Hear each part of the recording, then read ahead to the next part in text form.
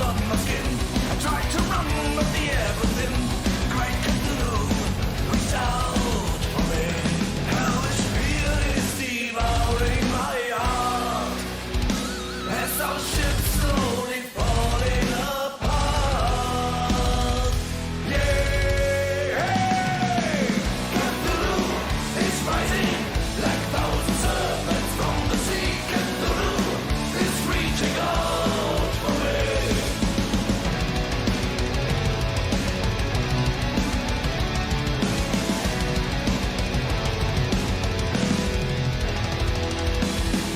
A great big stone emerges from the sea. For death and the life, I meet my destiny. Cthulhu's doom lies in front of me. His last for blood bursts in my eyes. An image of man from high in the skies. But now I'm evil to rule my life. Hellish fear is devouring my heart as my world slowly falling apart. Yeah, Cthulhu is rising like thousand serpents from the sea. Cthulhu is reaching out for me. Cthulhu is rising like thousand serpents from the sea. Cthulhu is reaching out for me.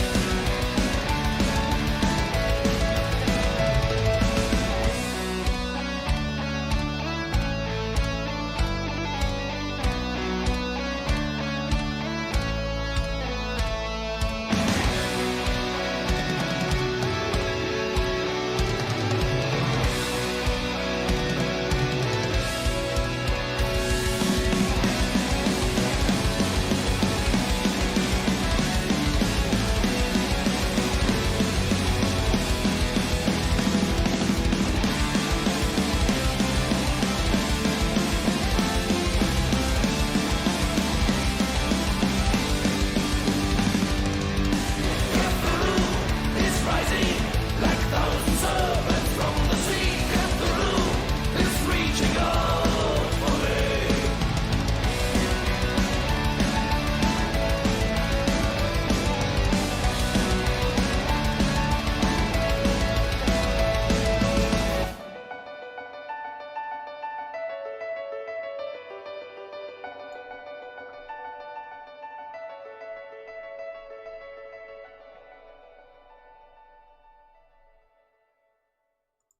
And ahoy once again, my friends. It's your friend, streamer, occasional lover, Sabaton Liam, here at you again with another Call of Cthulhu Friday. How are we going, my friendos? Who have we got in the chat?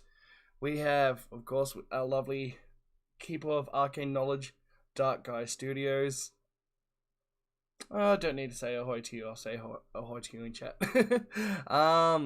We have some of the casts from the current Call of Cthulhu campaign. Miss and Mr. Gaming, ahoy and welcome, my friends. And we have M2, who's also in the chat as well. And we have Smithy, definitely not Mel, and Chuck Sabaton. A big ahoy to you, my friends. I hope you're going fantastic on this day, evening, afternoon, or night, whatever you may be. And a Miss Kitty Bell as well. Ahoy to the bed. To the bed. To the bed. Hi. Well, you're right behind me. But a big ahoy to you, my friends. Nightbot, no one's talking to you. Go away. Unless you're going to get me more subscribers, I don't care. Anyway, I hope you're going super well. And let us jump into the chat, shall we? For part 2 of By the Bay for Call of Cthulhu. Now, this is the second last episode of this campaign. So, next week... Poor Parker. Next week will be the finale of the campaign of the Day of the Beast, and it's going to be good. But let's go with this episode. And Ivy on the Twitch party, ahoy and welcome. Let's get into the chat. Medicine to offset that. Poor Parker. Poor Parker. So young and already in the next world. I can't believe we spent 3 hours till near 4 AM playing that. And we heard that line. We heard that game over screen at least 100 times. Paul Parker. And they gave you a different one right at the end. Yep. Just a test. M2, you would have loved this. One of the bad guys at the end. After you He kill, turned into Tim Curry. yeah, after you started You killing, kill the cultists, and he starts going, "Oh my! Why have you forsaken me?" it was fantastic. Outstanding. And Dale is already getting some love from the Twitch party from Ivy Oh, Ooh, look at you yes. go. Oh, Ivy. with his I soothing appreciate voice. the Twitch love. I appreciate it. It's Twitch love. My voice that's is what nothing it is. special down under, but apparently in some parts of the world it is nice and Yeah, pleasant. you'd be surprised what it does for people in other parts of the world. Oh yeah. The Australian accent goes far. I'd love to go and test that theory, but they won't let me leave. Yeah, they will not let you leave. And Smithy, the rest of the game last night was frustrating. Yes, very frustrating. Right, so M1 has left. He'll probably be back in a sec, and Tom will join us when he can, but he's going to be a bit croaky. Okay. No ramblings of Moose today. He might. Oh, thank No. you. We had enough moose last night, for the love of God. Okay, so quick recap. Last week, you arrived in San Francisco, and you traced the chemical Blue John. You discovered that it was being shipped to the Ronpiku temples, and you managed to find out that it was being sent all over the world as a core component in a ritual to summon dolls on the day of the feast. You then... Hold on, just gotta respond to Tom. God damn it, Tom. So you said he was croaky as he lost his voice or something. Yeah, he's been, I don't know what he's been doing, but he's lost his voice. He called me yesterday and I couldn't hear him. Poor chap. Yeah. You then traveled to Pearl Beach, just outside of San Francisco, where you were just in time to witness the Deep One cultists, led by Lane, summoning the great Dagon. Through Dagon, they communicated with the Egyptian priest, Kopru Far. Yes, Coprufar. Don't think that is his name. Yes. More sounds Nof- like Copperfield. Nofrukar, sorry. He communicated with the priest Nofrukar, who passed on knowledge to the cultists, which you assume is nothing good, and you managed to fight your way out of the resulting ambush. You got the emaciated liver of Nofrukar, which you'll be taking to Paul Lamont's later so that he may communicate with the spirit. And in the meantime, you have all checked in at your motel on the edge of the San Francisco downtown, where you are resting up from your traumatic experience during your first few days of town. It's just a Tuesday. Big Dave, when did you start talking coherent English? I'm sleep deprived. Okay, I would like Mulberry. What is your luck? It's 32. 32. I believe Musseldorf's is the next lowest.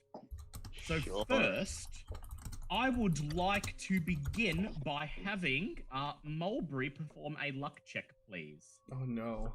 Are you sure you want me to do this? Oh no. Yes. Alrighty, well, oh dear. Oh no. Well, we're off to a great start for the night, boys, because that's a 90. Oh Ooh. no. You fool. You foolish fool. Oh, goody, lovely. Oh dear. Okay. I will now make a Yeah, roll that's for always nice to Musseldorf. hear from your DM. Make make a roll for Musseldorf, and he has also failed his luck check. However, Lovely. I believe that you have failed yours just slightly more. Oh yeah, sure. Only a little bit more. Just a wee little bit. Just that was Because his luck is in the 40s. So he failed by about so 10, whereas I failed by about 50 something. Oh, what's 50 between friends? You were The sleeping- difference between life and death, I you are imagine. sleeping in your... So first of all, before I begin, I must ask what the sleeping arrangements are in the motel. Have you each booked a separate room, or are some of you sharing? Huh. I don't believe we ever discussed that as a Yeah. thing. No, we didn't. No, we didn't. Well, wherever I'm lying right now, I believe I'm bleeding because I'm like, Yes. Well, you're not bleeding. Your wounds have been patched up, but you're still Yeah. covered in dried blood and looking a bit worse for wear. Yes, I look like I've gone 5 rounds with something very, very problematic. Yes. I think I would like to just be in a room by myself and just collect my own thoughts of what's been going on the past few weeks. Very well. Mm. I shall Oh, say... Big Dave likes sleepovers. Big Dave wants to go on his own as well. No. Big Dave likes sleepovers with friends.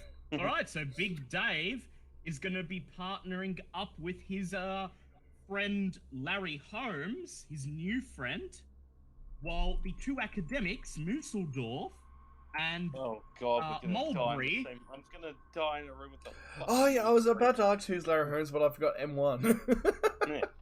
I believe that's journalist number 47, a long line of death. So that, yes. So that means that Musseldorf and Mulberry are sharing the room. Great. And you are in room number 4 of the Betancourt Motor Inn on the edge of downtown San Francisco. You are both having a restless but so far undisturbed sleep in your room when suddenly there is a bright flash of light. It lasts no longer than a second, but it is enough to jolt you awake, Mulberry. Oh. You awaken as the light fades away, and the room is dark and seemingly empty. However, I would like you to make a listen check, please, Mulberry. Listen for me. Listen. That's just a pass. Yep. You listen, and aside from the snores of Musseldorf next to you and the occasional mumbled word resembling moose, there is only one other noise you can hear in the dark room, that being a quiet, sucking, slurping noise coming from a dark corner near the ceiling opposite your bed. Is my gun within reach? Yes, it's leaning against your bedside table. I just very slowly and carefully sort of lean over to it, all just like whispering, not entirely quietly, just going, Musseldorf. Hey guys. Hey Oh, guys, speak of the devil. You sound better than yesterday, I'll give you that, but you still sound like shit. So no moose talks for you. Yeah, maybe. I'm gonna Maybe keep stick my to the- talking to a minimum, guys. So just Yeah, maybe just stick to the Yeah. just the text Stick chat. with text chat if you need to say anything, but I would like Yeah. Musseldorf to begin by doing a con check, please. give me half a second.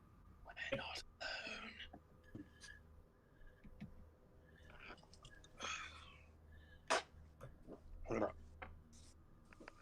Oh dear. Oh, wait a second. I'm just bringing up my Mhm. character sheet.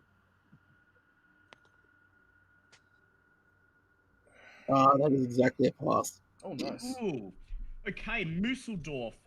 After the adventure last week, you are currently sleeping in your motel room. You and Mulberry are sharing the room 4 at the Betancourt Motor Inn, and your restful sleep has been uninterrupted, at least until you hear Mulberry's voice whispering your name, and you wake up groggily. The room is pitch black dark, and you can only just make out the silhouette of Mulberry on the bed near you. Is holding his rifle. I groggily reach for mine. Yep. Groggily reach for your rifle. I would like you to make a listen check while you do so, please.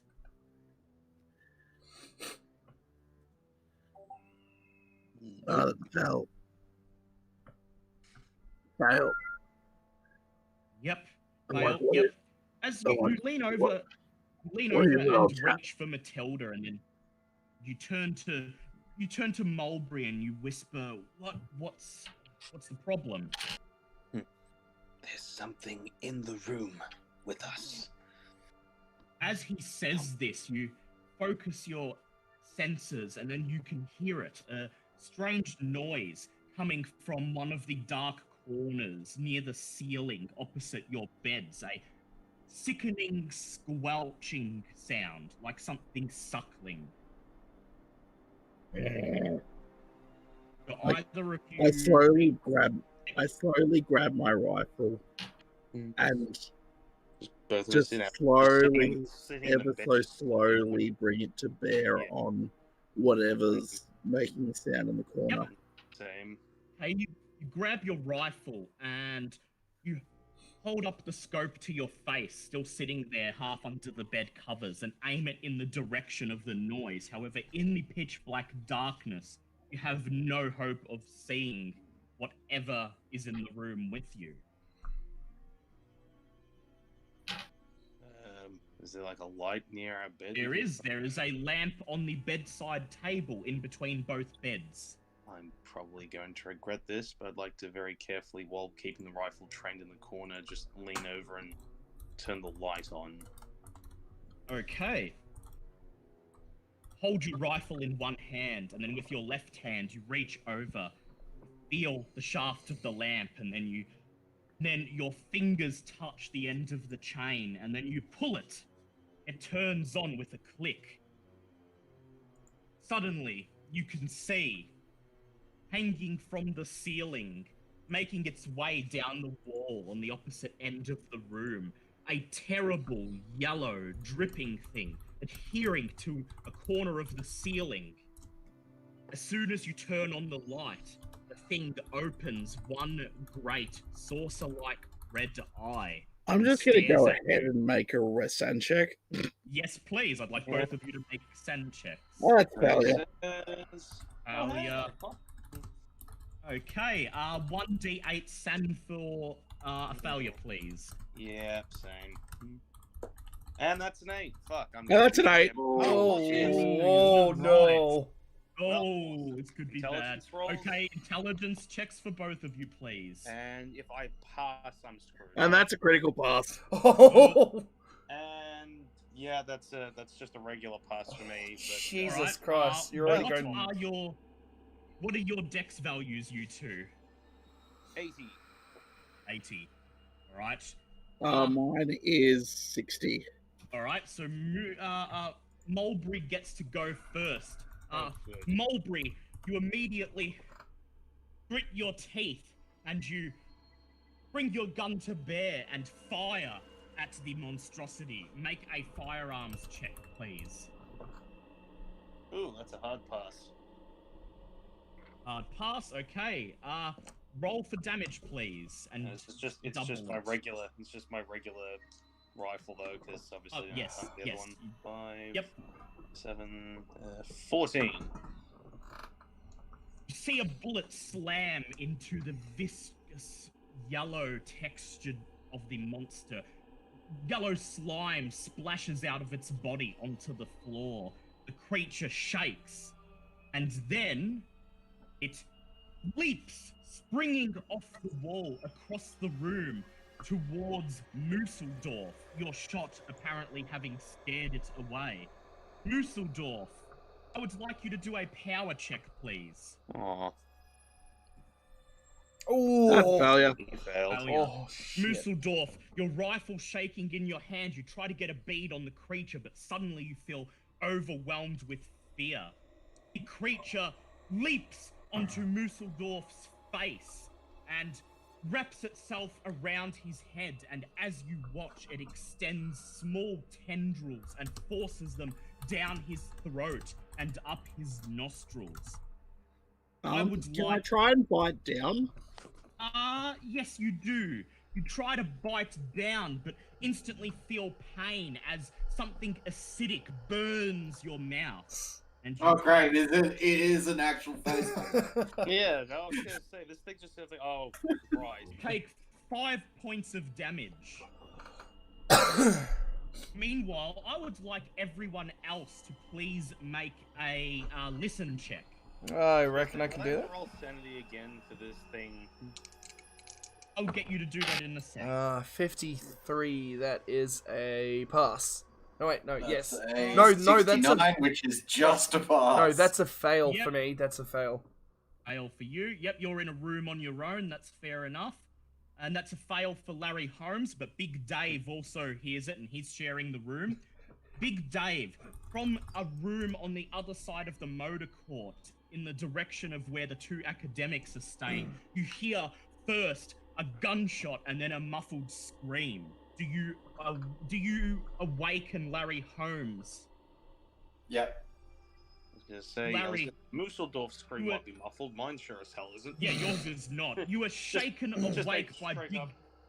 You were shaken awake by Big Dave looking over you, his chest bare and wearing nothing but boxer shorts. Oh However, my. he's already Bad time, holding boom, boom! Bad time, boom, boom! he's already holding Betty in one of his hands, and as soon as you've opened your eyes, he rushes over to the door leading out of the room and gestures for you to join him. You grab your camera and you leap out of bed and follow after him. Meanwhile, in the other bedroom, I would like Mulberry to do a sanity check, please. Alrighty.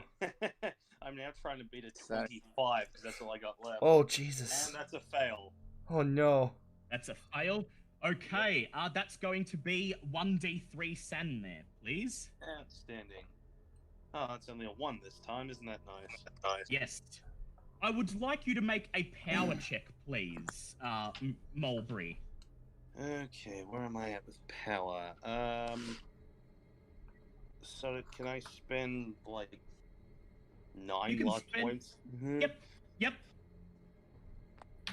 Right, you watch the creature insert something into Musseldorf's face, and you see yellow liquid dripping out of his mouth. His face screwed up in pain, although you cannot hear any scream. His body is frozen stiff, and then you shake yourself out of the terror that you're currently feeling. What do you do? Well, I can't obviously shoot it because that's a very easy way to kill off Musseldorf. I obviously have to try and pull this thing off him. All right. I would like you to please make a fighting brawl check. Oof. Oh shit! I had better luck shooting it off because I don't have fighting brawl, so I'm back to Okay, you can- fighting. You can do a strength check instead if you'd like. Then. What's my strength at? Yeah, well, I got better chance strength, and that's a hard pass. Oh, nice. Very well. You reach over and dig your hands into the creature and begin to pull. Acidic liquid begins to bubble out of its skin all over your hands, and you take 3 points of damage.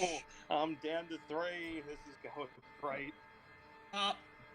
However, you cannot seem to lift the creature up off Musseldorf's head. You feel it give just a slight bit, but then it latches down even harder. You'll have to keep pulling to have any chance to get it off his head. Musseldorf, Bastard. I would like you to make a power check, please. Oh dear. That's a failure. Well, actually, wait a second. Alright, can I just spend 18 luck? Technically, this this isn't is combat. Yeah, technically this isn't combat, so yes, you spend 18 luck. Wonderful. You suddenly come to your senses and your vision is blocked and you feel as if you're being suffocated under the weight of something terrible, acidic liquid burning your tongue and teeth. You can feel Mulberry leaning over you, trying his hardest to lift the creature off your head. What do you do?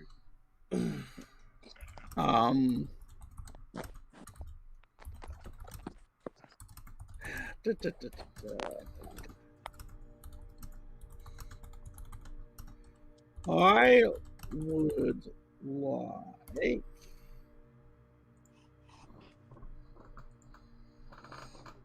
So it's definitely acidic, yeah. Yes. All right.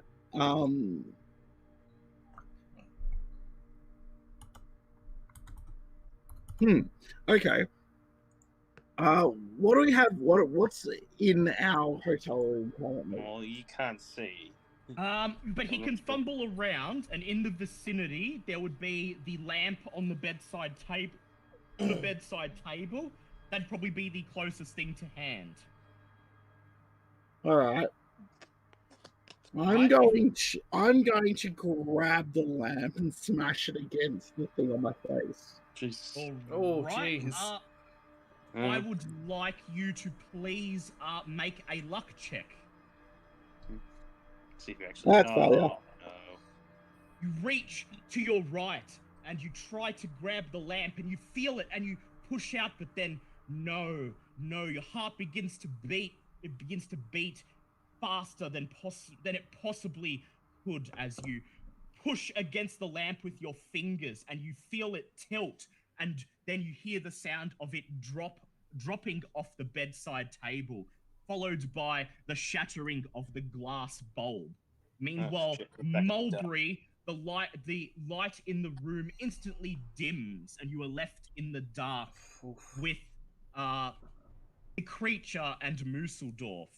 Meanwhile, the door bursts open and Big Dave and Larry rush in. Big Dave, do you reach for the light switch? Big Dave already has a torch in his hand. Yep. Right. The light switch, but that works too. With Freddy or Betty in one hand and a torch in the other, you shine a beam of light into the room, and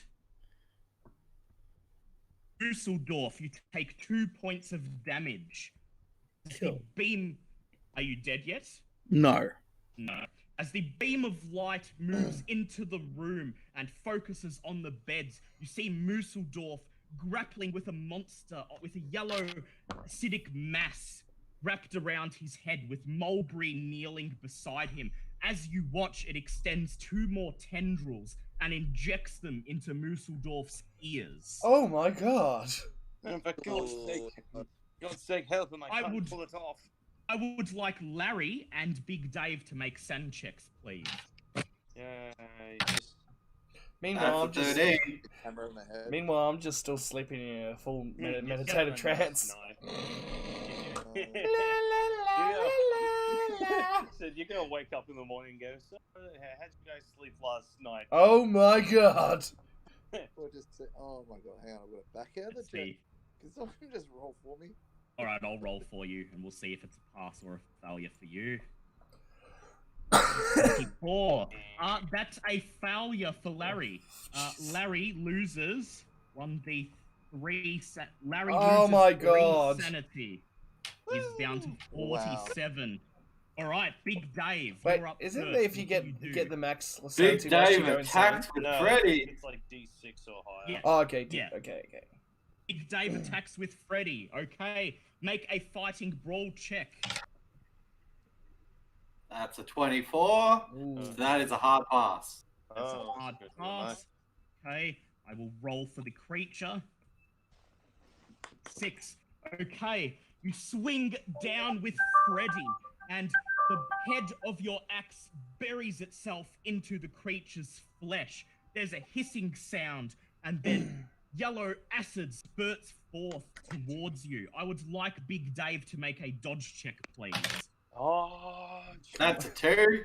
Oh, Damn. You So that's lean a to the left. critical. Axe for a leg, you move pretty well. You lean to the left as a puddle of acid flies through the room, just narrowly missing your head. Roll for damage, please. Okay, damage 1d6.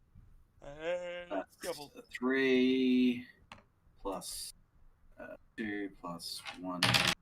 Oh, wait, no, it's a 1d8.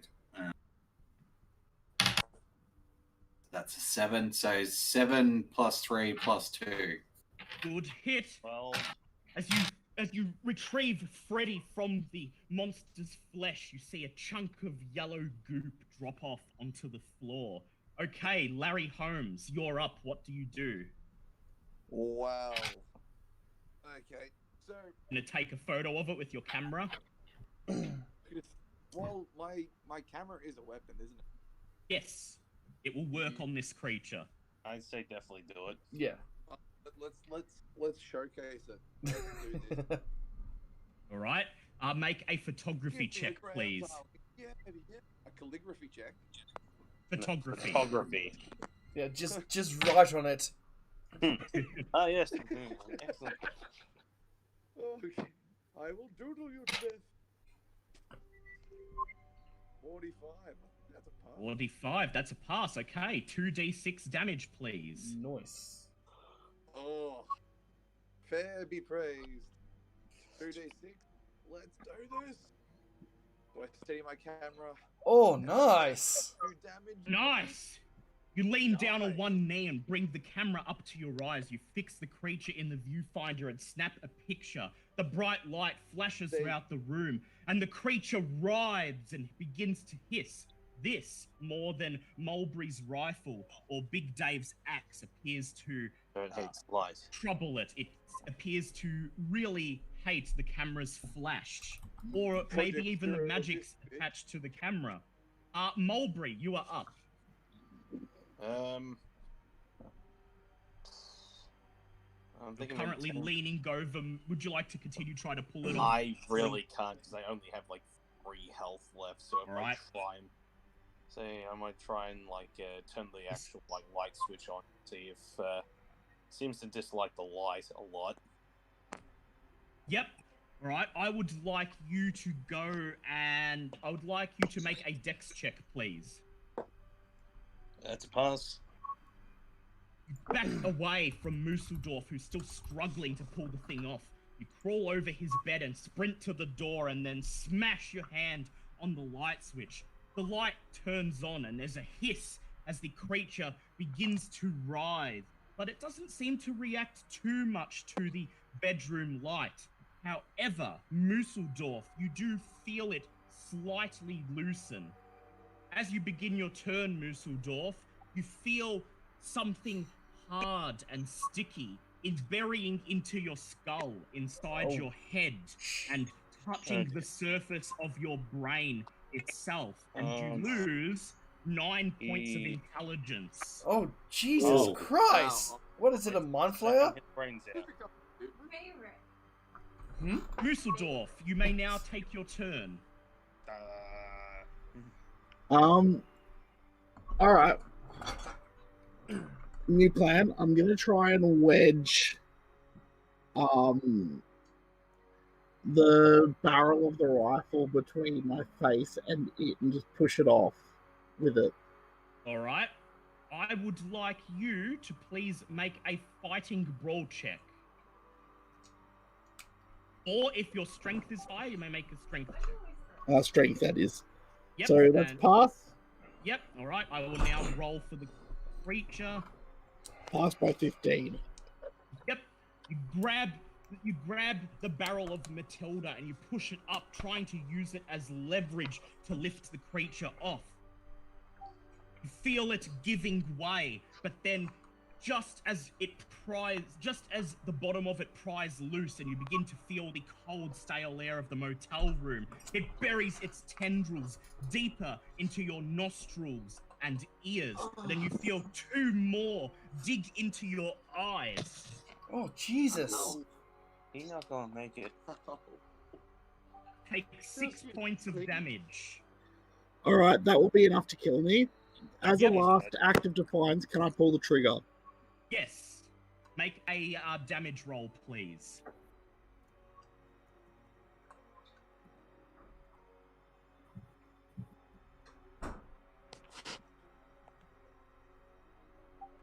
That's 19 Ooh, points of Good damage. hit. Oh wow. On the other side of the room, there is a gunshot as Musseldorf pulls the trigger on Matilda.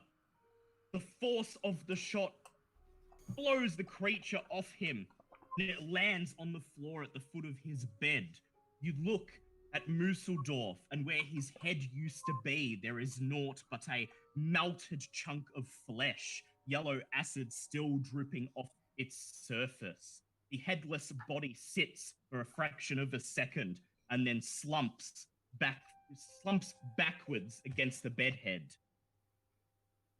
Okay, I would like Max to do a listen check, please. All right. The rest of us are just obviously in shock. Does that require a sand check to see it, guys? No, you've seen enough of your friends die by this point. Yeah, that's a Yeah. that's a one. Especially Big Dave. Yes. Yeah. That's a one. Okay, Max was suddenly jerked out of a restless dream by the sound of a gunshot coming from a room on the other side of the motel. Yeah. Well, since we're in the public eye, I'll just get my normal 38 revolver and just run towards the room and just burst through the door. Yep. What's going on? Run towards the room and you burst through the door and you see Big Dave with his koppesh sword in one hand, shining a flash that appears to be the headless body of Musseldorf slumped over the bed head. Yellow liquid still dripping down onto the floor, and then you notice burns on my hands. yes, and then you notice slithering along the ground a mound of yellow fleshy mass, watching everyone with a bulbous red eye as it moves along. I would like to shoot the guy. Check, please. Sand check. Yes. You. That is a 5. Oh, good. That's a pass. Okay, so no Sand loss there. All right, Big Dave, you are up. Oh no, you don't have to make one M1. It's What? okay. I was Just gonna say, wouldn't Liam making I one. be up now?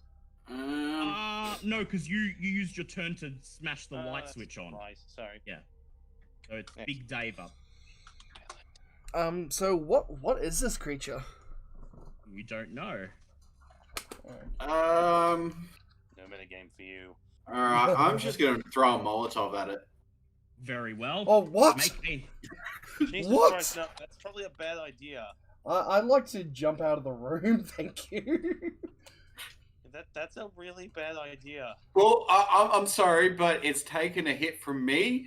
It's taken a point blank range from Mulberry's gun. Not Mulberry's gun, Musseldorf's gun. It doesn't seem to want to die. I know, but we can't exactly set an entire hotel room on fire. Can? No. No, that's no. questions. Too late, I've rolled. Oh Jesus! Alright. I'm still in the room, and so's all my stuff, so I'll probably die from this because I had no warning. Right, you grab a Molotov and you light it and hurl it towards Musseldorf's headless corpse. It smashes against the side of his bed and flames drop down onto the creature, beginning to lick against it. The creature thrashes around a little bit and then it turns its eye towards you and leaps, flaming through the air at Big Dave. Big Dave, make a dodge check, please. That's 22. 22. All right. Right. You step back, and the creature lands on top of the dressing table next to you. Flames begin to lick at the corners of the furniture, but there is no big inferno yet, just small cinders.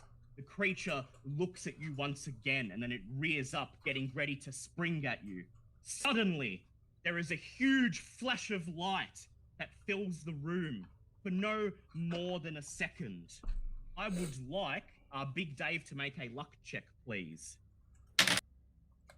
That is a 37. My luck is 42.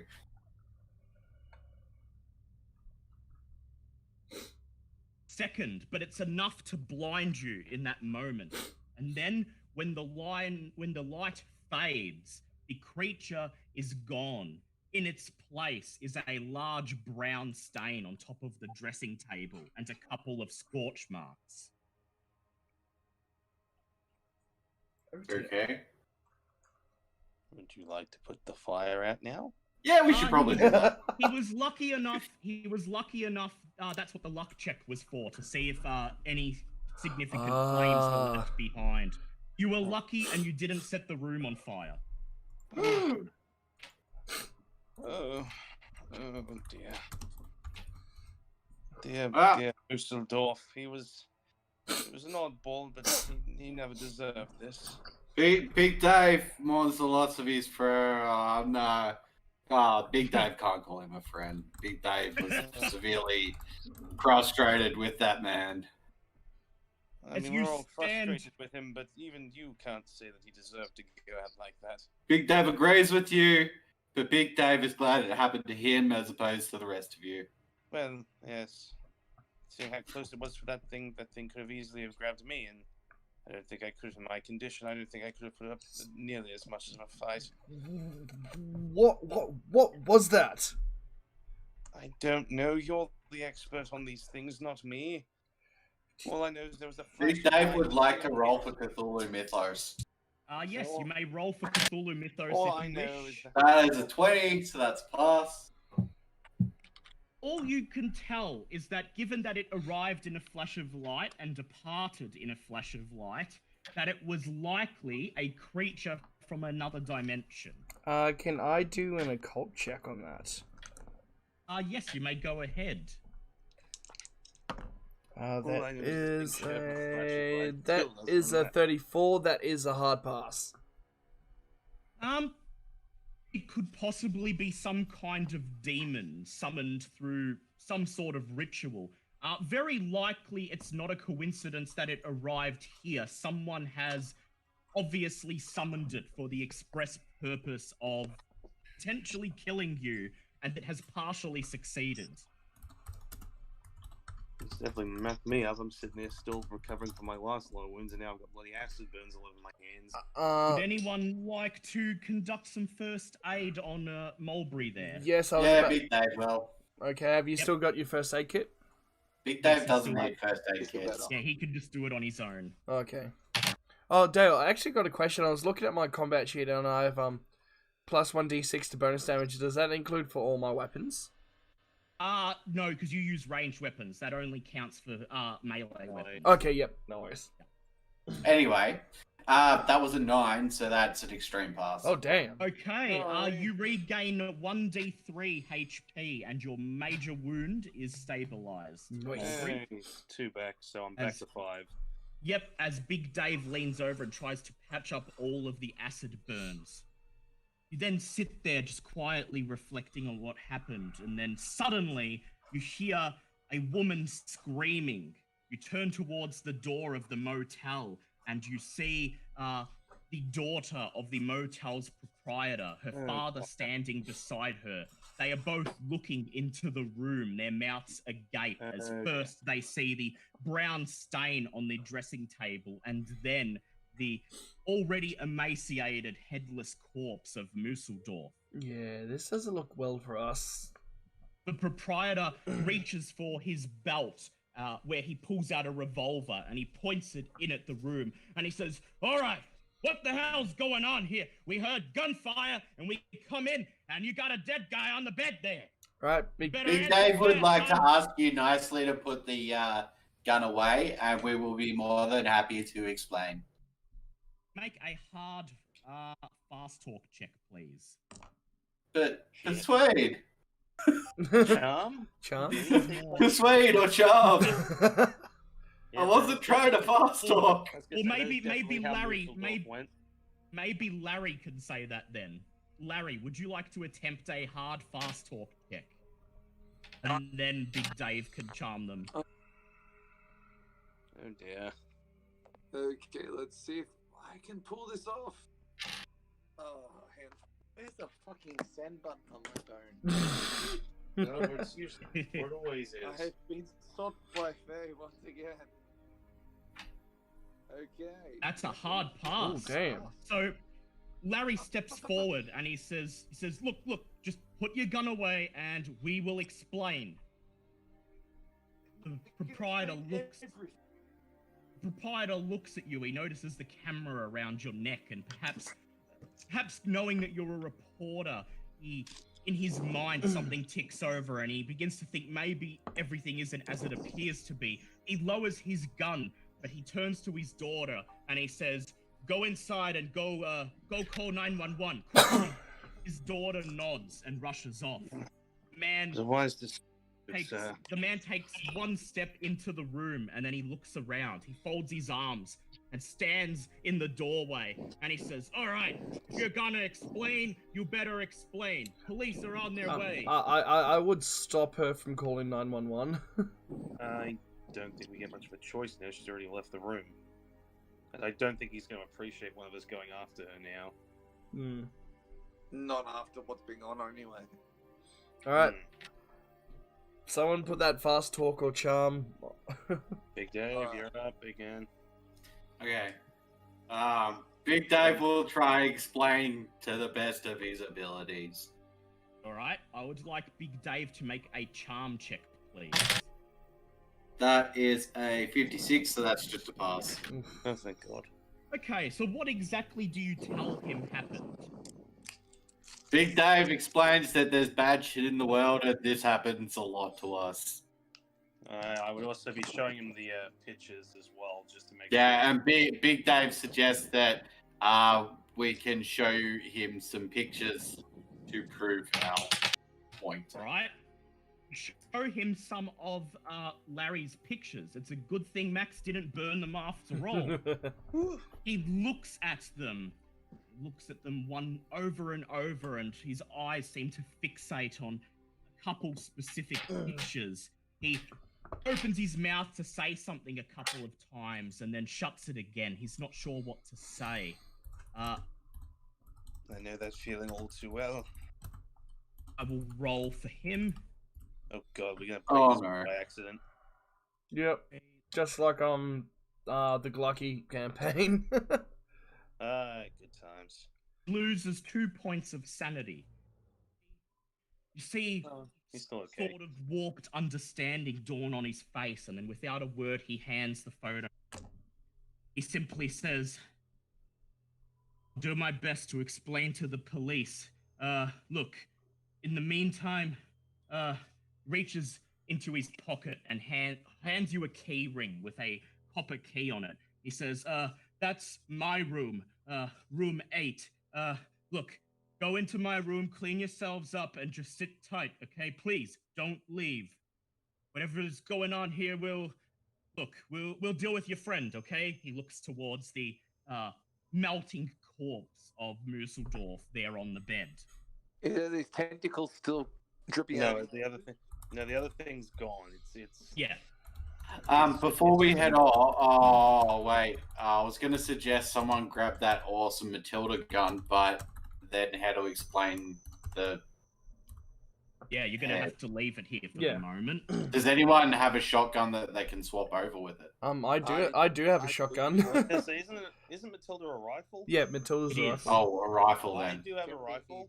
And I have a shotgun. Take it and then give it to Tom's character afterwards. I have a few weapons, actually. I've got a I mean, you pistol. can- I was gonna say, what's your rifle?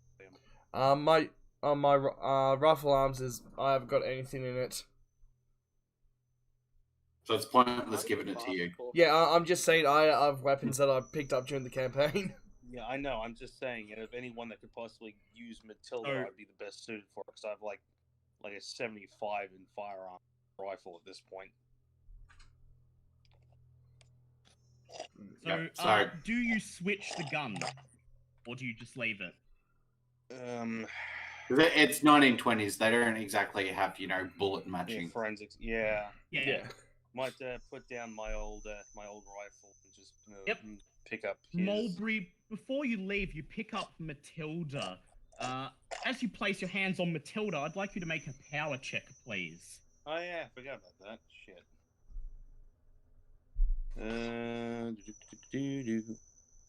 That's just a pass. As your hands caress the gun, you feel a strange sense of power flow through you. This gun, it gives you the power over life and death. You understand why Museldorf kept it with him at all times.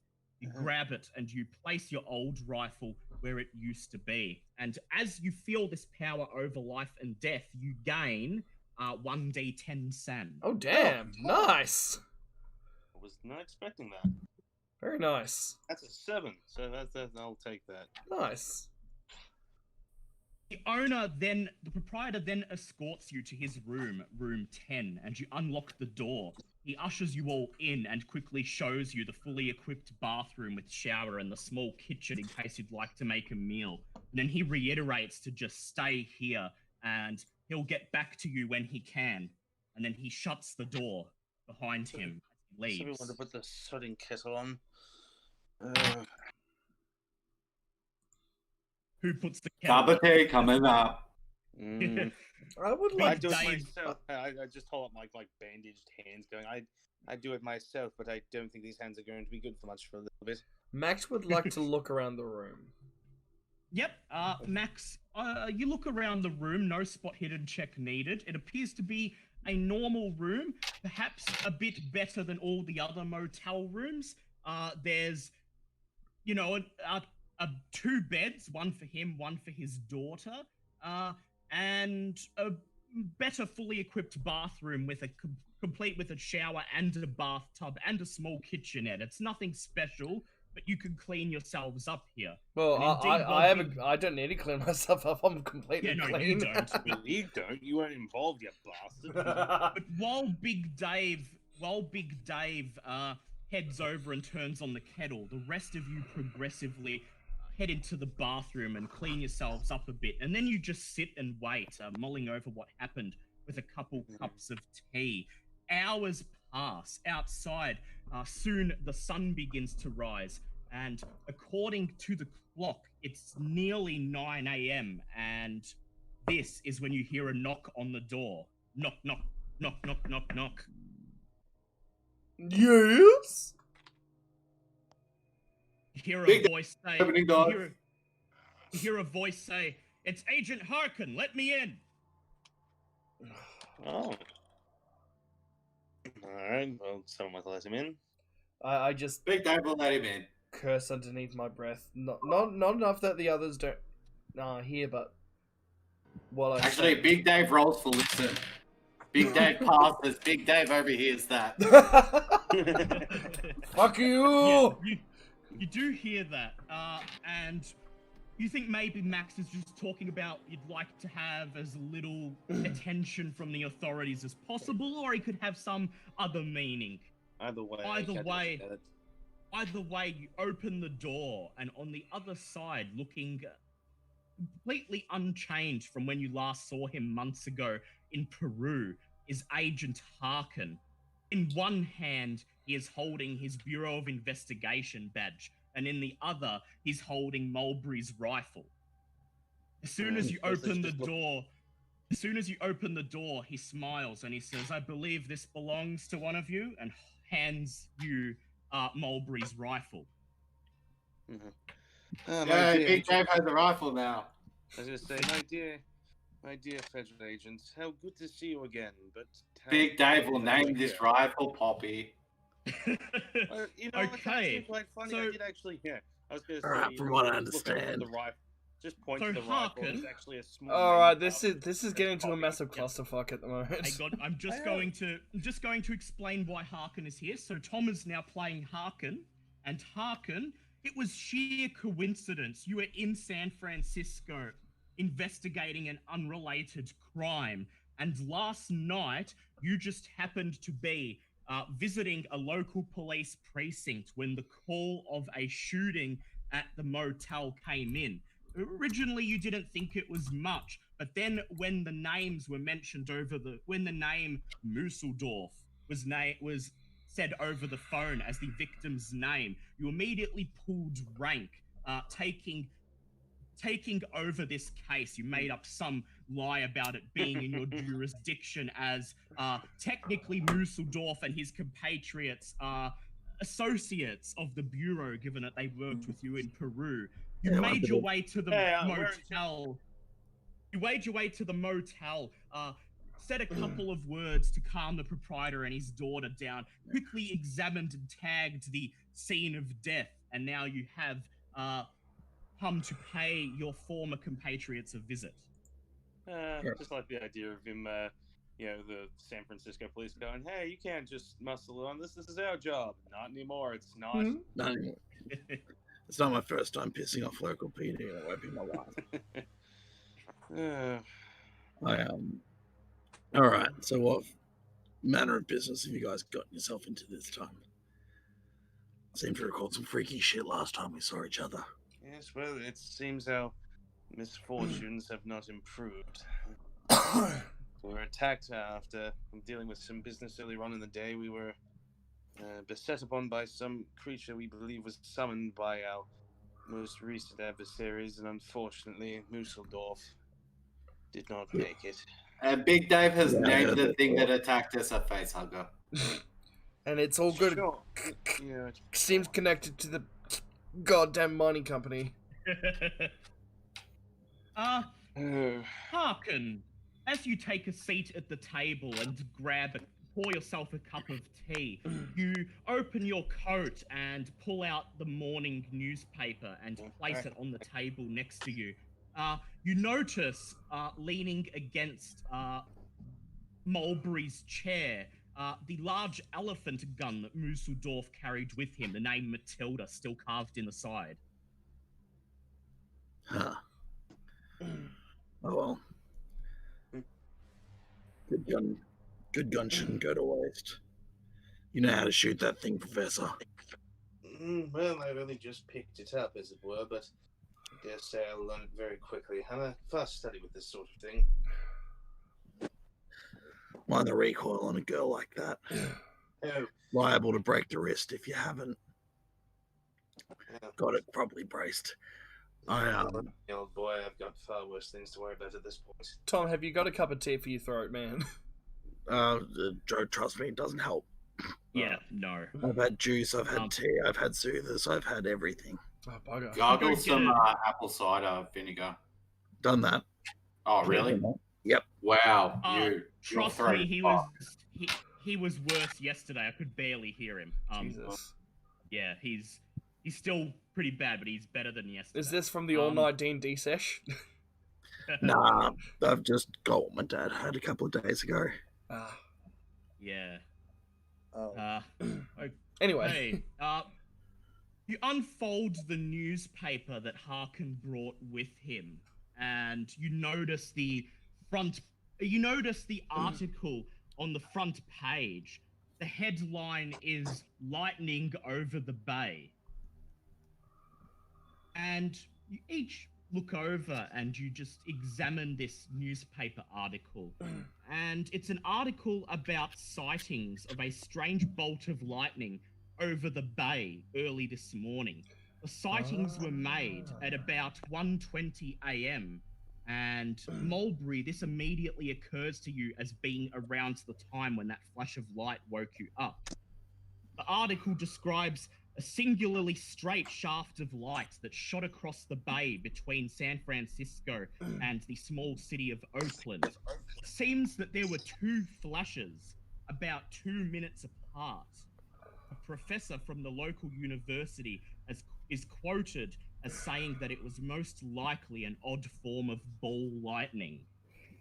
The times of the two flashes line up almost perfectly with the flash that brought the monster and the one that made it disperse. Would like you all to make spot hidden checks, please. That's a 16. That is an extreme pass. That's a 15. That's just hard.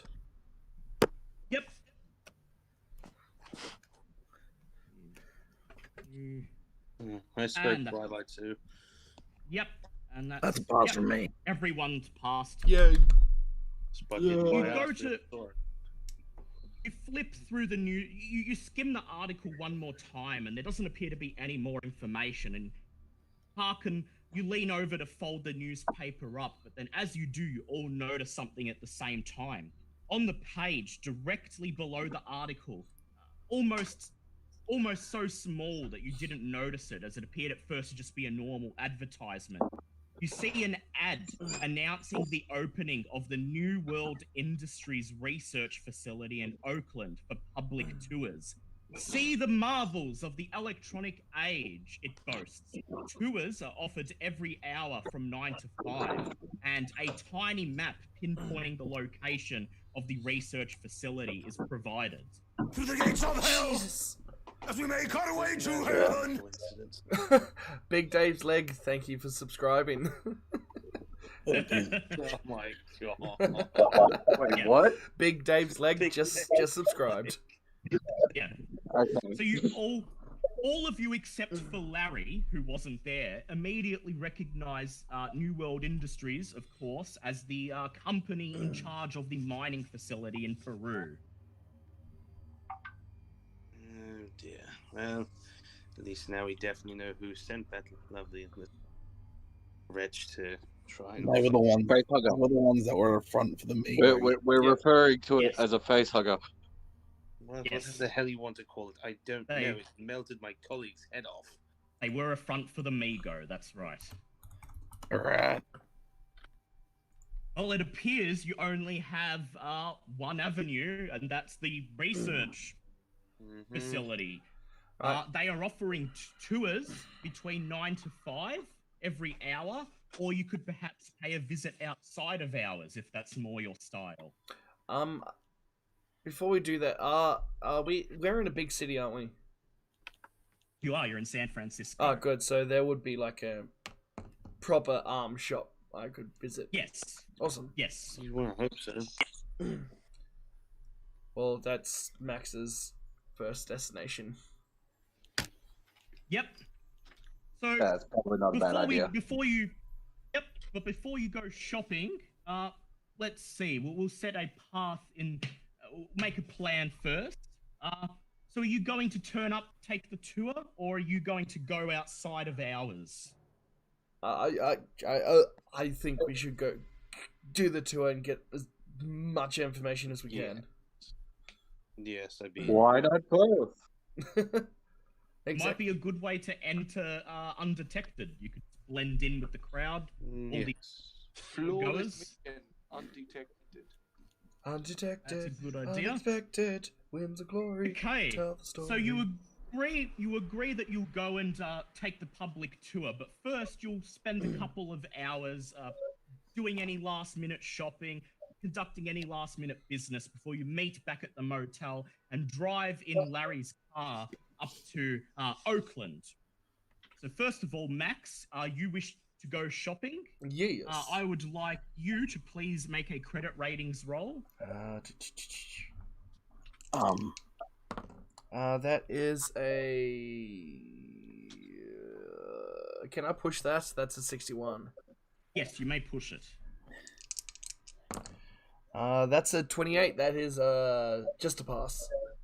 28, okay. And what are you looking for in particular?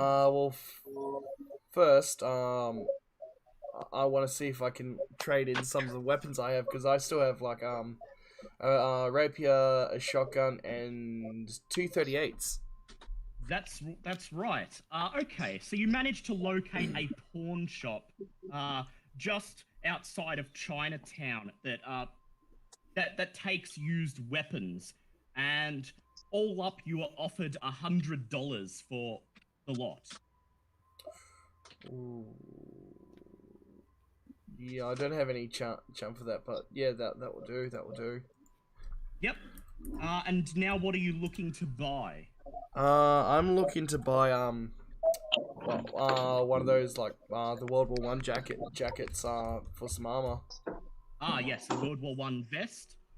The same pawn shop, while he's putting away the weapons in their cabinet, you notice some old surplus stuff from the Great War, including a World War One trench coat designed to provide some insulation for officers inside the trenches.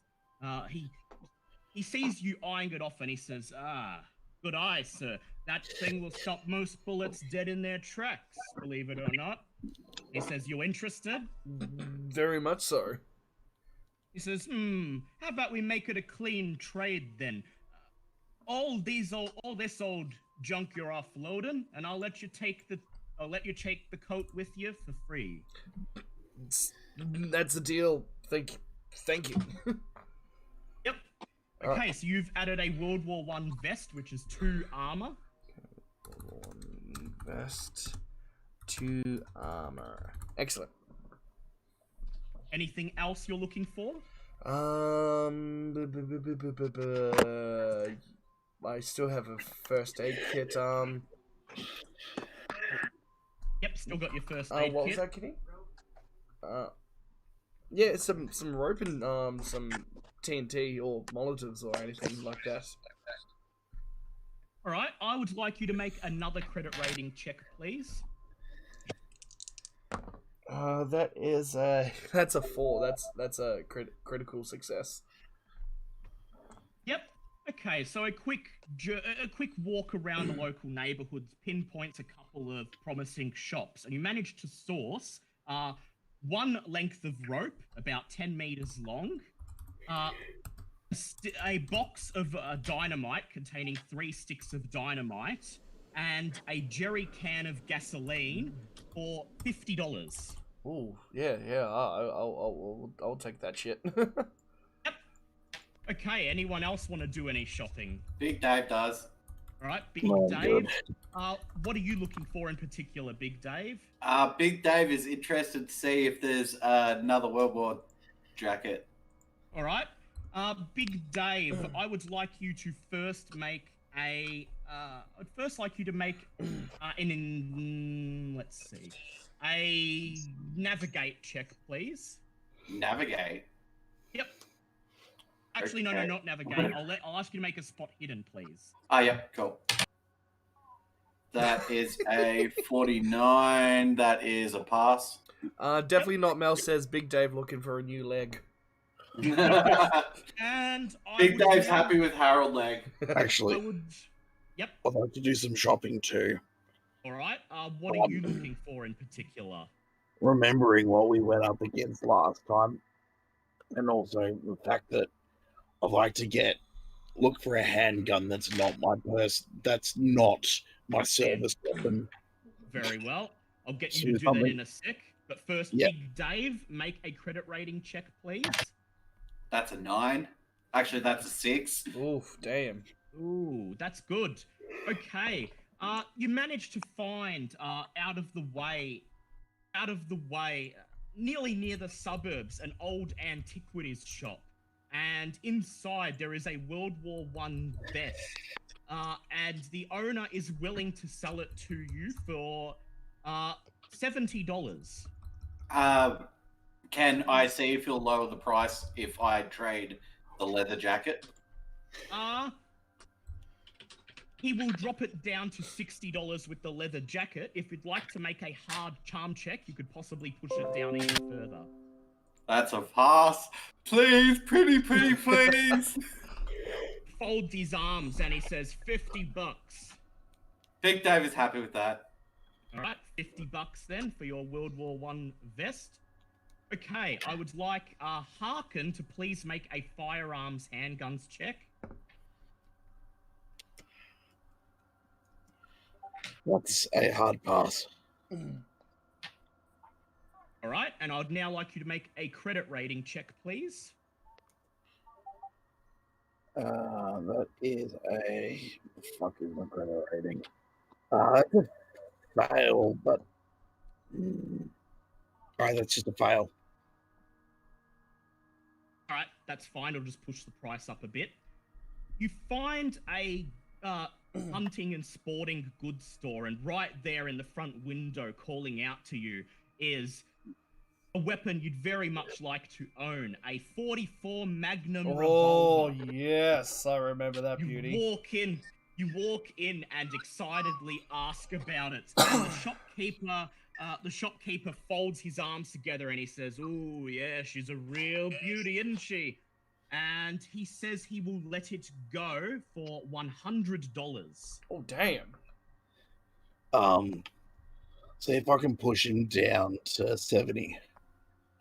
Okay, you may make... how would you like to push him down? Just haggling, or maybe flash a badge and say it's for a investigation, or... Let's try charm to begin with. Alright, attempt a charm check, please. That's a pass. He says, alright, $80. That's as low as I'm gonna go.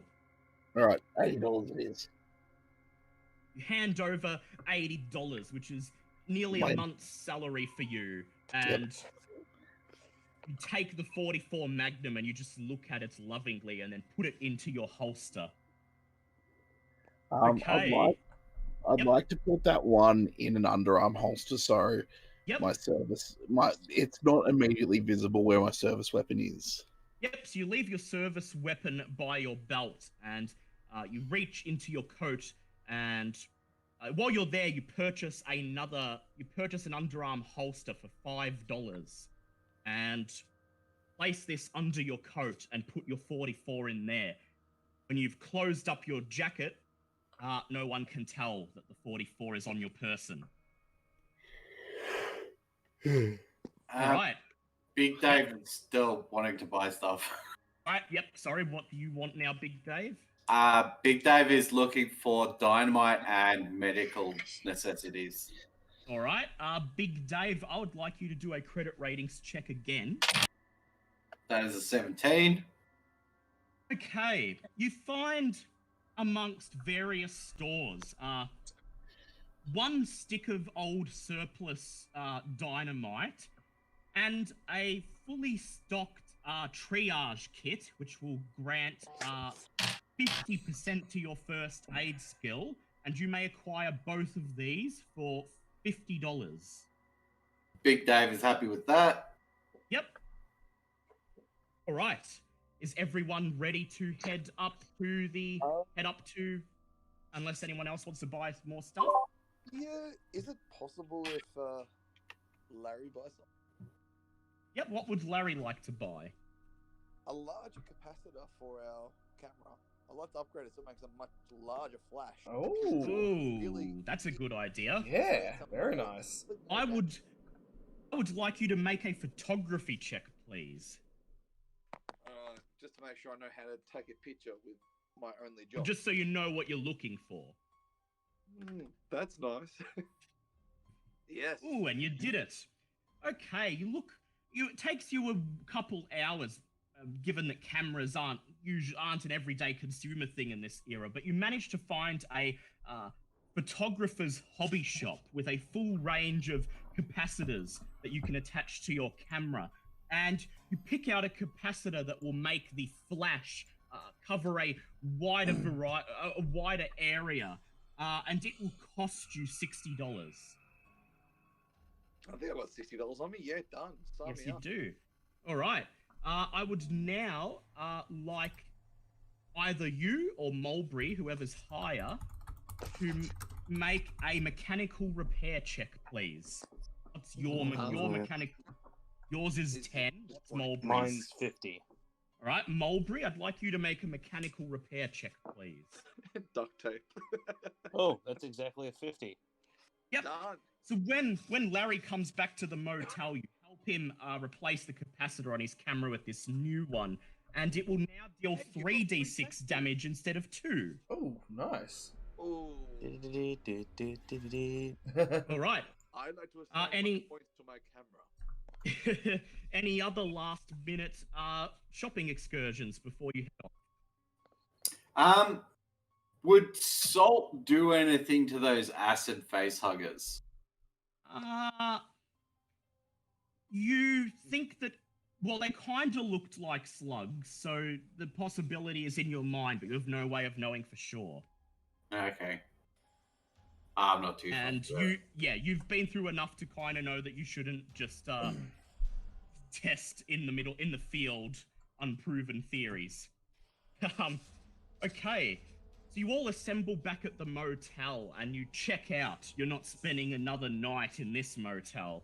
The proprietor looks like he's not sorry to see you leave, and then you all pile into Larry's car once again with the Ecto 1 number plates and begin to make the short journey across the bay, across the Golden Gate Bridge towards Oakland. I would like Larry to please make a navigate check. Yeah.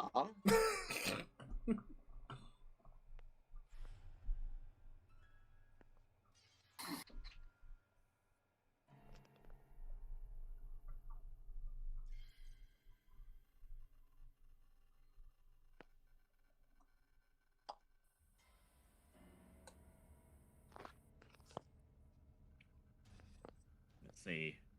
Gonna get under 40 to pass it. Let's see, Larry. Oh, he'll be back. Go. Yep. Right, Larry, you're looking for 40 or under to pass. I thought my internet just died. Oh, yeah, no, we Of can course. hear you. Right. Yep. Do your roll, and you're looking for 40 or under. Oh, damn. Ooh, that's good. Okay. So you've never been here, and once you cross over the bay and get off the main road, you cross the Golden Gate Bridge, drive down, a bit down a highway, and then move off into the hills. Here is where the streets start to get a little windy and a little bit... But you've got a good sense of direction, and you look at the map a couple times, and you've managed to get to the NWI research time to spare. By the time you arrive, it's just after 12 noon. Which is good, because you guys haven't had much sleep, and so you want to get stuff done early in the day. So you have not taken... You've taken the minimum amount of time you need to get there. Dave, you might have to get closer to the microphone. Yep, sorry. Yeah. So you've taken the minimum amount of time to get there. You arrive at just past 12 noon, which is good, because you guys haven't had a lot of sleep. So you don't want to be operating too late into the day today. Speak for yourselves, I had more sleep than any of them. Well, yes, but... Okay, so you arrive at the research station. This single building is located in the hills of Oakland and is constructed entirely of concrete and steel. The architecture is modern, and the one-story structure is quite pleasant to look at, actually. It's a far cry from the normal corporate glass and concrete towers that you usually see.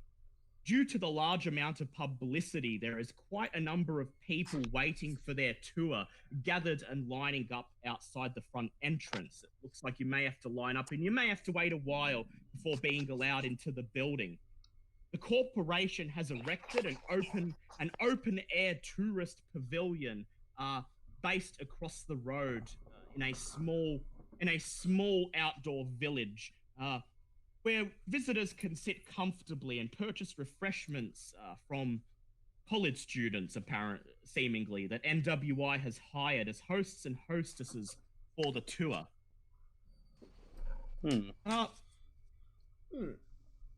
You each, you may join the line now, or you may head over to the pavilion, get something to eat, and just wait and see if the line thins out within the next hour or so. I imagine if this has only just started, it's not going to be thinning out the next however long. So maybe if some of us line up now and the rest of us go over and get something, like get food for the rest of us. Yeah, I'm gonna wait in the line. Dave, if you can get me a cup of Joe. Big Dave is happy to do that. See if they have tea. They definitely wouldn't say no to a cup of tea. Maybe some gumbo.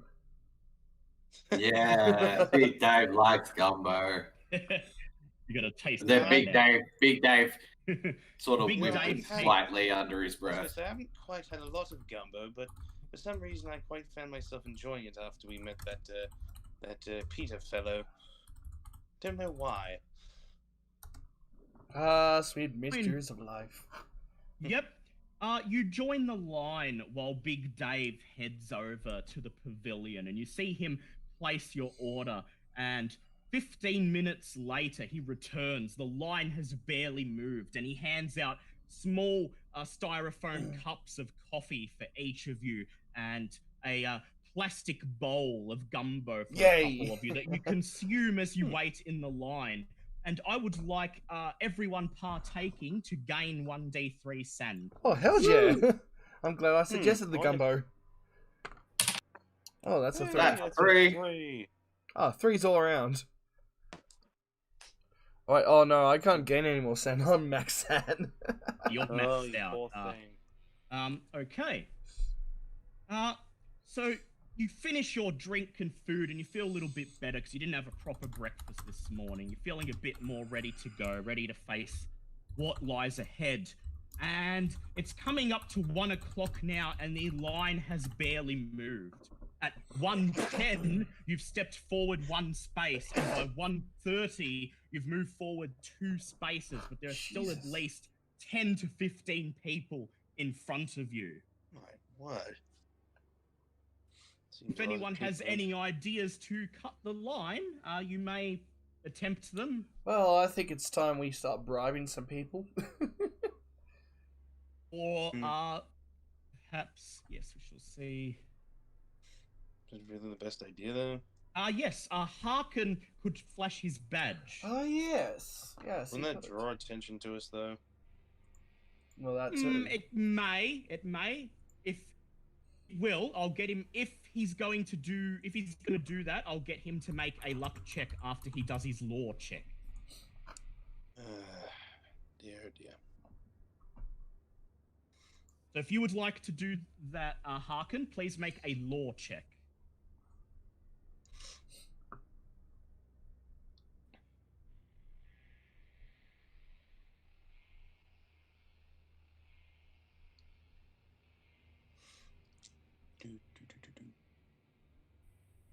Does anyone else? Yep.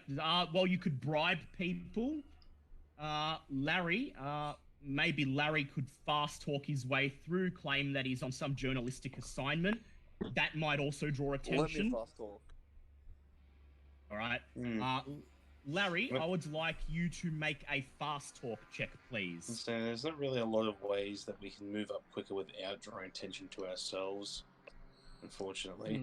Oh, Big Dave could try and convince the people in front of us to give us their spaces. Alright. You could. What? But first, Larry wants to push. What is around? There's the line, which is almost extending to the parking. If anything, we're going to get sent further back now. Jesus. Larry, you flash your press pass and your camera, and you say, "Excuse me, ma'am. Excuse me, sir. Look, I'm just writing for the Boston Inquirer. Look, we're doing a story on NWO. No, oh, sorry. Oh, you've been here all morning. Oh, sorry to have bothered you. And you were sent back to. Guys, we got a Karen. You were sent back to the. You were sent back to the end of the line, and furthermore, the guard standing at the door takes a good look at you as you walk back to the front of the line. Well, Wait another 10 minutes. The line has not moved. It's now coming to 2 o'clock, and you've only moved 1 additional space. If you just wait in line, you may not get in until it's nearly dark. What's around? So we've got the line itself, which is extending through the parking lot, and then there's the parking lot just has a couple cars parked in it, and is just otherwise empty. And then across the road, there's a small little village area where there's an open air pavilion where all the food and refreshments are being served. Is there anywhere where I could sneak away without being seen by anyone? You could probably head over to the pavilion and then sort of disappear on the edge of the village area. Alright, I would like to get the jerry can from the car. Oh no. Are you seriously going to start a fire to try and get us in quick? I am. That could work. We're going Alright. Max holds up his hand and he tells you to save his spot, and then he proceeds over to the car park and opens the boot where you see him pull out a jerry can of petrol. No, we don't Max, see shit. We're all, no one yeah, sees yeah, shit. yeah, you're in line. Max, I would like you to do a hard stealth check, please. Hard stealth check, okay. That is a 23, which is a hard. Alright. You sneak across the road and around the edge of the pavilion and another small parking lot on the other side. And then you see the nearest car and you slosh gasoline around it. And then you strike a match and you place the match on the ground in front of a small trail of gasoline and then quickly walk back through the pavilion. You're about halfway through when you hear a man scream, "Fire! There's a fire!" And everyone in the pavilion looks at the parking lot where the car has burst into flame. And just as you begin walking towards the line, you hear an explosion. Everyone turns and looks as the car in the parking lot explodes in a fireball. The guard at the door of the facility leans his head inside and shouts something. And you notice that most of the people in the line ahead of you disperse as they walk across the parking lot to gather on the edge of the pavilion so they can observe the carnage. There's no allowing way that you should have worked. allowing you to skip to the head of the line. You're I can't welcome. believe that worked. That should not have However, worked. I would now like That's the end of the campaign. I would now like Max to do a luck check, please. I should pass this easy. Yes, that is a 80, and my luck is 86. Ooh. Okay. You reach the door, and the guard looks at you. He looks at the reporter. He looks at Larry, and he smirks, and he says, looks like you got your story after all, Sticky Nose.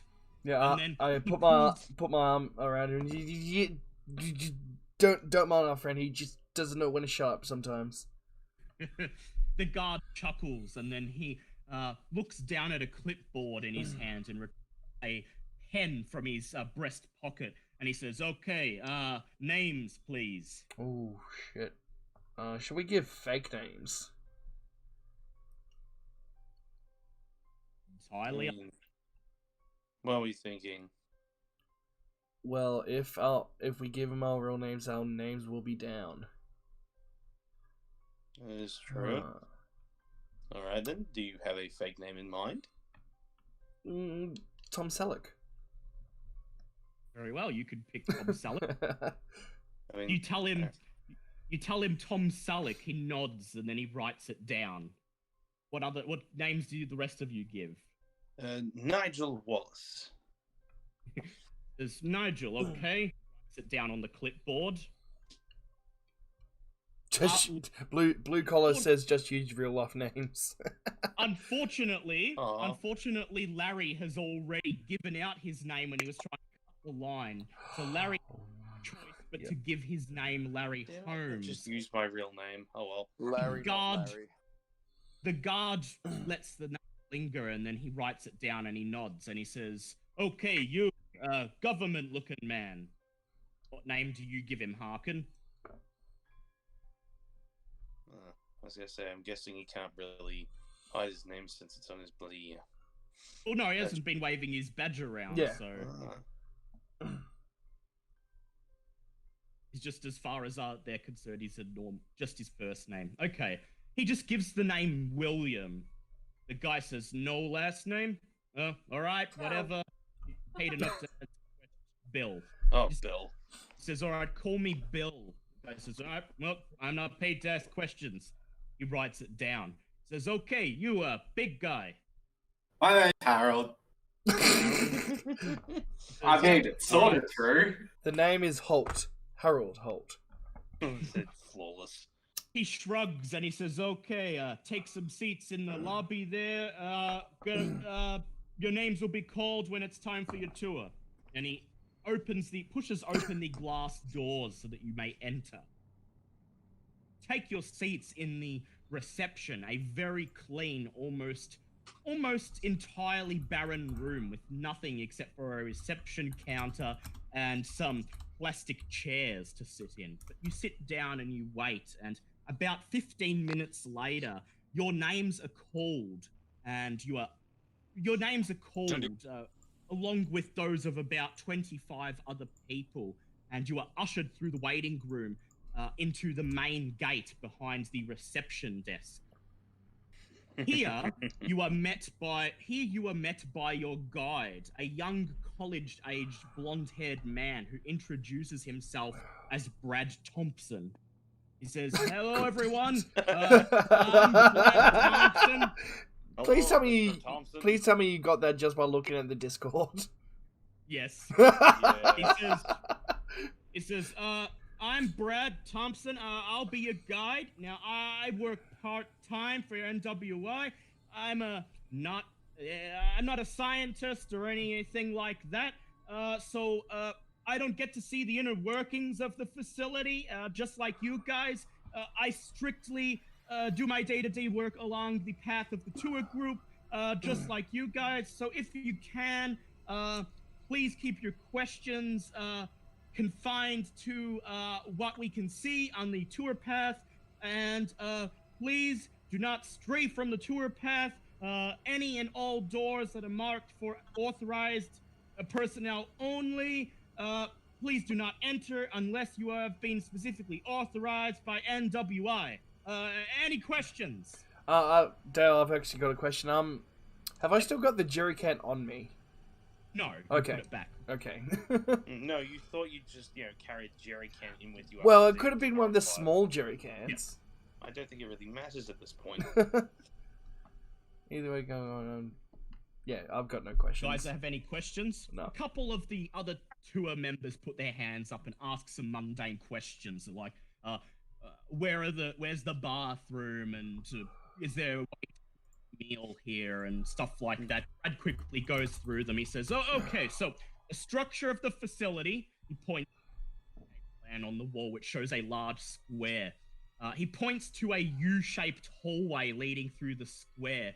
He says, "Okay, so this U-shaped hallway, that's the tour path. Everything on the outside of that hallway is for authorized personnel only. Now, you will notice that the cafeteria is in the employee-only section, but the bathroom is not. So, if you need to, attend to business, look, there's no need to hold up the tour. Just head back down the tour path, and you'll have the bathroom there. Okay?" I actually need to go to the toilet. I'll catch up with you guys. Follow the tour path. Yep. Fair enough, Tom. Let's see when you're done.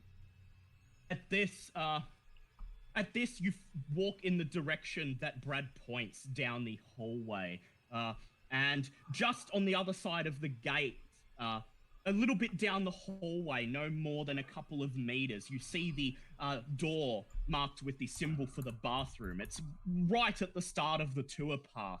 You look around to make sure no one can see you, and then you push it open and enter. Meanwhile, yep. Are there any people-sized vents? There may be. I'll get to you in a moment. Okay. The rest of you are taking the tour. Brad leads you through the gate into the hallway, and he points out the bathroom door just in case anyone missed it on the map. He then asks you to gather round and begins to hand out small numbered lapel pins. He says, "So when you get these, just pin them to your chest. So this facility is, it's guarded by an electronic surveillance system that eliminates the need for any human guards, but you need one of these lapel pins to get through. We'll collect them at the end of the tour, okay? So don't take it off." And he looks over at Mulberry and he says, "Look, here's one for your friend when he comes out of the bathroom," and he gives you two. I'll be sure to make sure he gets one. He looks around, he says, "Okay, so everyone wearing their lapel pin. Okay, let's go. The tour lasts about 50 minutes, so just gather around, and if you have any questions, feel free to speak up. He begins to lead you down the tour path, past the bathroom and past and up a set of stairs leading to a raised hallway with windows on either side that give you a good view down into several lab areas that appear to be underground in the basement of the building. You see, he leads you through the first couple of exhibits. This takes about 10 minutes. See, looking through a thick pane of glass, you are able to see down into the laboratory. In the first one, you see a lab filled with vegetables growing without soil. The plants are suspended above metal tanks containing a fluorescent green solution, the roots extending down into the fluid. Brad stops. He says, so this is our hydroponics laboratory. At NWI, we're always thinking about future sustainability. So here we've devised a cutting-edge new formula that can help plants grow without soil. He then leads you on to the next exhibit, which is a large wind tunnel. A large wind tunnel demonstrating the reactions of different types of aircraft to changing atmospheric conditions. Included in the display are models of several aircraft, including a biplane, a type of experimental auto-gyro, and a dirigible. Brad says, so here, being demonstrated is NWI's experimentation and research into aircraft. Air travel is going to be the wave of the future, my friends. Everyone's going to be flying all over the world, and NWI is at the cutting edge. You'll see on the right here the NWI dirigible, which will soon be the most luxurious way to travel across the Atlantic, and beneath it you'll see a model of our very first dirigible station, which is currently under construction just outside of Cairo, Egypt. Anyone have any questions?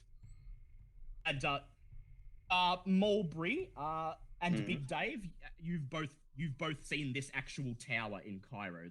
We have indeed. Yes. I'm just staying quiet because obviously I don't want to Yes. give anything away, that's all. He moves you on to the third exhibit, which is a lighted mechanical display describing something similar to transistor theory in a graphic, semi-animated fashion. Inside a small lab next to it, two female technicians are experimenting with some kind of camera focused upon a Felix the Cat toy. An image of the toy in black and white appears on a small, round glass screen located 10 feet away. As the technicians play with the toy and manipulate its limbs, the image on the screen follows, exhibiting motion. Brad says, and, well, you've heard of motion pictures. Well, here at NWI, we're researching a means of bringing this into the home. As you can see, with our experimental telescreen technology, soon you'll be able to watch motion pictures in the comfort of your own lounge rooms. Oh, sure. That's nonsense. It'll never pass. Poppycock. You're gonna say what next? Gyrocopters. He leads you further down the hallway, and you stop briefly at a fourth exhibit. However, this exhibit is boarded up with large sheets of wood. Brad looks at it, and one of the other tour guides sticks up a hand and asks, so what's the deal here? Brad says, this exhibit's being decommissioned. Let's move on. Do any of you decide to try and take a peek between the cracks of the boards and see what's inside? Yes. Using the zoom of my camera. Ooh, okay, so I would like Larry to make a photography check, and anyone else who wishes to have a look inside, make a spot hidden check. Oh, Big Dave, well. Yep. Drop your dice. That's a 16. Oh, damn. Oh, Nice. Jesus. Ooh, that's okay. It's still a pass from Big Dave. So Can I push it? he can push it. Oh, please don't fuck this up. Oh, Well, I'll okay. fuck this up. Yep, that's. We You can zoom, kick but down. you can't. You zoom in. You pull out your camera and zoom towards the crack in the board. I would like you to make a luck check, please. We're gonna get kicked out. No, I can use a fast talk. Oh, No, I kept moving with the rest of Pass. the group, so I hadn't actually. You stayed notice that Brad has stepped ahead and is busy explaining the next exhibit in the line and hasn't noticed you looking through your viewfinder. Harkin, are you peering through the boards or are you keeping up with the there's gonna group? be like 10 people peering through this little hole. Yeah, That's just- I just you- I stuck with the group. I'm Yep, not trying that's just to, you and Big Dave. That's just you and Big Dave. Okay, so this larger display case is unlit and boarded over, but you peek between the boards and you see a partially disassembled diorama depicting the NWI experimental mining site in Peru. Big Dave, it is immediately familiar to you. Big Dave chuckles. You catch up with the tour group where Brad is explaining the next exhibit. A large, lighted, moving model of the cosmos. He says, this is, well, it's a planetarium, but it's not like any planetarium you've ever seen. At NWI, we were on the forefront of space exploration, and we soon will be able to know even more about the cosmos. Sprawled before you, you can see a map, a model, if you will, of everything we know of in our universe. Take a good look and gaze upon its majesty, he chuckles to himself. I would like everyone who is looking at it to please make an education check. This isn't gonna go well. Holy shit, I passed. That's an 18. Oh, damn. Yep, pass here. Well, I got 59. You know, astrology is not exactly my forte, but you know, spend enough time under Egyptian stars, you learn a thing or two. See how So Larry you're does the with one his who identified the new snake star sign. That's No. okay. All right, you still Mulberry and Harkin and Big Dave. You see that there is something slightly wrong with the model. It seems to contain some major stars in locations where you're not sure they usually are. And one star in particular that has this strange emphasis placed on it is the star Seleno, several hundred light years away from Earth. Weird. This is definitely curious. Move on to the next exhibit, and before you get to the next exhibit, you turn a corner. You are nearing a corner to the right, and just as you near it, you note a door to your left, a metal door which is clearly marked "No admittance, employees only." As you pass by this door, a technician wearing a yellow lab coat emerges from the doorway. He briefly looks at the tour group and then walks back down the hallway towards the bathroom. We're able to get a quick glimpse of what's on the other side of the door, and on the other side you see a long hallway leading to a second door where a big sign reads "Restricted Area, Authorized Personnel Only." At this point, you notice the tour group walking ahead of you is about to turn the corner to the right. You keep with the tour group, or do you break off here and perhaps sneak into the door that the technician just exited from? Big Dave is keep the sneaking. Yeah. Right, Yeah, Larry? part of me wants to try and double back to see if I can find Max, give him his pell thing so he doesn't. Nothing happens to him, but I have no idea where he is at this point. Well, you can go to the bathroom. You know where the bathroom is, but you Yeah. don't know that that's where he actually is. Yeah. What about Harkin and Larry? Are you going to stay with the group, or are you going to wait for the group to move ahead and then sneak into the employee-only area? I'm going to sneak into the employee-only area. Investigate Okay. Dylan. I need to. Yep. Okay. All right. So you're all Oh, doing it. God. So I would Well, like might the as well stick it. I would Come on. like the 4 of you to please make stealth checks. Oh, good. Oh, That's an 8. Okay. That's an 8. That's 1 pass, 1 fail. You Hey. may push it if you wish. That'll be pushed first. hey guys, Hey, push it I'm if you wish. sneaking. That's pass. Sneak. Wait, so where are we Yep, at to? pass now. You may make a stealth check, Mulberry. So that's a was- so far, Okay. 1 fail. So is it 2 passes, 1 fail? Yep.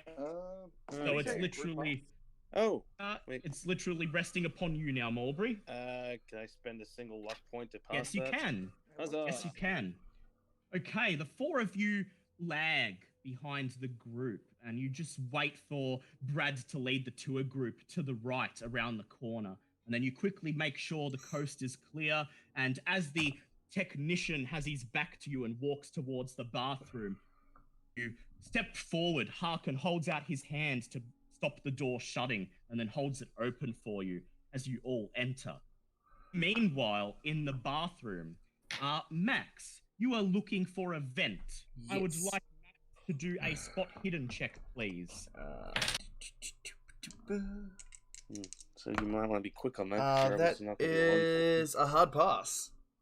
A hard pass.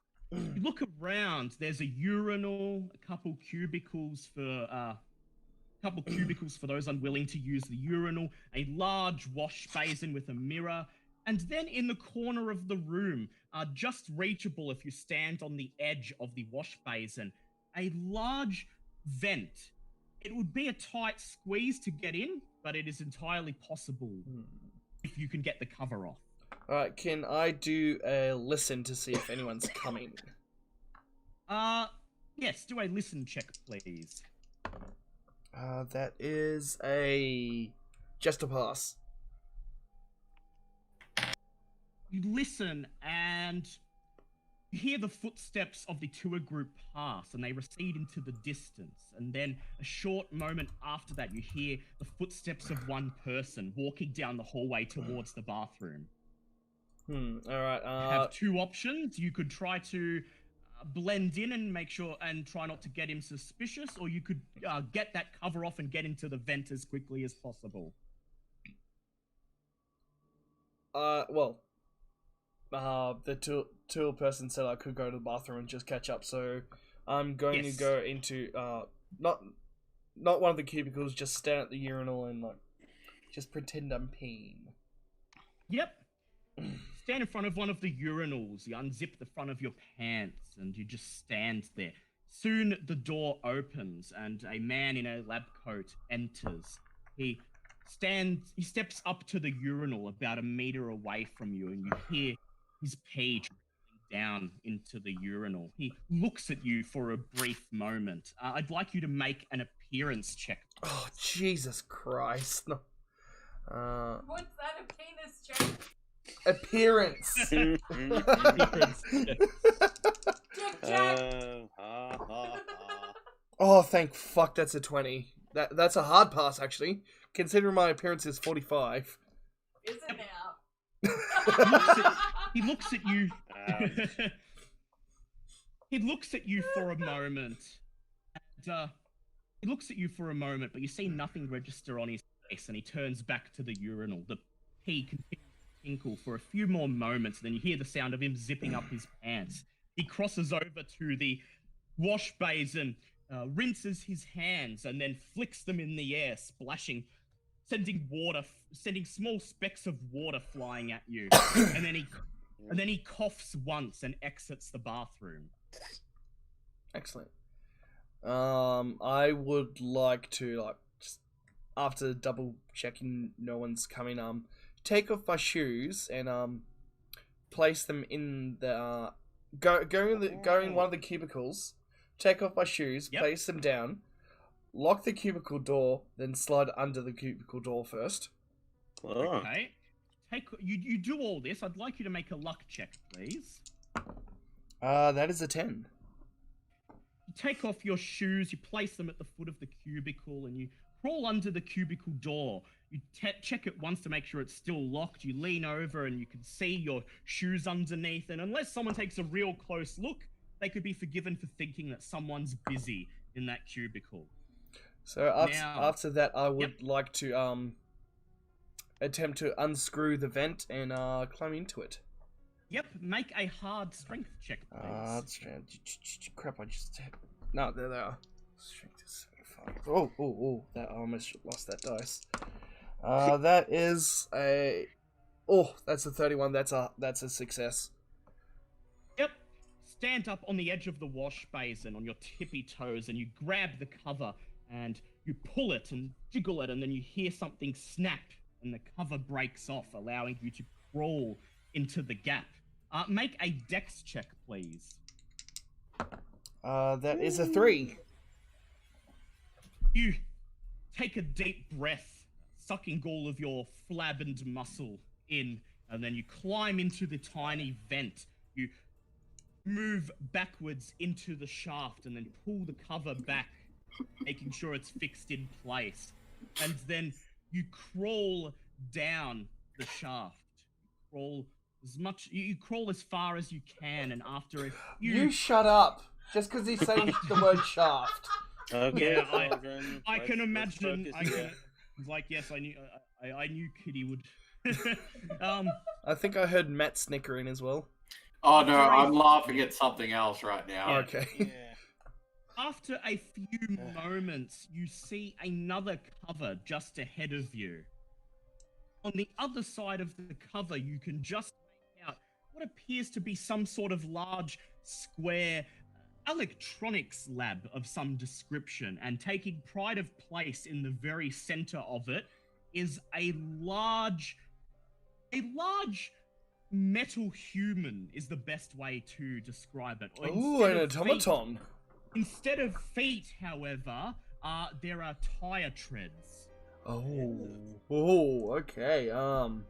Would you like to remove the cover and drop down into this room? Before I do that, is there like is it tall enough for me to get back into? It does not appear so, unfortunately, because the lab's floor is much lower down than the bathroom was. Dear. And so it looks like if you drop down, it's a one-way trip. You'll have to use the way that the others used to get in. Yes. Okay, yep. I'm gonna drop down and have a squiz. Right. Make a hard strength check, please. That is what's my strength? That is a 31. That's a pass. Yep, you grab the cover and you push it until it snaps open, and then placing it aside, pull your feet out of the shaft and drop down into the room. Make a jump check, please. Yay! Oh, Jesus Christ, I don't have jump. Just as a mention to definitely not Mel, here's Big Dave's leg. Oh no! What happened? What happened? No, just don't look at the Discord. Don't look at the just no. Oh. Alright, that is just on 20. That is just on 20. I'll be right back. Yep. I just have to quickly go and... Drop down into the room below and you land on your feet and you are unhurt. Meanwhile, we will cross over to the rest of the group. Alright, what are you doing there? I'm going to the toilet. Yep, who have just snuck into the employee-only area. You've pushed open the metal door labeled restricted area, and on the other side is a small junction that goes both left and right. There's a sign in the middle, and it reads left, robotics lab. Right, research station. Research station and private quarters. here down the hallway to the left, you can see a large metal door, and through the small sliver of glass in the middle of it, you can just make out the shadow of a large metallic humanoid. To the right, at the end of the hallway leading to the research station, you can see a large, not quite a metal door, but you know, like those archways in hospitals that you can wheel stretchers through, and it's like a sheet of rubber and it just lifts up. Oh yeah, those things. Yeah, you see a doorway like that. What would you like to do?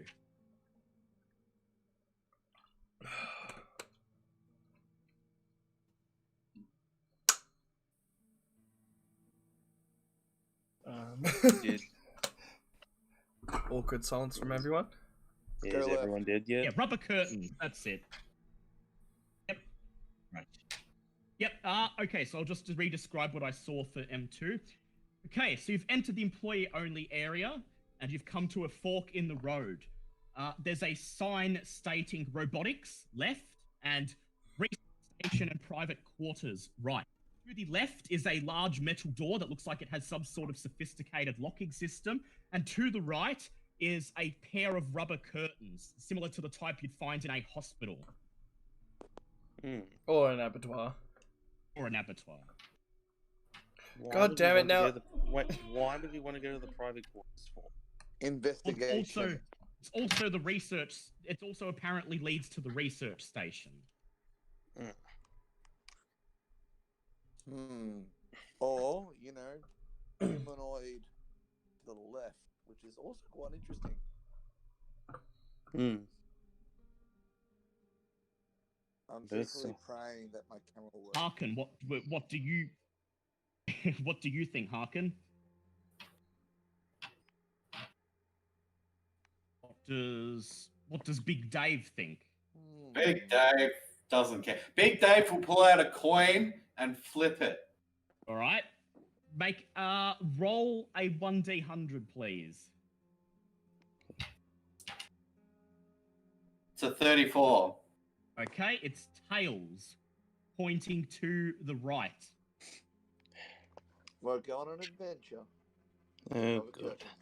All right. Any objections from either Harkin or Mulberry? Well, I mean, he did promise the coin. Okay, so I just gotta stop again. Dale, this is for you. I'm just, like, browsing through Facebook, waiting for my turn. I've come across Resident Evil Biohazard Curry. Sorry, I know of that. I've seen it. You could get it in Japan. Can confirm. Okay. All right, so you guys are going to head to the right. Let us see. Okay. You head down the path to the right towards the rubber curtains. When you reach the rubber curtains, you push them aside and find yourselves in what appears to be some sort of electronics research lab. There's a couple of workbenches covered in miscellaneous bits of equipment and tools. Another door at the other end of the room. You don't know where that leads, but the most notable thing is that the center of the room appears to contain a large... The center of the room contains a large black square box with several unmarked switches on it. Next to it is a chalkboard covered in almost indecipherable scientific formulae. What would you like to look at? I'm curious about the black box, personally. How does everyone else feel? Big Dave's not so good at reading. Yeah, he's not so good at reading. That's fair. All right, so I'll divide it up. Board, then. We can make you. We'll wait. We'll get. So I want Lee and Harkin to please make education checks Meanwhile, I would like Big Dave to make a spot hidden check, and Mulberry to make a mechanical repair check. All right. Once again, okay. This is gonna be the last time I stop. Yep. Don't forget the new Dungeons and Dragon phrase I taught you. Clicky clacky, I roll to attacky. To attacky. I was going to share that earlier today. I Alright, do so like that. Harkin, you can't make sense of any of this stuff on the blackboard. It's all just gibberish. Well, I passed my mechanical repair check. Big Dave got a hard pass on his spot hidden. Okay. So first, how did Larry do on his education check? Oh wait, was I supposed to roll? Yeah, Sure. education, because you're helping Harkin. You're looking at symbols on the blackboard. Let me just check. What's my education skill? It is. It's an attribute, not a skill. And for you, it's 40. Alright, can I push it? Yes, you can. Yay! Alright. Be in my favor. And Right. fuck you. Okay. Big Dave, can you help me read? Yeah, no, it's okay. So you guys can't identify the symbols. However, Mulberry, you take a look at the black box, and there's a panel missing, and you pull it open, and you notice that the wiring inside is burnt, and there's what appears to be some sort of array of light bulbs inside the black box and a fuse, and all of them appear to have been burnt out, perhaps from a surge of electricity. Oh, Meaning like this the machine. Perhaps. Big Dave, you're searching around the workbenches next to the blackboard and the objects, and you notice, scattered in amongst a pile of tools and other mechanical bits and bobs, a small leather-bound logbook. Technically, I wouldn't know anything. Big Dave found a book. Oh, Hey. I had my headphones off, but I still hear Big Dave found a book. I got it right in my ear and across the room. Big Dave cuts through universes with the Yep. sound of his voice alone. Yeah, Big Dave.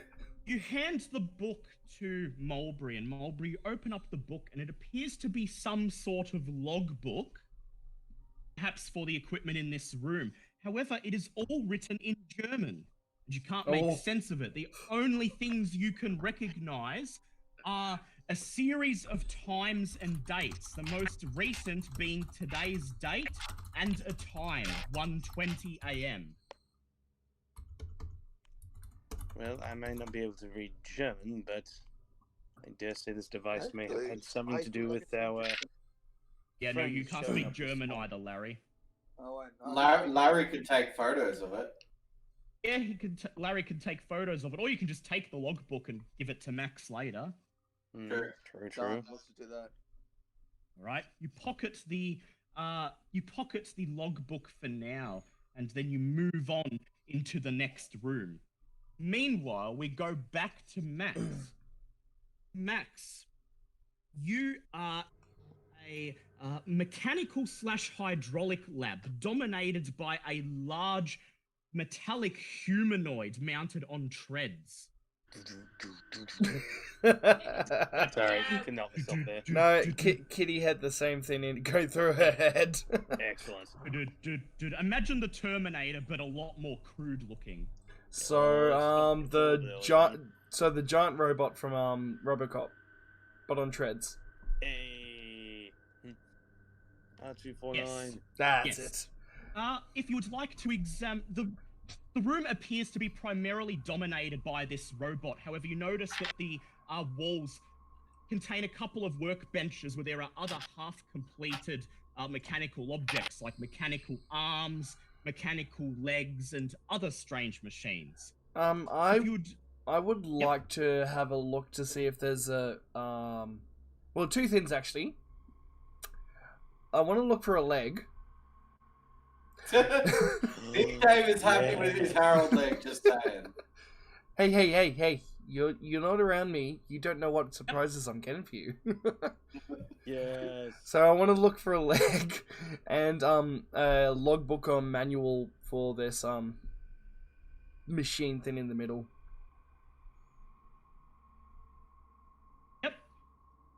Right, I would like you to make a spot hidden check, please. That is a pass, just a normal pass.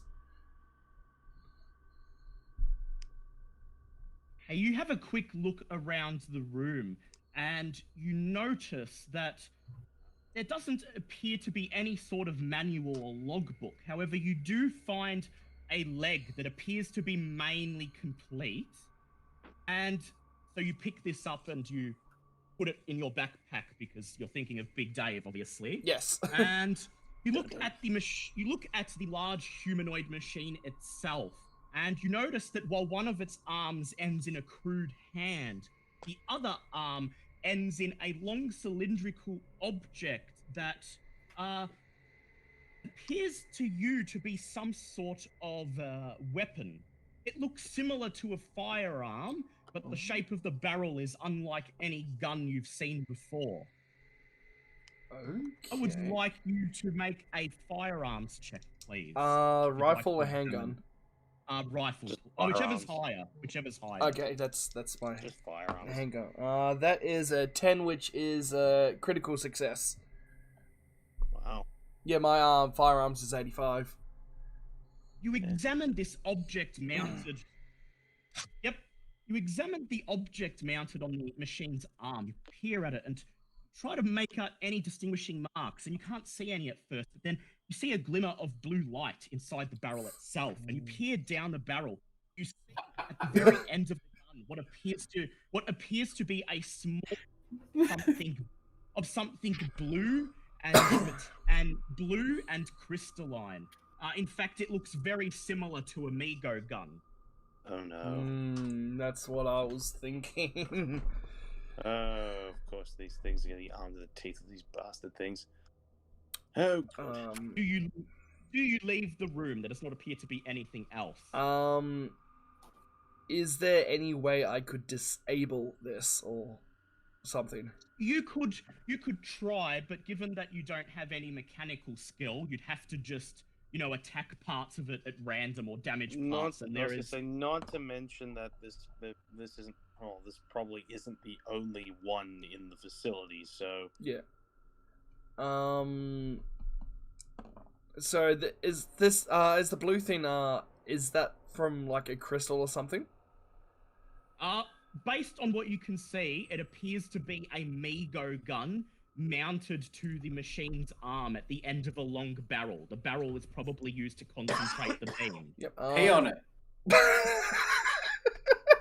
wait, what? Pee on it. That'll fuck up the circuitry. Because, yeah, we never really looked at the Mego gun. Like, what makes a Mego gun tick? Yeah, you don't know. Yeah, You're unable to figure that out. But not how it works. Yeah, you've learned how to use them, but you don't know what makes them tick. Alright, so there's nothing else in the room except that leg I picked up and the giant thing. Nope. Would you like to exit? Is the back of it or its head exposed, like for wires or anything? There don't to be any eye sockets at all. Rather, it just has a big red lens covering most of its face. Not eye sockets or anything, like any wires exposed. Make a hard spot hidden check, please. Okay, that is a... yep, that is a... Wow, that's a 29. That's just on hard. You notice a couple joints, mainly at the knees and elbows of the robot. Several loose wires, bundles of wires that are clearly visible. You could just grab them in your hand and pull them if you wanted to. I would like to do that. Alright, make a strength, please. Just normal? Yep, just normal. Okay, that is a 2. That is a hard success. You grab all of the you grab all of the loose wires you can see, and you just grab them and wrench them out. Make a luck check, please. That is a 65. That is a pass. The machine does not appear to move. You have no way of telling whether what you did had any effect. Alright, so nothing else in the room. I'd like to exit and try to sneak back to the bathroom to get my shoes. Oh my god. You can't get back up to the vent, but you notice the large metal door leading out of the room, and there's a large bar on it, meaning it's locked from this side. You grab the bar and slide it open and open the doors, and you find yourself in a hallway. Directly in front of you is a pair of rubber curtains leading into the research station, and to the right is the door that leads back to the tour area of the building. You'd have to sneak through there if you want to get your shoes back. That's what I'm gonna have to try to do, because I didn't really think of doing this. If we get caught, we can't bullshit our ways out because I'm missing my shoes. So I have to go get my shoes. I would like you to do a stealth check, please. That is a 10. Okay. I'm so sneaky. 10. You turn to the right and you make sure no one is around, and then you push open the door leading back into the tour group area. At this point, you can just barely hear the tour guide's voice. He's way over at the other end of the tour area. And you make your way down the hallway into the bathroom, put your shoes back on, and then try to catch up with the rest of your friends. Well, Meanwhile, because I would still think that with the tour group. Yeah. Oh, you're going to rejoin the tour group. Well, Very well. Because I don't know that they snuck off. Yes, you don't know that they snuck off. So you head no, towards... we didn't know. I was going to say, to be fair, we didn't know you snuck off either. Yes. So... You head down the tour path, heading in the direction of the tour guide's voice. Okay. Meanwhile, the rest of you have crossed to the door at the other side of the research station. The door that claims to...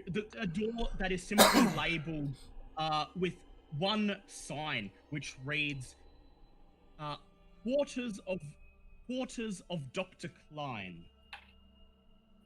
And you reach down to turn the knob, and the door appears to be locked. Big Dave likes opening doors. Don't burn it down. No. I know. As much as we'd like you to give this a go, you're trying to be on the subtle side on this one. I know that Harkin has locksmith. Well, so do I. Oh, you do? Yes, okay. What's your locksmith? Believe it or not, mine's at 60. Ooh, okay. You may as well go ahead and do it then, because Harkin's is at 40. Sorry to interrupt again. Dale, how good are you at editing videos? I know the basics, but that's about it. Alright, because, chat wants a compilation of, Big Dave Says. Perhaps I may be able to do that. I have compiled all of our episodes so far into a playlist. Just search Sabaton Liam's Call of Cthulhu. And if someone wants to go through those and clip him saying things, I can edit them together. Excellent. So Mulberry, Harkin steps forward and he reaches into his pocket and pulls out a set of lockpicks. Then you hold up your hand and you lean over and begin to pick the lock. Mulberry, make a locksmith check, I rolled please. while you guys were chatting. I rolled a 9. Ooh. So yeah, basically, Okay. he goes to it. I just sort of put my hand up and go, allow me, oh boy, I might have had a little practice in my life, just casually looking over without any effort whatsoever, pick the lock, then just tap my nose as I open the door. Harkin looks at you and he shrugs and he says, touche, touche. And then he pushes open the door. There is a small hallway on the other side. To the left is an open doorway through which you can see what appears to be a small bedroom. And at the end of the hallway, through a large set of glass double doors, you could just make out some sort of surgery complete with a stretcher on the other side of the door. Yeah. What would you like to check out first?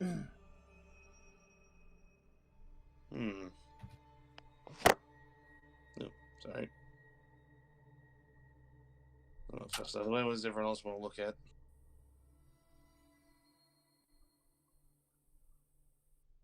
Whatever you want, man. Larry, Big Dave. Definitely a wealth Right. of information. I'm supposed to be curious about the surgery. Wait, are we still talking about opening the door? I've already opened. Oh, you've opened it. You've opened it, and on the other side there is a surgery in one room and a bedroom in the other. So, which one would you like to check out, Big Dave? Big Dave will go to the bedroom. All right. Larry, you're going to join Mulberry and Harkin. Would you want the bedroom or the surgery? Tom's on painkillers, so he may or may not be responsive. I will say that Harkin is going to check out the bedroom. The laundry Mulberry. cupboard. Yes. And put his underpants away. Big Dave says to Big Dave that Big Dave has enough cocaine in his satchel. Big Dave and Harkin, you enter the bedroom, and Dr. Klein's quarters are sparsely furnished with only a bed, a chest, and a cluttered desk. I would like both Harkin and Big Dave to make spot hidden checks. Big Dave got a 1! Ooh, good job, Big Dave. Nice. Just jams his hand in there and just breaks it open without actually, basically just knocks on it nicely and goes, "Open up, please." I'll roll for Harkin, and let me check. That is a pass for Harkin as well. Okay. Your first stop is the chest at the foot of the bed. You open it up, and it contains nothing but doctor's clothing. However, on the desk, there are two sheets of paper. Harkin picks them up and looks at them both, and one of them appears to be a lab analysis of a mineral called Blue John. At the bottom is a letter from the head of the NWI mining facility, stating that meddlers are on the loose, followed by a list of Max, Big Dave, Mulberry, Musseldorf, and Clark Kempf's names. Luckily, not Larry's. The other piece of paper appears to be a letter. It is written in English. I understand English. Harkin picks it up, and he quickly joins the rest of you as you go to enter the surgery and reads out the letter so you can all hear what it says. It says, "Dear Mr. Chandler, once again, I'm pleased that you've chosen to ask my advice on political matters involving NWI, and I'm only too happy to respond. I would first say that continued fueling of bloodshed in China will continue to create political turmoil, much like the one that gripped Russia after the revolution. I would also consider continued funding of anti-British militants in India, but refrain from helping young Congressman Nehru. Do not believe his philosophies mesh well with our own. I cannot again emphasize how important I feel it is for NWI and the Brotherhood to continue to support the National Socialist Party in Germany. Their leaders' strong beliefs in hereditary superiority indicate a common link with the Brotherhood, and I believe that if the party is informed of the goals of the Brotherhood, it will bend all efforts to see them to fruition. Respectfully yours, Dr. Klein." No. Yes. No. So Larry and Mulberry and Harkin, you all collectively sigh as you know what this letter means. Yeah. At the Brotherhood are courting the Nazi Party, or intend to Man, at some point. the startup of the Nazi Party This is hasn't going to be quite like a got world conspircy. its you know, wheel. like, It's about 10 and years the too moon early for that people, one, the but it's stone definitely This is picking up steam. this is going to be a world conspiracy. Have not been here for the whole campaign up to this point. It's already a world conspiracy. There's only one person that can solve this. Dan Brown. Well, it sure as hell ain't Okay. Chem Or Nicolas or his Cage. Yeah. predecessor or the predecessor before that. In a time of great need, we must summon Harold Holmes. Oh, God.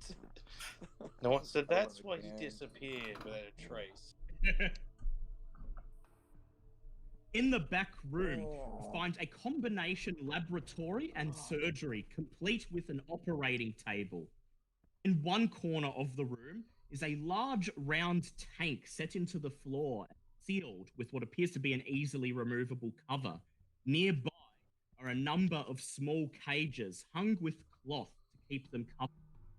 Within, underneath the coverings, come soft scratchings and scrabbling sounds. There is also a large filing cabinet at the back of the room near the stretcher. So you've got a large metal vat, a bunch of what appear to be cages covered with cloth, and a filing cabinet. Well, I'm mostly interested in the, I was going to say when I was making the rattling noises, but yeah, I can get the filing cabinet if you want to check the cages out. All right. I would, meanwhile, Big Dave, would you like to attempt to remove the lid off the metallic vat? Big Dave, well. Holy Alright. shit, that was loud and sudden. First, I would like Big Dave to do a strength check. Big Dave got a 1. Oh, damn. Oh, God. Big Dave, you place your hands on the side of the vat and lift the metallic cover off it. Inside, it seems to contain an extremely powerful acid, coloured bright yellow, bubbling away. Oh, dear. There doesn't appear to be anything else in the vat. However, Big Dave, I'd like you to make a spot hidden check, please. Big Dave got a 27. You notice, just visible at the very bottom of the vat, still dissolving in the acid, a partially misformed human body. Oh. Would like you to make a SAN check, please. That's an 18. Okay, that's a pass. You do not lose any SAN for this. This appears to be a way of disposing of failed experiments, perhaps. Meanwhile, Mulberry and Harkin head over to the filing cabinet and begin to search through it. Mulberry, I would like you to make a library use check, and you may do it with advantage as Harkin is helping you. Oh, that's good to hear, because I don't have much in library use. Nope. Oh, that's a 1. Oh, nice. Right, so I rolled like a 68 and a 1. Thank you for letting me do Thanks to Harkin helping you, you thumb through the filing cabinet. You spend about 5 to 10 minutes sorting through it. And eventually, you turn up a binder containing what appear to be Dr. Klein's notes. They are written in German. A schematic for some sort of wiring device, presumably for that strange black box in the other room, and a bundle of photographs. Do you wish to sort through the photographs? I was gonna say, is it really good time? If we've already spent like 10 minutes on this, we really should be trying to... Yeah, alright, you can keep them. That's fine. Okay, Larry, you step over to the cages, and as you get closer, you can hear scratching and scrabbling coming from underneath cloth. You grab cloth, and you lift it, revealing the cages underneath. I would like Larry to make a SAN check, please. Okie dokie. Oh no. Oh no.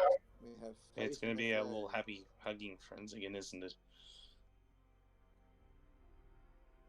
Perhaps or perhaps not. Ooh, okay, that is. Let me check. Larry Holmes. That is a fail because your san is at 49. Oh, So you Can I lose. spend luck? Not on a san check. On the You sun lose. check, no. You lose 1d3 san. Oh, you bastard thing. I thought we were friends and just starting to get along. Feyre is not your friend. You should know this. One, that's Oh, not bad. okay, phew. Okay. This is what is inside the cages. You are horrified by the sight of what were once normal laboratory rats. You feel disgust welling inside you at the sight of these pink rodents. Most of them are hairless and misshapen. Some of them have 3 eyes. Some of them have 6 legs. A few of them are totally legless and just squirm about the cages like fat pink sausages.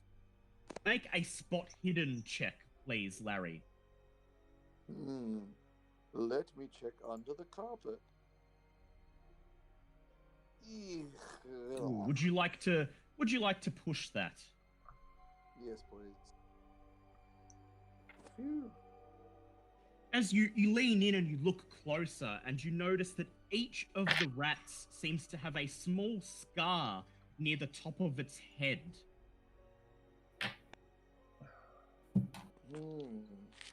Harkin creeps over and he looks at them and he shakes his head and he says, "Whoever's doing this shit is going down."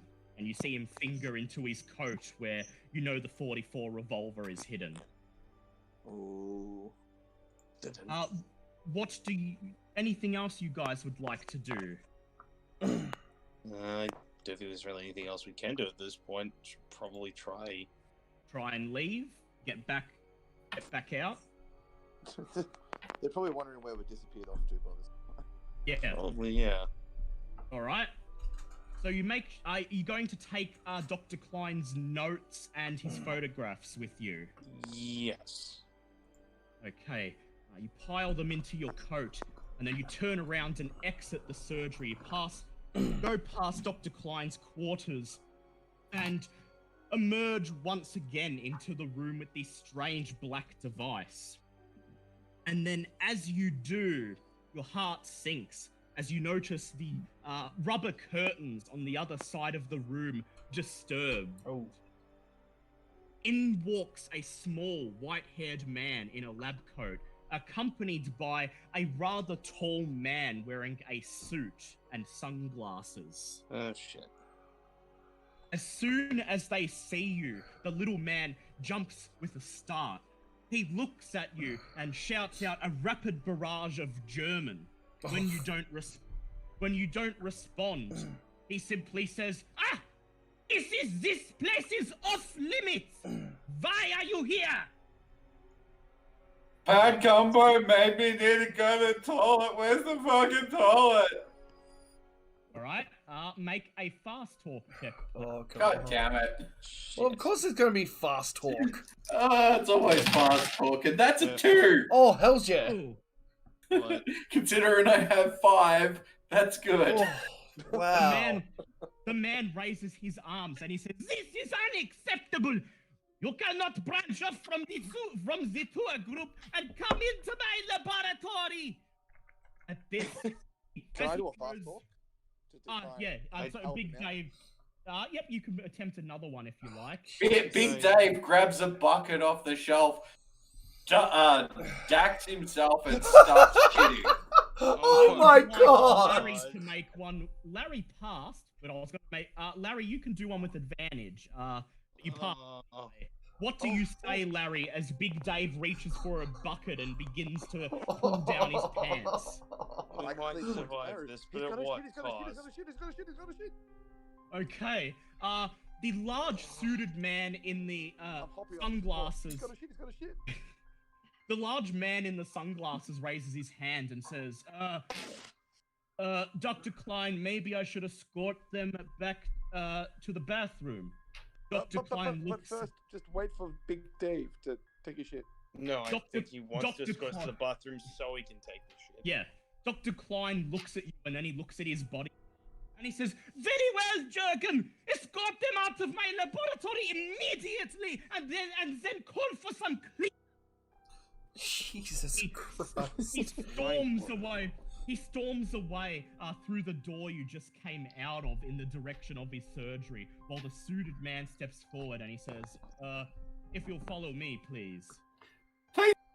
And Dave turns on the waterworks, like he's visibly tearing up. I would like you to do a charm check, please. Oh my god. That's a this shouldn't 4. be- This shouldn't be working. How is any of this working? The guard looks at you, perhaps sympathetically, and then he smiles. He says, look, it's okay. It's okay. Look, I'll take you to the bathroom. Just follow me. Don't mind Dr. Klein. Sometimes he gets a bit carried away." And he begins to escort you out of the restricted area, back into the tour area towards the bathroom. As he does, he places his arm on Big Dave's shoulder, and he says, "So, big guy, what's your name?" Big Harold. My name's Big Harold. He says, "Oh, Big Harold." He says, "Yeah, look, maybe, sometimes we do have people breaking off from the tour group, and look, normally it's no problem, but Dr. Klein, sometimes he can get a bit angry, and you just want to watch out for him, okay?" As he rounds the corner, and you begin to approach the bathroom, he notices Larry wearing the camera around his neck, and his eyes pass over Harkin in his suit, and Mulberry, dressed, just doing his best to dress in casual clothes, but still very obviously giving off the air of being some kind of academic. And he says, "Oh, you guys, you seem, well, you're not the usual breed of tourist that we see in these parts. Special trip for you or something like that?" How close are we to the bathroom? Oh, you want to Couple knock him meters out? away. Okay, I choke him out. Oh no, Dave. Just after Smithy says Big Dave is a big sweetheart. No. All right. That's. All right. Are we in the bathroom, or are we just about to make a No, try? I get him in a headlock and I drag him into the bathroom while choking him out. I'm gonna Alright. go and just catch up to the tour group, pretend like nothing happened. And give me Bye. that pin. Harkin immediately turns around and begins walking in the direction of where the tour group went. I love how the do second you- Big Dave starts getting violent, everyone just fucks off and goes, "Nah, not Do my you deal." join them? Do you join them, Larry, or are you gonna watch Big Dave choke this guy out? Oh, this is way too good opportunity to pass up. Oh my god. I'm gonna just kill with Dave. You're gonna kill Big Dave? No, chill with Dave. Oh. Chill. Oh yeah, chill with Dave. Okay, I was gonna. You Nothing's take killing out your Big Dave. you take out your camera and you just snap a photo of the man while Big Dave quickly approaches him, arm raised, and then Big Dave, make a fighting brawl check, please. Jesus Christ. That's a 13. Oh God, no. dude, that boy's going out. Okay.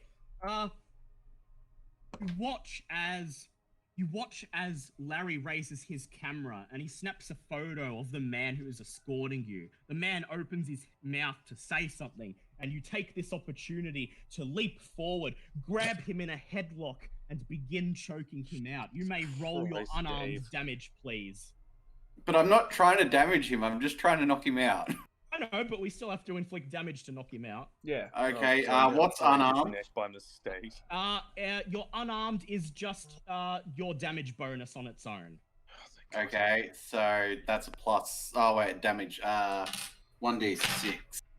No, you're not gonna That's a kill him, 1. but it's Okay, not gonna I'm tickle. happy with That's that. the one. Okay. Not gonna kill him, but it's not gonna tickle You, either. you squeeze. He tries to struggle, and he's actually putting up a decent fight. After a few minutes, you get him locked inside your arms, and you choke. He continues to struggle, and you hear him begin to say something. I'm on your side. And then What? you choke him Oh! out, and he Oh, falls great. limp. He falls limp, and his unconscious body is dangling in your hands. Good We work, made a Dave. terrible mistake here. Um, Sure. Okay, Big Dave sits him on a toilet Yep. and then gets some smelling salts out of his medical kit. Oh, thank God. All right, Big Dave, make a first aid check. Dave, you got That's a something to 23. do. You wave smelling salts under the man's nose, and he groans and begins to stir. His eyes shoot open, and the moment he sees you, his mouth opens, and he reaches into his coat, pulling out a semi-automatic pistol. Oh. He points it at you, and he says, "Give me one good reason, big guy." Big Dave just smiles at him and said, "You said you were on our side." Make a hard charm check, please. Oh, no. That's a 5. Oh. He keeps his gun in place, and then he thinks for a moment, and he says, "Well, I thought that at first, but now I'm not so sure. For all I know, you could be in with the Dark and all of the other people that are working with him." Big Dave looks at him and says, "Technically, you work here. We were the ones breaking in." Can't argue with that logic. He says, "So, what? This was a big misunderstanding? Wrong place, wrong time?" It appears Big so. Dave thought you were going to report us, so Big Dave jumped into action. He shrugs, and then he thinks for a moment, and then he lowers his gun, puts it back in his coat, and he stands up.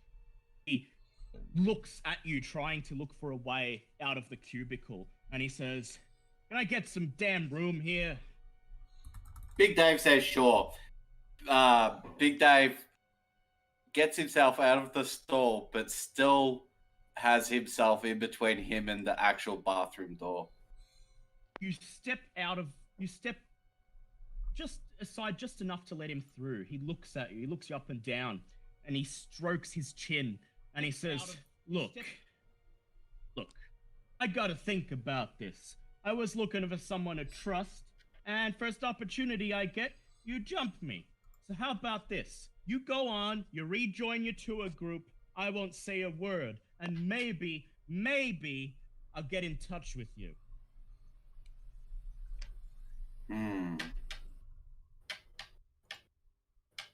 Probably the best deal we've got at this point. Big Dave is... Big Dave is licked it. Dave. What are you going to do, Dave? Yes, what is Dave gonna do? Just There's looking no one at else my here. bag of goodies.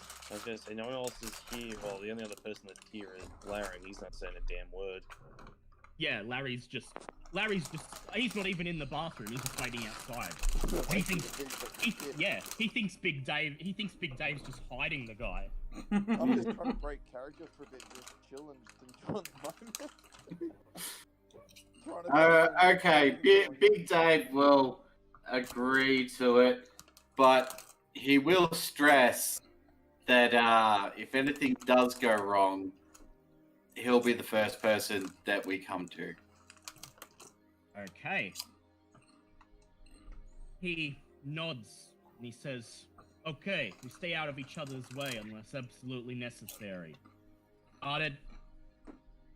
And then as you nod, he gives you one last look and he exits the bathroom, heading back towards the restricted area. Do you and Larry catch back up with the group? Yep. Okay, you catch up with the group just as they are going through the last few exhibits. You see them just as Brad is explaining the second to last exhibit in the tour. A large L-shaped lab filled with aquariums and small cages containing animals is tended by 2 female technicians. Brad is already launching into explaining it and does not even appear to have noticed that you've rejoined the group. I was gonna say, He when just I goes on. catch up, Yeah, when you catch up, what do you do? obviously I sort of nudge Max and hand him his lapel. Thank you, Professor. and do you take the chance to give him the book? Do you take the chance to give him the book as well? Now. Yep. That's gonna have to come after because I don't really want to be Actually, handing out sensitive stuff. considering all like the rest of us were eyeballed by Professor Klein, Max having all the evidence on him is probably the best option. Yeah, make sure one person has Actually, yeah, that's probably a good idea. Just casually go. I don't know. Are there cameras in this area? I don't like the idea. Well, it's the 1920s. There is no cameras. There's no cameras. You were just told there's electronic surveillance. Yeah. But as far as you're aware, this is just maybe automatic doors. Or you can wait till the tour is over. Big Dave stands in between anyone who could possibly be looking and Max and whoever needs to give him the stuff. Big Dave is a very big person. It would be very hard to see behind him. That is true. Mulberry, you reach into your coat and you pull out the logbook and just palm it off to Max. Harkham stands next to Max and reaches into his coat and hands him the pile of papers, Klein's notes, and the pile of photographs. Meanwhile, Brad the tour guide clears his throat and continues.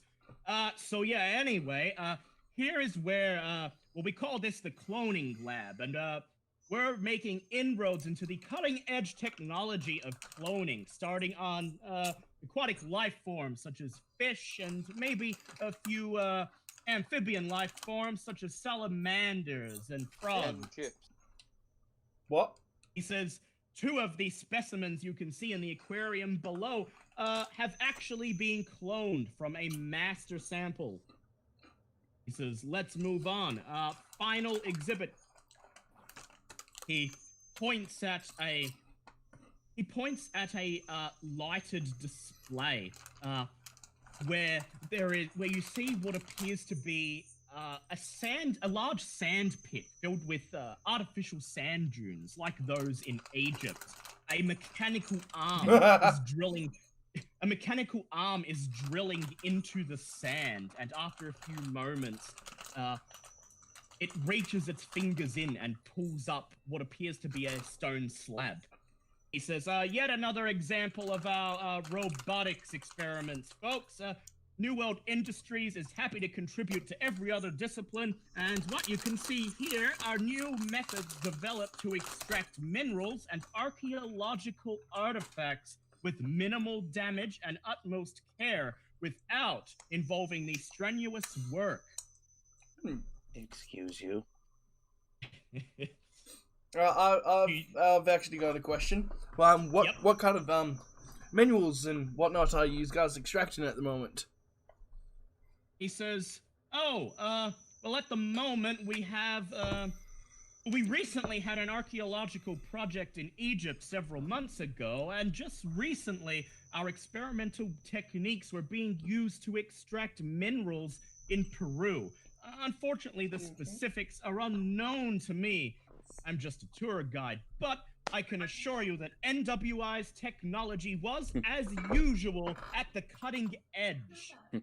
I'm trying really hard not to ask any questions about the whole archaeological thing, so it's just going to annoy the shit out of me. Yeah, you're kind of fuming. And then he takes a couple of mundane questions from the audience, and then he leads you to the end of the hallway, where he pushes open a metal door, a side entrance that exits out into the parking lot. It is sunset now. The sun is just starting to go down. The sun is high in the sky, and the first hint of red has appeared in the clouds. Brad says, and that's the end of the tour. If you would all hand over your pins now. You hand over your pins? Yes. Yes. Okay, is anyone keeping their pin? No. All right, everyone hands over their pins. Actually, I would like to keep my pin. Yes, he didn't specifically see you get one, and he doesn't know you're wearing one, so you just pocket yours.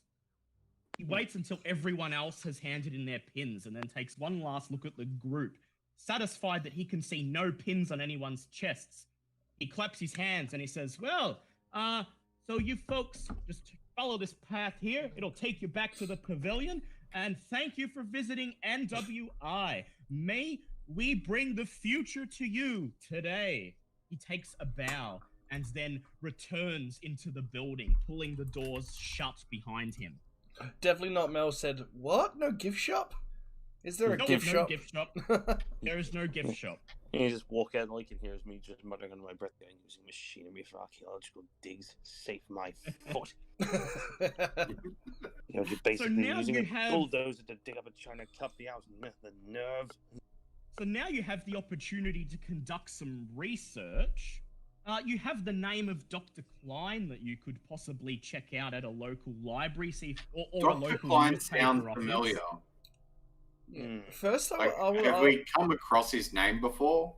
No, you haven't. Oh, you may have, perhaps in a letter, like in Transylvania or something. But anyone who would remember it is dead or gone by this point. First, I Big Dave would. But Big Dave might. All you know is that.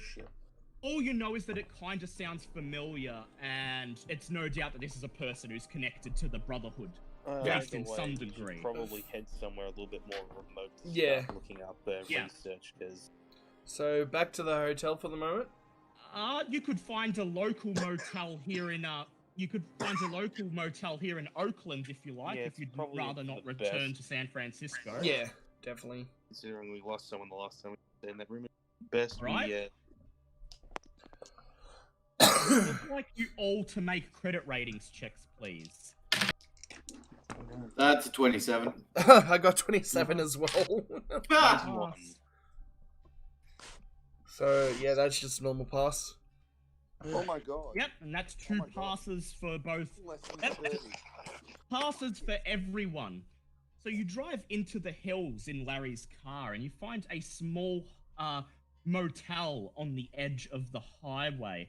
You quickly book a couple of rooms. This time, after your experience, you decide to basically huddle into 2 rooms and share them between the lot of you. And Harkin nods approvingly and says, well, if something attacks us, safety in numbers this time. Worked out in Peru, after all.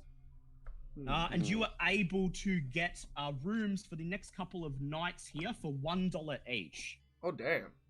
I'm just gonna Lovely. say Quite that's cheap. $10. Alright. Alright, I would like to examine the pin. Yes, okay, so as you enter the motel, it's probably a bit too late by this point to head into town to do research at a library or a newspaper office. I'll probably be closed. Yeah.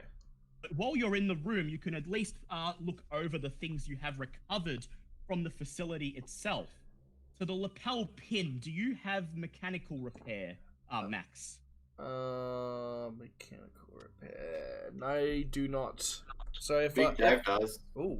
I do. It just appears to be a normal lapel pin to you, perhaps made of an odd metal or something. There are some strange marks on the sides of it. Do you want me to have a look at it? Alright, before you do that, I'd like to do an occult check on those marks. Or would it be a occult check or library use or something? You can do an occult check if you like, but they don't seem to be occult in any way. But they're also not writing. Right, so I think you give that to Mulberry. Yep. Mulberry will look it over. Mulberry, make a mechanical repair check, please. Yep, that's a pass. Pass. Okay. You take a look at the lapel pin, and it appears to be normal, but then Max points out the little grooves, and you follow them, and you notice that they're not grooves at all. They appear to be some sort of latch.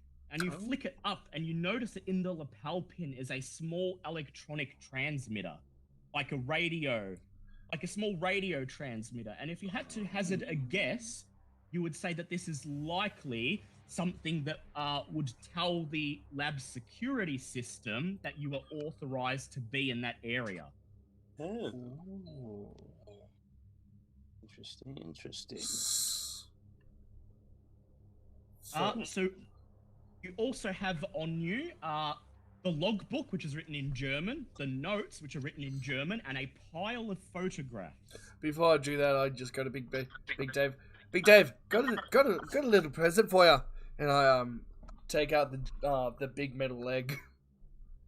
Oh yes, a big metal leg. How the hell big- you stowed that out? I'm not proud of it.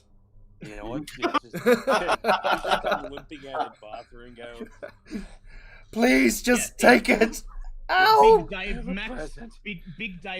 reaches into his rucksack and he pulls out a big mechanical prosthetic leg. Big Dave sort of looks at it, sort of sees the stick lines coming off it. Yeah, I'm sure he cleaned it up after he. It was in the rucksack, not my anus. Yes, but how do we know? Big Dave is very grateful that you would go to that length, but Big Dave is quite happy with Harold. Very well. Yes.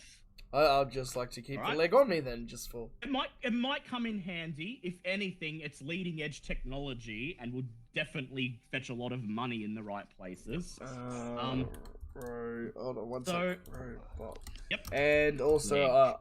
I'd like to just say, so I've done a little bit of snooping by myself, and you know those weird guns that we got, the Migo, I believe, I found they're building robots with versions of the Migo guns attached to their arms. Yeah, that is quite troubling.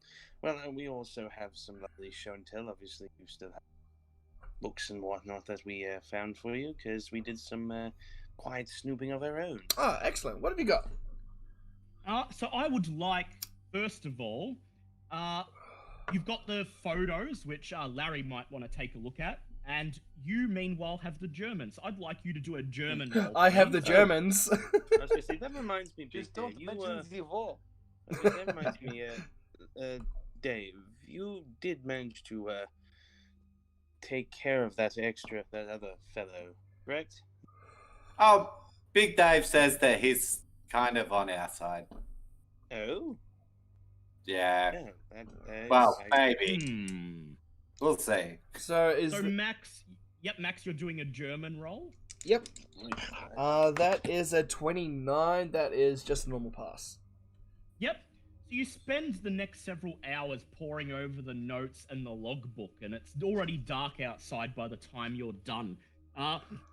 Okay, so first of all, the logbook appears to be a list of experiments conducted with what is simply referred to as the Planes device. Oh. This machine was invented by Dr. Klein by incorporating the special lenses created by Baron Hauptmann. The machine is capable of generating a field that opens a space between the planes, allowing a being or beings to exist in this universe. Once the field is collapsed, the being is pulled back into its original dimension. Klein has also added a projection device built with the special lenses and prisms that allow him to focus this field up to 20 miles away. The device is highly experimental and has a record of overheating and failing when used. The last time it was turned on, according to the logbook, was 1:20 in the morning, the previous morning, and it was directed towards Betancourt Motor Inn on the outskirts of San Francisco's downtown. However, it only operated for 1 minute approximately before it overheated, burning the fuses and destroying the interdimensional field. So, just relay that information. So guys, I've translated this information, and that bolt of light that you guys told me that happened, and that weird creature, that's no accident. These guys built a machine to bring forth these things into our dimension, but it didn't last very long. It burnt out, so it got pulled back. I had a feeling that might be the case. I was hoping that wasn't, but it seems far too much of a coincidence that it's not. Oh, dear. Would now like you to make another German check to read the notes, please. That is a 29. Well, conspiracies, interdimensional travel. How do people deal with this? And stuff? proms What the hell tomorrow. did you get into? Yeah. Okay, so you read through the notes. It takes you a couple of hours, but you were kind of translating both of them at the same time. So yeah, after you go through the logbook, you're able to return and quickly go through the notes. And this appears to be a series of notes that describe what Dr. Klein has been up to. His earlier notes describe the implanting of electrical devices in the brains of animals to alter their behavior. Later, he describes these same techniques to humans. Recently, he has been using these implants to induce organic changes in animals, making them grow extra limbs or organs. Attacks on humans have thus far proven to be failures. Klein has confidence in the technique. One portion of the notes describes the success he has had with a group of electronically controlled people he refers to as the Sons of Terror. The text describes how the Sons of Terror have successfully influenced unnamed political groups around the world, allowing NWI to turn them to its own purposes. It also describes a fail-safe device built into each and every one of these Sons of Terror. The fail-safe device is reportedly a small explosive that can be triggered by Klein through a remote control box if he is within 50 yards of the person. It will cause their heads and bodies to immediately explode, taking them and presumably anyone else around them down. Oh my god. Okay. So, Big Dave at this point is pretty sure that these people are evil scumbags. Can Big Dave look around the hotel room for an alarm clock? Yes. That's 47. Yes, you may make a spot hidden check. Yeah, 47. So that's you pass. look and you locate a single alarm clock hidden at the back of the wardrobe. Okay. Now Big Dave turns to Max and asks to borrow his dynamite and gasoline canister. What are you planning on doing there, big guy? Yeah, I walked out of the room for a minute. Making a bomb. I said I walked out of the room for like 5 minutes and we're making a bomb now. Yeah, Big Dave's making a bomb. Does he want the hand with that? Big Dave's pretty good at this. Yeah. You look across the room and you see Harkin watching with much interest. And as Max hands the dynamite, Yeah, I only give him one stick of dynamite. I'm keeping 2 on me. As Max hands over a stick of dynamite and one of his jerry cans, Harkin smiles and you distinctly hear him mutter, "Burn the place down. Yes, yes." What is with you people and burning things down? Seriously, I don't understand it. Big Dave turns to him and says, "People are evil. These people need to die. Their work needs to be erased." Well, I don't debate that. I thought I was bad. Look, I'm up until I met you lot, my uncovering secrets in the desert. Now I'm going to high-tech laboratories and blowing things up. It's been kind of a step forward for me. Big Dave says, "But you can still feel good about the fact that you're kind of saving the world." Well, I suppose it's always a For thing. the greater good. Oh, Sorry. yes, the greater good. Anyway, I'm guessing I'll have to do a mechanical repair. Yes, you will, to make Yeah, a That's bomb. why I said, did you want a hand?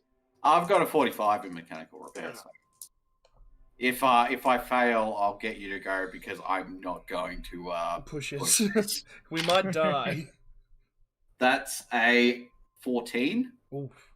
Ooh, okay. Big Dave immediately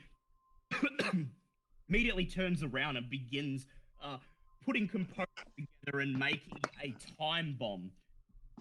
Interrupted by the sound of the phone in the room ringing. Oh. Bring. Who's going to answer it? Larry will. Hello. Phone. A voice on the other end says, yeah. Am I speaking of Larry Holmes? No. Yes. Yes, you are. This is Larry Holmes of the Daily Inquirer. Who may I ask is speaking? The man clears his throat. He says, my name's Philip Jurgen. I was the bodyguard that escorted you out of the lab earlier today. Your friend, Yeah. your big brute of a friend, you know, he choked me out and I'm sure it was no hard Big feelings. Big Dave pipes up.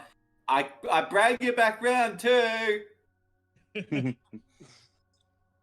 he says, look, I want to make this quick because I don't think I'm entirely safe and I don't want to be overheard, but I have information for you.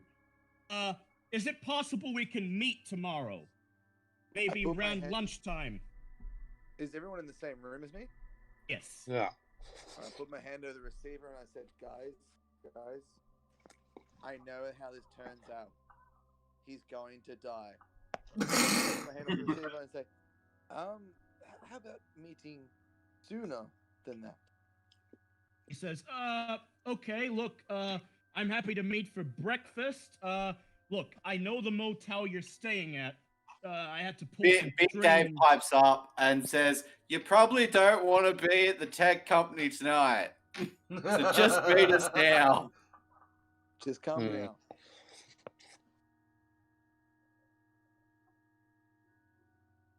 He says, look, I can't get out. You're gonna have to hold on at least until tomorrow morning. But look, if Can you're I just planning on doing roll what I think you're planning persuade? on doing, you can roll a hard persuade. Oh yes, that's a 33. So my persuade is 80. So that is a hard persuade. God damn. Okay, I will now do a check for him because your persuade doesn't carry much weight with him at the moment because you trooped him out. Yeah. Can't true. imagine why. And he says, look, I especially don't want to meet with you at your hotel and not with that guy in the room. Look, I'll meet you tomorrow, crack of dawn, 7 a.m. There's a nice cafe down the road from your hotel. It's called Beaumont's. And Big now, Dave pipes up and goes, "Okay then, but you're gonna die." God. he says, Larry, would it be a problem for you to come alone? Larry, reiterate that he's gonna die if he stays at the factory tonight. I'm going to tell you this once and only once. Come, if you know where our motel is, come tonight. Come straight to our motel. We are not in any more danger than you are. Make a persuade check, please. How much on a bet's 100?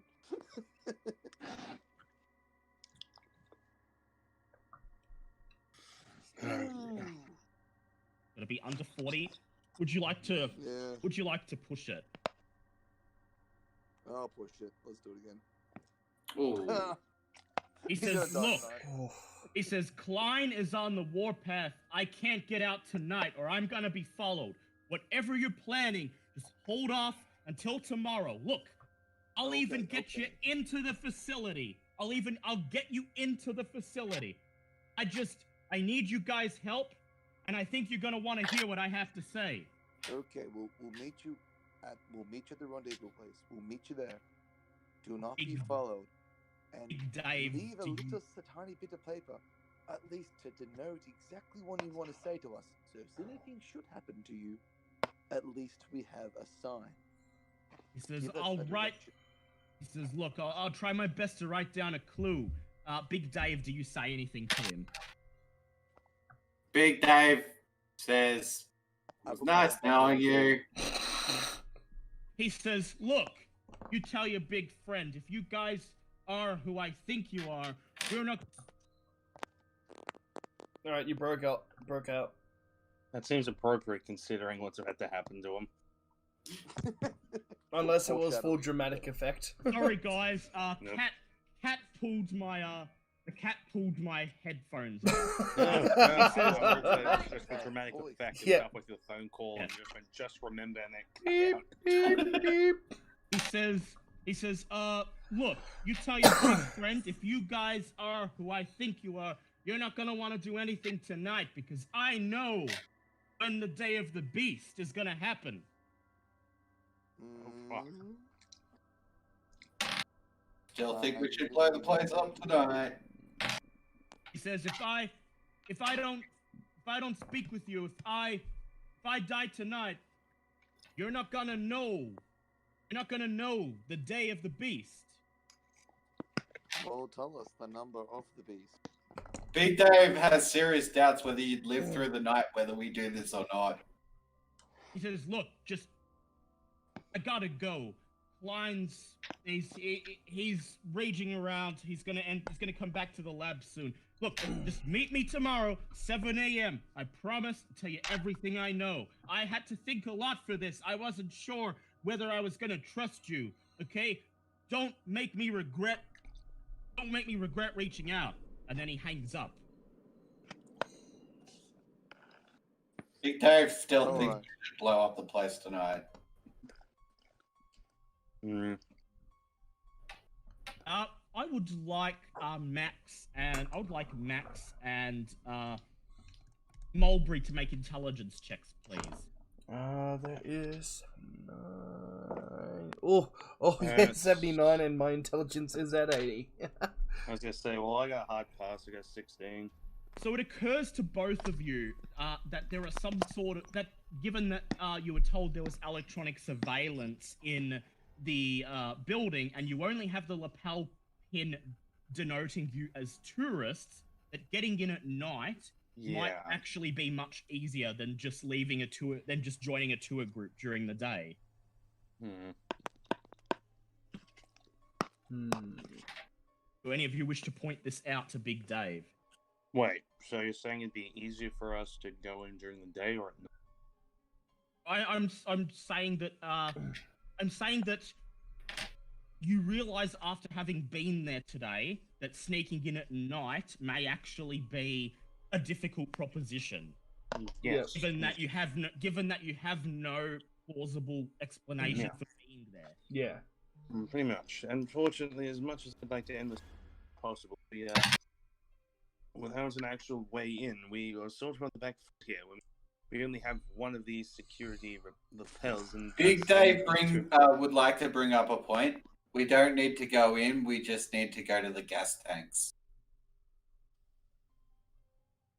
You're still talking about going to a heavily fortified building in the dead of night, where there's bound to be very well armed security, as we've been pointed out by If Max they, here. as it is New World in New World Industries, they're a very big corporation.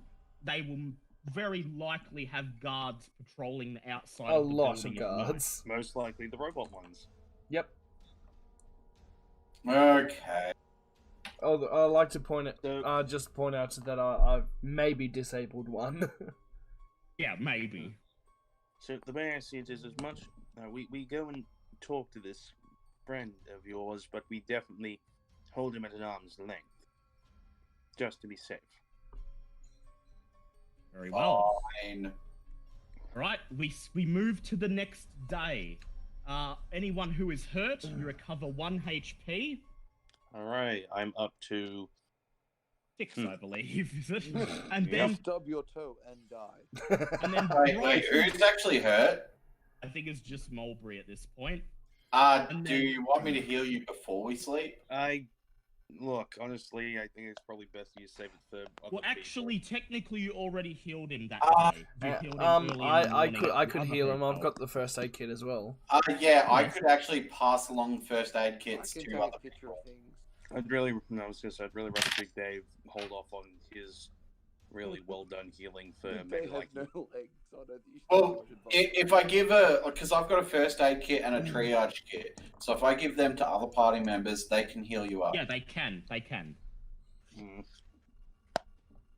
It's up to you.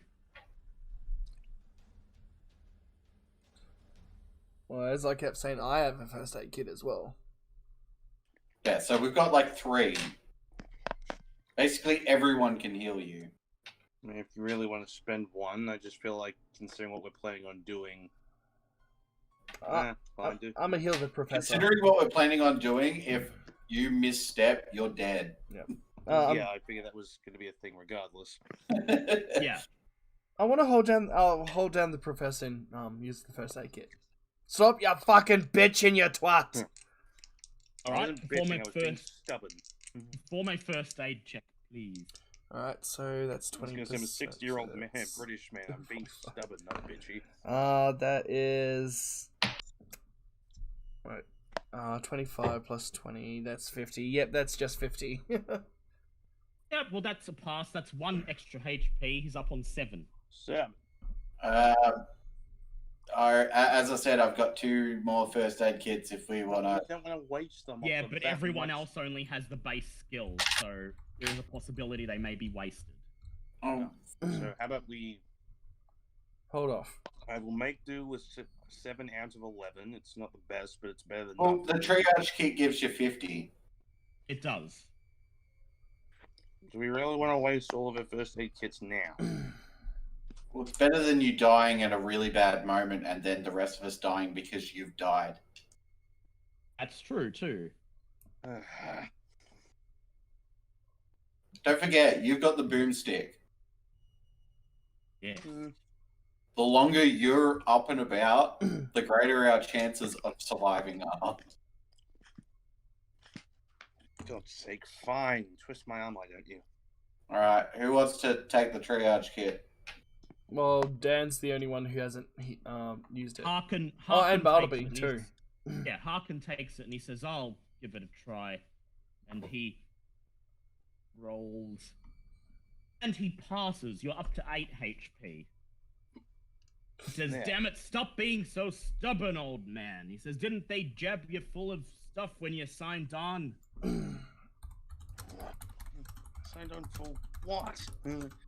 He says, what? Your government doesn't make you do a physical thing when you, become, whatever kind of investigator you are? I'm an archaeologist, dear man. These people hired me as a guide. I got wrapped up into this because I nearly got shot. He sighs and he claps his head and he says, wow, archaeologist, that makes a lot of sense now. Oh, we got a raid. Oh, wait, what? Oh, damn. We got a raid? And he... Holy crap! We have got a raid. Tales And of he- Pesh is raiding with a party of 6. Welcome! Holy shit! Welcome, Yay. raiders. Thank you so very much. Tally ho. Also, what's a raid? It's when another streamer sends their audience to your stream. On the SSH. Why doesn't my raid notification ever go off? God damn. Welcome, raiders. And so we move to the next day. You wake up bright and early in the morning so that you can go and speak to Jurgen. As you get up, Larry, and begin putting on your clothes, grabbing your camera, you see Harkin already dressed, standing by the door. He's smoking a cigarette. He says, I don't care what that guy said on the phone. You're going home. I'm coming with you.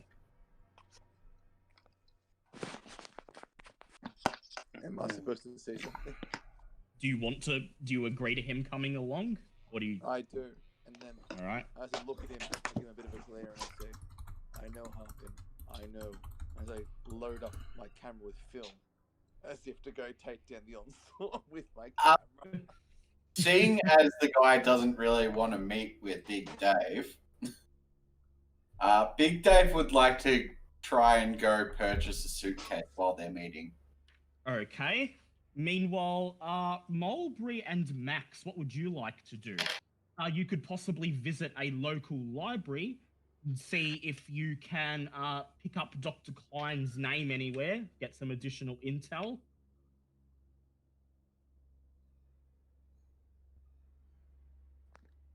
What would you like to do? Who's that for? Max and Mulberry. Wait, sorry? Big Dave, so Harkin and Larry are gonna go meet with Jurgen. Big Dave's gonna go buy a briefcase. What do you and Mulberry want to do? might be worth visiting a library, seeing if you can pick up Dr. Klein's name anywhere. Yeah, that's know that's a bit what I'm more. planning on doing. I'll go with the team. All right, so we'll do Big Dave first. Big Dave, I would like you to make a credit ratings check, please. That's 36. That's pass. Yep. You find a business apparel store on the high street of the town. They don't carry anything that's going to set the world on fire, but considering there are a number of people in this town who commute over the bay to San Francisco, they're well stocked with most of the basics that a businessman could It's need. completely fine. I'm putting a bomb in it, so. You find, you look around and you try to find the sturdiest briefcase, and you end up picking a nice silver one. Coincidentally ends up being one of the nicer looking ones, but you pick it because it seems to be nice and sturdy and won't open before it's required. And the woman says, "Oh, that'll be $10, sir." No problem. Hand over the $10 and you take the briefcase, and then you head back to the motel room and just spend a while preparing your bomb and making sure it sits snugly in the briefcase. Meanwhile, the alarm clock bit connects to the dynamite connects to the kerosene. The kerosene all get trapped up in the suitcase. Good lord. Meanwhile, Mulberry and Max, you head down to a local library. It's situated at the end of a bayside street at the top of a hill overlooking the bay and the Golden Gate Bridge below. It's a small library, not a lot of books to choose from, but they do have an archive of old newspapers, and that's what you're interested in.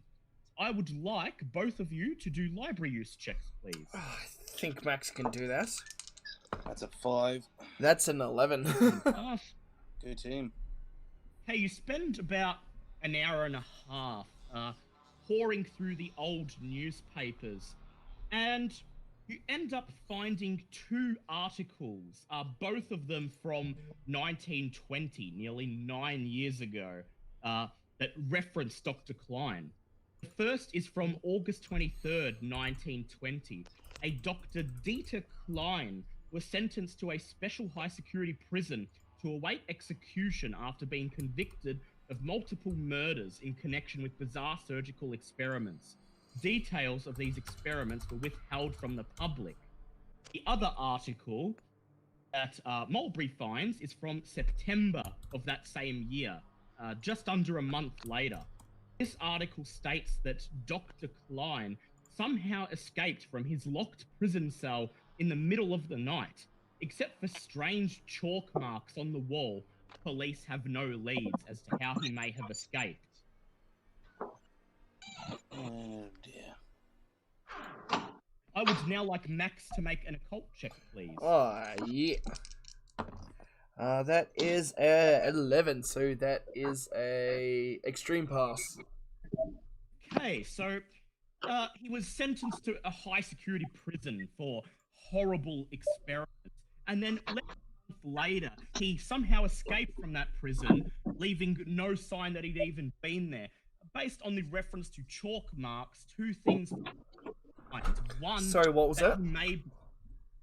Based on the mention of chalk marks in the article, 2 possible means of escape pop into your mind. From the prison? You keep breaking in and out. Yeah, from the prison, sorry. The first one being that he may be some sort of sorcerer or magician who escaped through the use of a magical spell, or at the very least was aided by someone who is. I would now like both of you to do Cthulhu Mythos checks, please. That is a 16, so that is a hard pass. Nope. No, wait, no, yep. Sorry, yeah, hard pass still. I was looking at my credit rating. You manage to pour through more of the newspapers, and you eventually find one that has a photo photo of Dr. Klein's cell where you could specifically see the chalk marks. And although you don't know how to use this spell yourself, you recognize these chalk marks as being the eldritch markings associated with a gate spell, meaning that either Klein or someone who he is associated with used a gate spell to teleport into his cell and then teleport out of his cell. The most likely culprit in your mind for this would perhaps be Baron Hauptmann, given that you know that he is definitely a powerful magician, as you've witnessed him performing magic before. All right. So that gives you an idea of what you're up against. We now cross to Larry and Harkin. You have you pull your car up into the parking lot on the side of the street in front of the cafe known as Beaumont. You see Jurgen already waiting, seated at a table just inside the cafe. As you and Harkin climb out of the car, he looks at you. He waves you over, Larry, and then he notices Harkin and he begins to frown. Nonetheless, he beckons for you to join him. Enter the cafe. Yep, you enter the cafe and you and Harkin take a seat at his table. He takes a sip of orange juice and he looks at you. He says, "I thought I told you to come alone." Harkin doesn't say. I look at him, I say, "Yes, but the situation alone is not a position I wish to be in. Meet Agent Harkin." Make a persuade check, please. I need to persuade him. Yep. Oh, alright. D100.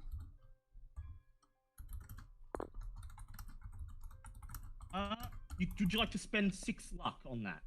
Yeah, why not? Right, you go down to 47 luck.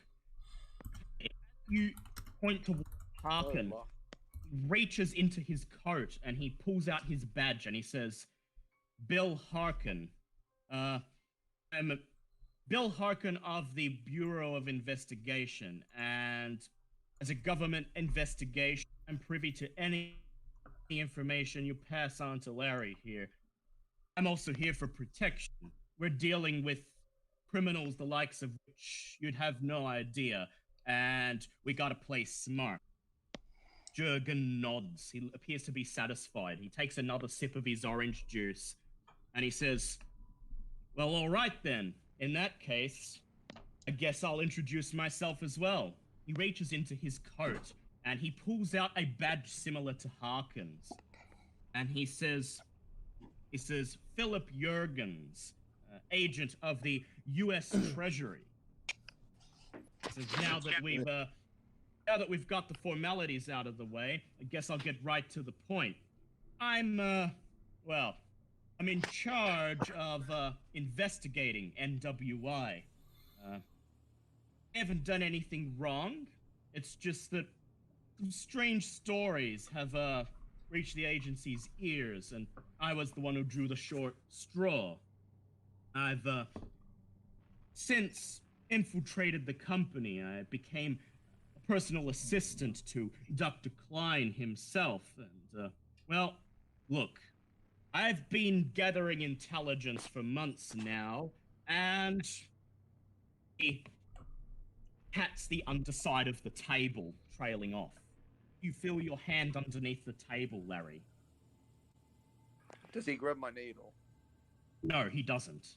He just Okay. taps the underside of the table. I believe he's trying to hand you Kill. something. I don't know, a bit of careless whisper never hurt.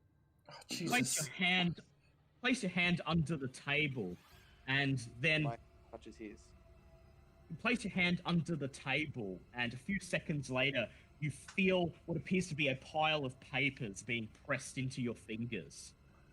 Jurgen I says, grab it really hard. Actually, that comes Grab out it wrong, and no matter pull which it. way I say it. Yeah. You know yeah. damn well what you're saying. You know what you I do. I would like Larry Holmes to make a sleight of hand check, please. Also known as a fumble check. Just They cannot fucking stop. Thing. Just imagine trying to be like nonchalant today and just drops all the papers on the ground in a busy cafeteria. Yeah, Oh. being dropped in the middle of the cafeteria. Would you like to push it? Oh, yeah, why not? Couldn't be less conspicuous. Hey. Yes, you did it. You stealthily take the papers and slide them over your leg towards Harkin. He takes them and quickly turns away from you and stows them in his coat. Jurgen coughs and then he continues. He says, "That's everything I've gathered at NWI. Proof financing anarchist operations on a global scale. Okay? They're financing this group, Sons of Terror. Have them embedded in a number of cities around the world. And from what I can gather, they're looking to activate all of those cells, some sort of global anarchist attack on what they call the Day of the Beast. And that's January 31st next year. January 31st is actually only 3 months away, as you are currently in August of 1928. September of 1928, sorry. He says, "Look, I thought I'd got enough to get out of there, but you guys showed up, and when I discovered the scale of this thing, well, I felt like I had to try to gather as much stuff as I can, but I've got the feeling that Klein is catching on to me. And look, if you want me to pull out now, I'll pull out now. But if you want me to try and gather more intel, I'll stay there. I'll see what I can get from Klein himself." He looks at you as if waiting for you to decide for him. Now, I will quickly ask the group, at any point in time, are we going to go confront this doctor head on? Well, The reason why- my whole plan is just to bomb the place.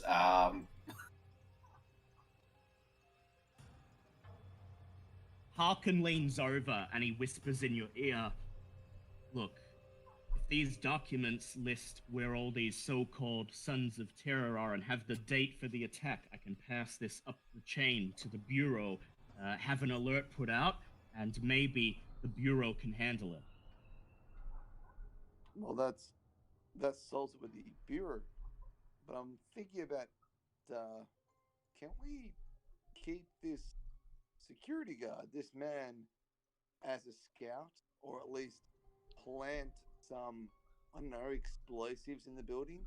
If you do, he's most likely going to get caught. He's That's probably fine. going to die. Zero And accountability. die. We don't owe him anything. We kind of do. He's helping us out.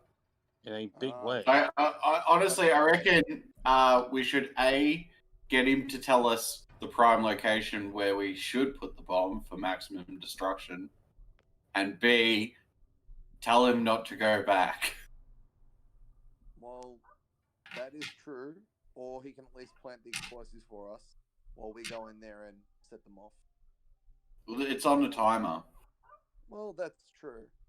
But if I'm with Harkin at the moment, what would be his response? He would do no accountability, no loose ends. If he dies, he dies. Harkin leans forwards and he says, "Say we were going back there. Say we had the idea that we wanted to burn Klein's lab down. What advice would you have?" Jurgen leans forward and he says, "Look, if I was gonna head in there, take the place down, I'd put, well, the center of the whole building, you see, is Klein's personal lab. I don't know if you saw it last time you were there.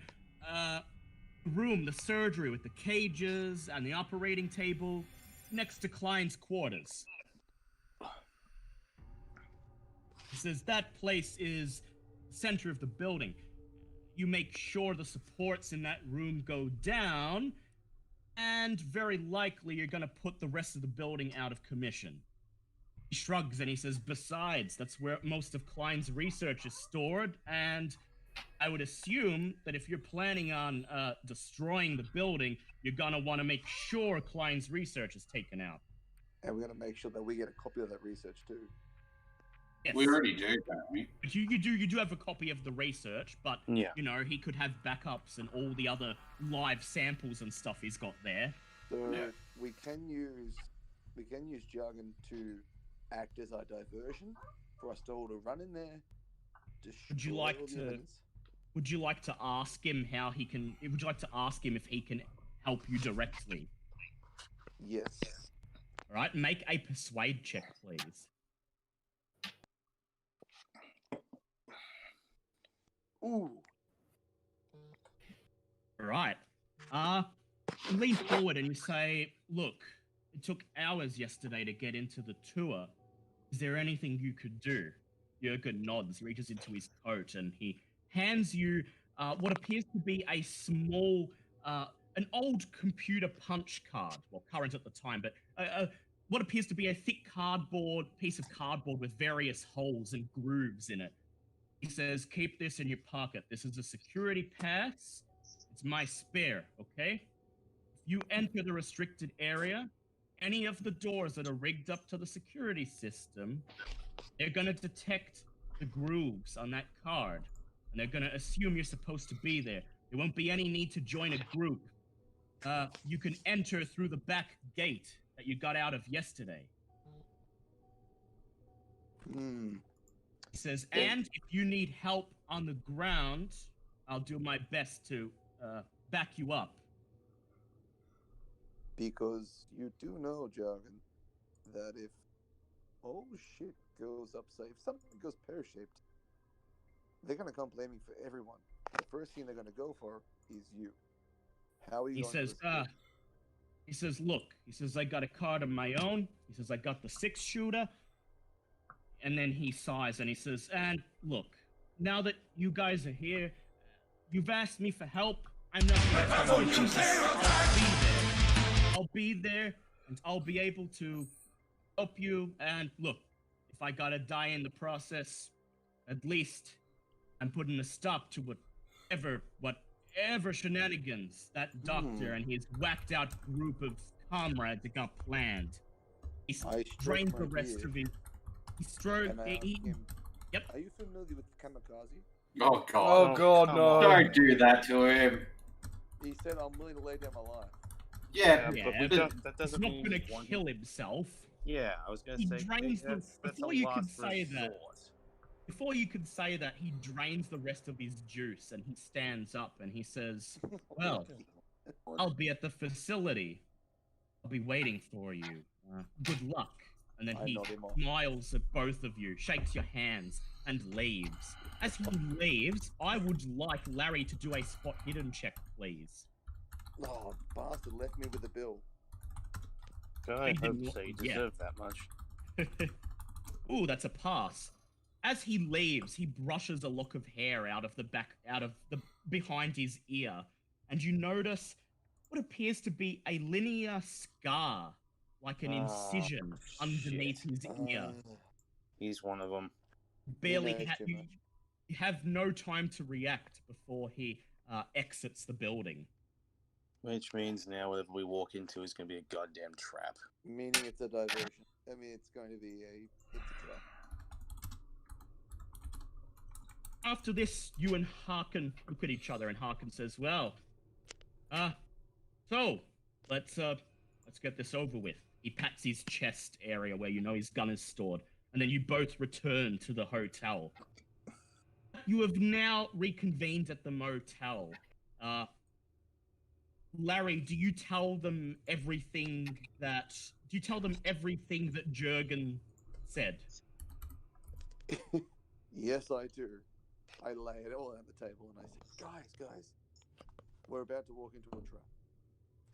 But they think we're going to be walking into a trap. Not if we Harkin. come prepared. Harkin folds his arms and he says, "Well, you know, maybe a trap. Didn't Klein's notes say that the Sons of Terror or whatever they're called, well, they have to be triggered first. Yeah. Triggered? How? Yeah, but obviously activated. I would Hmm. assume that would mean activated, but that still does not take away from the fact that the only ally we have to get into this place could at any moment become an enemy, which means we can't exactly rely on him. The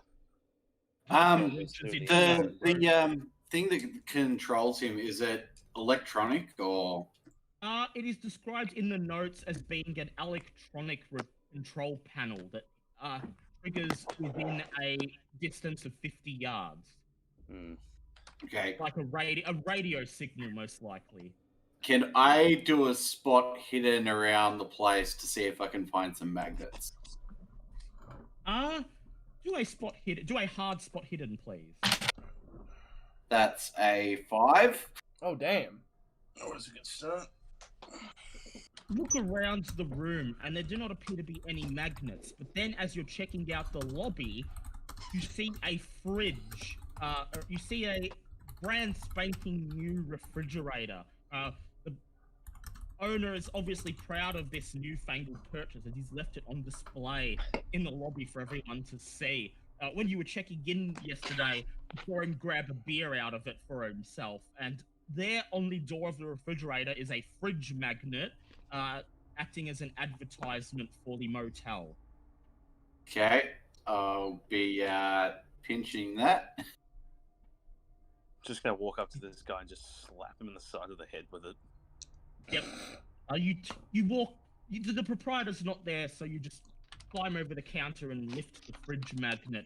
It doesn't appear to be very strong, but it's all you've got. Well, is there any? Does anyone have any duct tape? You were using some earlier to make a bomb, so luck check. Oh yeah. Okay. I would say probably you. Okay, so I'll attach some duct tape to the magnet, and when we see him, we'll stick it on the incision mark. At least that way it'll cause some interference. It's literally just gonna be like a bloody scene out of Guardians of the Galaxy 2 doing that whole. You literally have a stick of dynamite and a jerry can. If anyone's gonna have duct tape on them, it's you. We'll see how that plan turns out, but it's a good idea. So is there anything you would like to do before you head back to the NWI facility? Will I need to get an actual gun this time? Because I don't think my camera will actually do much. Yes. Very well. You can I mean, ask. technically, I was gonna say, do you have firearms? You can ask. You can ask Harkin for his service arm. Yeah, that's what I'd probably need. I was gonna Hey, say, do you have Harkin, can I have- anything rifle and shotgun by any chance? I can't do rifle. Okay, well then. I've got a so- spare rifle. No, he just said he can't do rifle. Yeah, he can't. He can Otherwise, only I do. would- I need He's got a I can hit 40 in with handguns. a bit of language. Got a 40 in handguns. As Harkin reaches into his coat and pulls out his 44, he looks at it, flips out the barrel to make sure it's loaded, puts it back into his inner holster, and he reaches down to his belt, pulls out the 38, and he says, "Here you go, my newsy friend," and offers it to Larry. Thank you very much. have it done. And, Take the service arm. He uh, says, "I doubt it's gonna do jack shit against that robot that Max supposedly saw, but it's better than nothing." we should really discuss what tactic we're gonna go for. Yes, so what is your plan here before you leave? Gentlemen, I'm thinking maybe divert. Like they're gonna be expecting us, so we either go in loud and hard. I Aim for the center of the laboratory and then take it out. I think first things first, we need to find what's his name? Jürgen. Jürgen, yep. Find Jürgen, put the magnet on him before he gets activated. And Once it's taken then the implant. no, it'll just disrupt the signal going to the implant. Because it's 1920s, magnets will disrupt anything like that. Yeah. They're giant electromagnets. This is a big, huge fucking plate. You can use an Magnet's ironing gonna- board. Certain that shit Magnet's about gonna it. wreak havoc on any radio signal. Electromagnets. I think you've got an idea. Giant power sources are inside the laboratory, right? They are. They're in Yeah, the we're room. going to be setting the bomb off in the lab. Yeah, that's where the power support is. Presumably, that big vat of acid, which I is used to could reverse dispose the of things, is incredibly flammable. Yeah. It's probably not much use wasting time reversing polarity and just destroying the signal enough for us to get some more information out of it. Yes. How do you know Those things this? that you said. I don't. Guys, I'm he just has a. sitting there going, I have not the slightest clue. Yeah, you're thinking to yourself, how on earth does he know what he's talking about? And then you I notice believe the I camera. read You notice the magic extra dimensional camera around his neck. my pan-dimensional camera. Yeah. It just Okay. pans into the future. It doesn't actually paint pictures. Look, I'm not going to pretend I know what you're on about. My expertise is more on stuff of the past. If you wish to deal with all this future things, by all means, go right The ahead. thing is, if I can find, if anyone's got a radio on them, I can find a way to attune into the signal, so we can create like a portable disruption field. It's 1928. Where are you getting radio from? Very simple. Any sort of radio, any phonic device, the gramophones in the area. Okay, let me just ask, what are you trying to do? Like, Yes. what are you using all this to do? Yeah, just nice and simply in like 10 words Nice or and less. simple. Yes. Explain What it I in wanna do, layman's terms for them. I want to control them. He's thinking of using the signal to control the robots And and use it against them. yeah, whatever other guards have implants.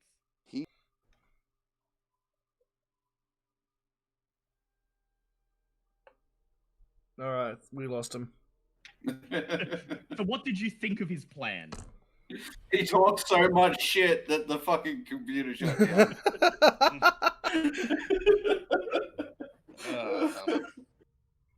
Look, maybe if we're doing Delta Green, then maybe. Yeah, Delta Yeah. Green, that might be a viable option, but it may or may not work here. Yeah, I don't think we have any. Keep it on the table just in case. With that, are you all ready to go? Yep. All right.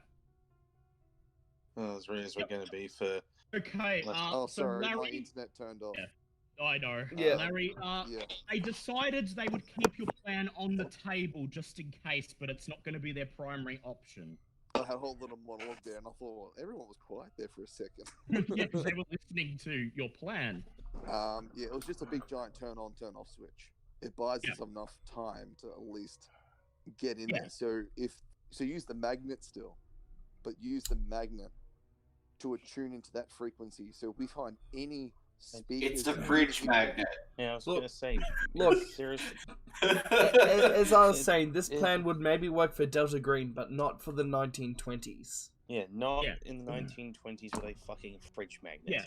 Also, I will point out that it possibly occurs to some of you, given how utterly futuristic and cutting edge this technology is, and the fact that the robot had a Mego gun, that some of this may be alien technology. So, yeah. Yeah. just go to the AC cord. Just pull the fucking cord out.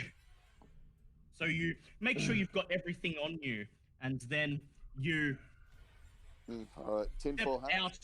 Yep, you step out. Yes, tinfoil hats if you and want one. colanders. You step out of your motel room, shut the door behind you, walk up to Larry's car, and all climb in. And you make your way to the research facility for the second time in as many days. I just take a silent prayer and pray to my angel for a bit of guidance and pardon me, sort of like protect me through what's going to happen. Yep. So you're not conferring with him, you're just praying to him? Yes. Okay. Does anyone have any spare stick of dynamite or any alcohol on them that I can sort of strap to my chest in case shit goes to? I know, used- where- Really? What is with you and suicide thing? I just mean, gonna- if he is gonna die, then if he has the chance to act, he It's can a do what blaze of glory. Musseldorf did and blow the monster up. Alright, Well, fine. all of the gasoline and 2 of the dynamite sticks, the one that No, I only Liam gave to me and the you one. that I had myself. I- Yeah, I I had believe one he had myself. one himself. Oh, okay. Yeah, I still have that 2. leaves 2. Yeah, I still all have I 2 have, sticks. all I have is an elephant gun and an alien rock. Well, you know what, Yes. let's screw it. Let's just go in and kill this bastard and come home nice and It's like, just in time for I'm tea. just going, yeah, you know what, fuck it, have one of my sticks. I'm just gonna go to the toilet. This whole operation is that- gonna give me the shits. Is that in game? Go in the toilet? Yeah. No, he's gonna go in real life.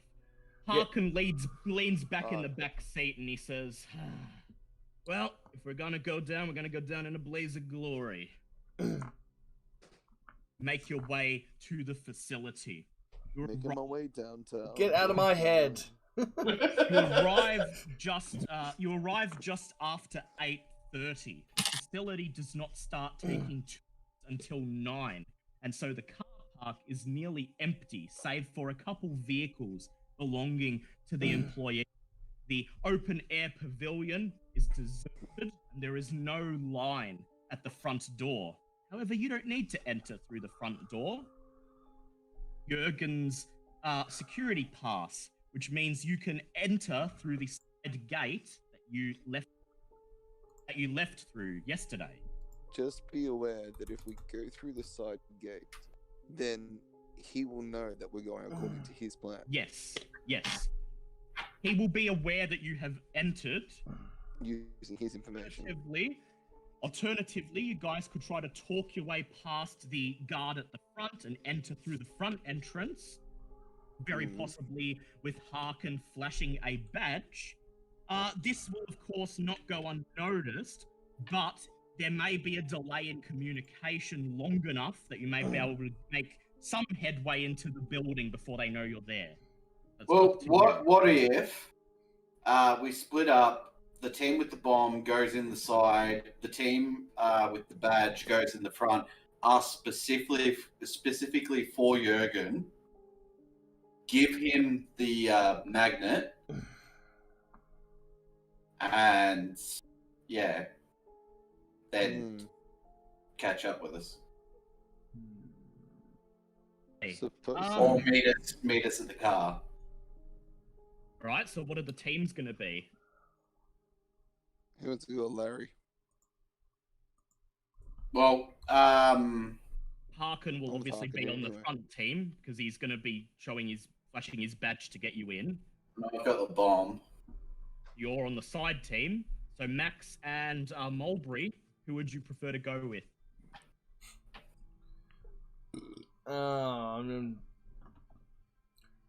After having the silent prayer with my angel, I'm sort of in a daze, so I just go with whoever, because I had my Alright. own little silent communicate Alright, with I'm him. gonna roll to see where you go. Right, you are on the front team.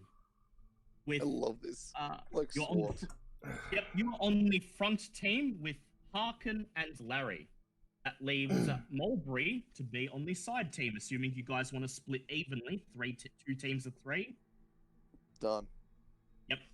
All right. Are we all evenly powered? Enough to go in there and destroy whatever we need to destroy?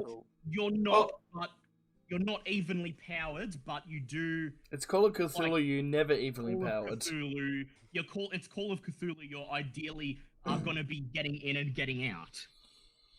That's the plan. All right. You look at each other one last time, and then you split into Embrace and a groups. nice warm hug. All make sure you're armed and have your weapons. And then Big Dave grabs his silver briefcase, climbs out of the vehicle, and with Jurgen's security pass in hand, begins towards the side gate. Who's ready to nearly die again? Okay, so that's Mulberry heading off to the side gate with him. Max and Harkin and Larry. Actually, no, Max, you're on the side team. I forgot there's already 3 in the front team. Oh, wait, no, there's not. Wait, Max, Harkin, and yeah, okay, front. Max, Harkin, and Larry, and then the side team is... Oh, it's only 5 of you. I thought there was 6. That makes Yeah, sense. maybe we should have 3 going in. Yeah, so we'll see if M2 want to wait for Mulberry. What are we doing? So they've decided to split into 2 groups. One group will be entering through the front using Harkin's badge to get them in. They will call out Jurgen and attempt to put the magnet on him. Meanwhile, Big Dave is going to lead a team through the side entrance, make their way to the lab as quickly as possible, and plant the explosive. Which team would you like to be on? Well, considering, I have the highest mechanical repair sort of deal, Yeah, obviously yes, planting these yeah. bombs and whatnot might be a better Yes. job for me than trying to... Which is I very don't look like good I idea. pass for security at any... Yep, that's a good idea. Meanwhile, Larry and Max and Harkin could all possibly pretend to be security. Very well, then. I will get the correct music. This is the climax of the scenario, of course. Oh, so is it next week we talk to Oh no, that's going to be an epilogue to today. Oh, okay. Short epilogue. Okay. Team number 1.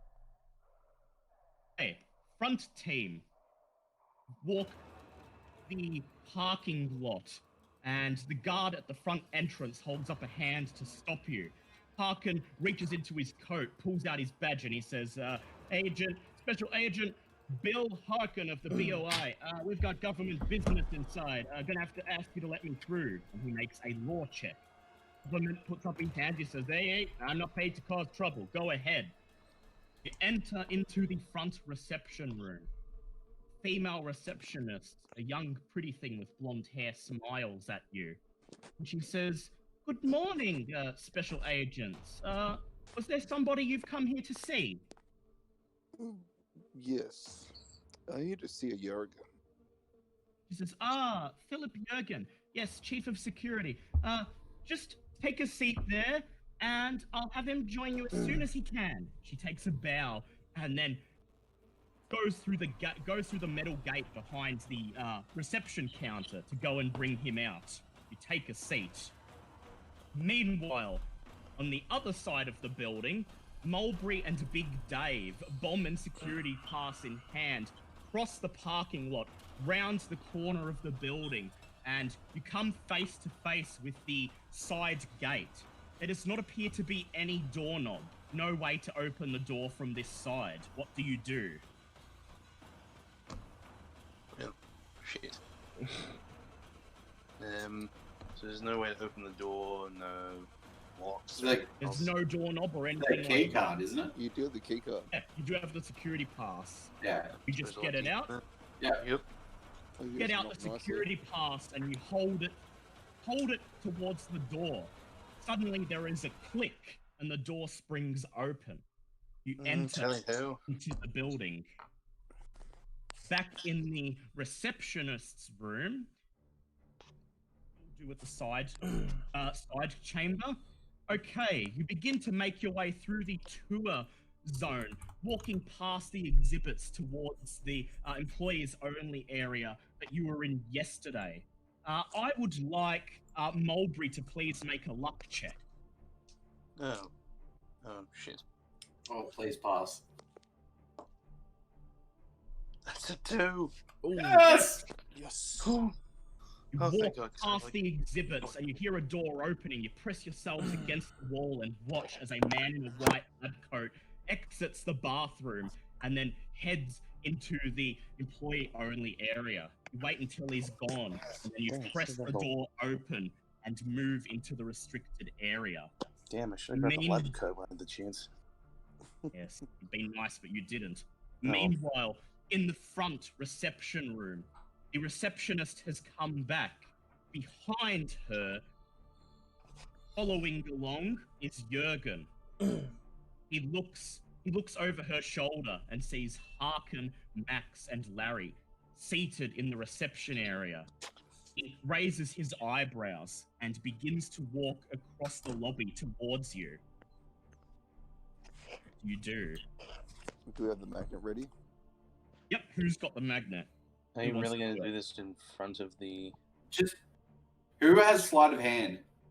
Not me. Larry has it. Larry has it. He's got it at 50. Is that enough Just to... sleight of hand, like, you know, pat him on the back of the neck, sort of thing. Ah, and oh, just like Like the handshake and pat on the kiss on back, his sort of thing. cheek. Yeah. Is it Yeah, two kisses like on the cheeks? stand up as if you're greeting him, and then secretly, yes. Right, make a sleight of hand check, please. Alright, here we go. Roll me 100. Yep. I want to roll it again. Yeah, go ahead. Oh my god! It's not like I'm just making out with him. You stand up and you hold out your hand to shake. While he's shaking your hand, you reach up and try to place the magnet over the incision. He feels you touching his hand and he pulls the magnet away. He looks at you, his eyes narrowing, and he shrugs and he says, "What's this?" Fast Quickly tell him to put it on. Okay, I'm gonna quickly do some bit of fast talking here. Yes. Hey, we had this brand new piece of jewelry. This is going to stop.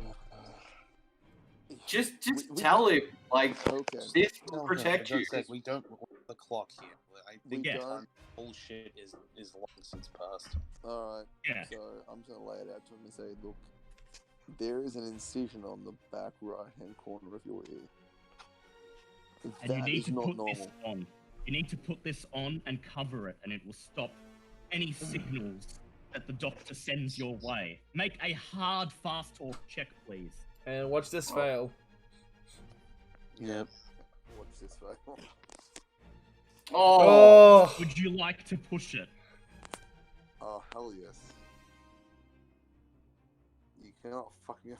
Oh my god! He Lord, yeah. looks at you. He looks at you, and then he holds the magnet, and then he tosses it into a wastebasket beside him. He says, "Look, I don't have time to screw around with jokes. Either we're getting this someone done, else or we're persuade not him. getting this done." You might have to. You might have It's to a use bit late force. now. You might have to use force, otherwise you've got no other way of doing it. It's a bit late now. Should I just pull? Should I just produce the gun and say you're gonna do it? He You're has really a gonna gun do of his this? own. Are we in broad view of everyone? You are in view of the receptionist. She's currently watching. I'll take a big sigh. Can someone just pick up the magnet anyway? Because we need it. Pick up what? Just even Magnet. though he's toss it to one side. We're Harkin just gonna walk stands. with Jurgen to the office. Or we'll All right. Ow. You sigh and you say, all right, look, let's go do this. Harkin and Max both stand up. Yep, Max, you gonna do anything? Alright. Who wants to distract the receptionist? I'm not involved in this. You might have to. No, I mean, I'm literally not involved in this. Oh wait, no, you're on the other side. You're on the away team. So, Yeah, Yes, you're on the other side. God. so it's me, Larry, go just be So- a distraction. so it's- You're not good for anything so else. it's me, Larry, and Harker. Yep. Alright, who wants to distract the receptionist? Well, I'm already with Jurgen at the moment. Harkin stands up. He looks over at the receptionist. He says, hey, look, I'm looking for the bathroom. If you want to point me in its direction. And he heads over to where she's standing to distract her for the moment. Alright, And he has a persuade of 60. He's going to roll, see if...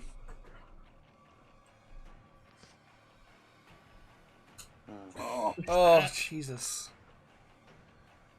What the fuck is up with this dice pot? I think it's had enough of the bullshit and just wants us to She die. says- I don't blame it She at this says, point. receptionist says, I'm sorry, sir. I'm gonna have to call for security. And she reaches for a red button on the wall. Well, we've already failed. Alright, I pull out my Mega gun and point it at Jurgen. Jurgen's head. What the fuck? Jurgen, Jurgen reaches his hand towards his coat. He says, "Okay, look. What the I'll fuck are produce we my gun doing too. here?" Just You point your gun at him. this is Well, this is pretty much a to try and slap a fucking fridge magnet on the side of the head. As soon as you produce the guns, the receptionist screams and she runs for the red button on the wall. Harker, Harken- stop her! Harken raises his gun and he rushes towards her. I'm going to. Fuck you. Be nice, Foo. Be nice. No, just fuck it up so Oh we can my all find it. Check. Ladies and gentlemen, Oh, there we go. Dex I was check. gonna say, ladies and Rushes gentlemen, we to- may be ending the He campaign rushes with girly. towards her and he presses her down on the receptionist counter as if he's going to place her under arrest. And then he retrieves his magnum, places it point blank at the back of her head, and pulls the trigger, splaying her brains and gore. What the all over fuck? counter. Welcome to Larry's plan. He fired it at such point blank range that you couldn't even hear the gunshot. He looks at you. He says, "Look, more lives than her are at stake. Acceptable casualties." What? She was part just of the fucking plan receptionist. translated to blow her brains At, out? at this, I at this would point, like Larry and Max at this point to make sand checks, please. Ladies and But I was- gentlemen, we That's may a be ending this pass. I say we may be ending this campaign a week early. All right. Let's see how Larry goes. Fucking hell! That's a fail. All Okay, this for Larry, some that's- stupid plan to duct tape a fridge magnet to the side of a guy's head.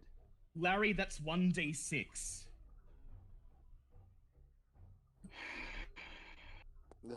Two. Okay, you don't go temporarily insane, but you feel yourself clamming up as an innocent person has been killed here. Just a nice casual voice in the back of your head saying, "This was your idea." Max, you're holding. Alright, the I'm assuming Jurgen is looking the other way because he's the receptionist just Yes, got... No, he he's is. shot. Yeah, I pulled He the is. trigger on the Migo gun. Migo gun. All right. It's Seriously at point killing blank. this guy. It's at point blank range. So go ahead. 3d6 damage. What Oh. the fuck? You guys just completely fucked up the plan. This you could not have fucked this up any harder if you tried. All you had to do That's- was that's- get the magnet on his fucking neck. That's 15. 15. Yeah, he's dead. He's Pew! He's The Migo dead. gun vibrates, and then there's a blinding flash of blue light and a ear-splitting pew! Jurgen immediately disintegrates into an ash and scatters through the air. Max, I look- sand check, please. No, this isn't a stand check. This is just a. This is. That's a hard Beyond- pass. That's 27. All right, is that's just- still 1d6 sand loss for you, please. That's one. This. Seeing as you've already gone this far, you may as well use that Migo gun to disintegrate the receptionist's body. I look at Larry going, "You reap what you sow." This is beyond Fuba. This is Fuba. And Does everyone- Larry's just pale in the face. This has gone wrong in the worst possible way. Would everyone just- like to? Does everyone know what Fuba means? Yes. Fucked up beyond all recognition. Yes. Harken inserts his 44 Magnum back into its coat holster and then pushes open the metal gates and begins walking calmly up the tour hallway beyond. As I said, before you go, use that Migo gun to get rid of the receptionist's body. Yep. But first, Max, you're losing 1d6 Sam. I did. I lost one. Yep. 1. Okay. All right. Do you disintegrate the receptionist's body with the Migo gun? Yep. Just do it. Yep. Like it's easy to explain. Powdered remains. Yep. Walk up, and as you step over the receptionist's body, you hold the Migo gun at the small of her back. She is disintegrated into black powder She had a before you. family, you know. And Yeah, then you she follow. did. She was graduating to go to college. This is all your fault, Larry. This is all your fault. I'm not going to think about that till after the mission's Yeah. completed. No, don't worry. We'll remind you. I point the Yeah. Migo gun at Larry. Don't you get fucking cold feet here. Move. Started Absolutely. this, you end this. Harkin looks over his shoulder at you. Are we getting this over and done with, or what? Larry's up Let's do front. this. Oh, and I thought Harkin's up front now because he's leading the charge. No. Harkin is up front, but Larry's in front of Max. You're And then Larry. Go. Alright, let's you go. begin to make your way down the hallway towards the area, and just as you round the corner, you see Big Dave's silver briefcase disappearing through the employees only door. Okay, I would like.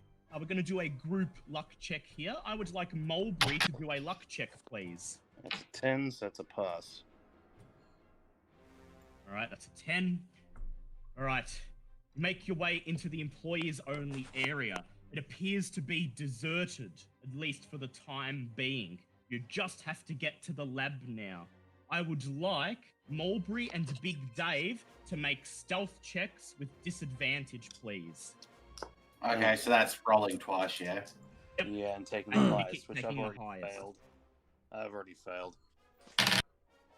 That's a 3. That's a pass. Okay, so one pass. Oh, one I haven't rolled fail. the second one yet. Oh, You're yep. gonna say that. And that's a 1. That's okay. So one pass, one fail. Okay, Mulberry, another luck check, please.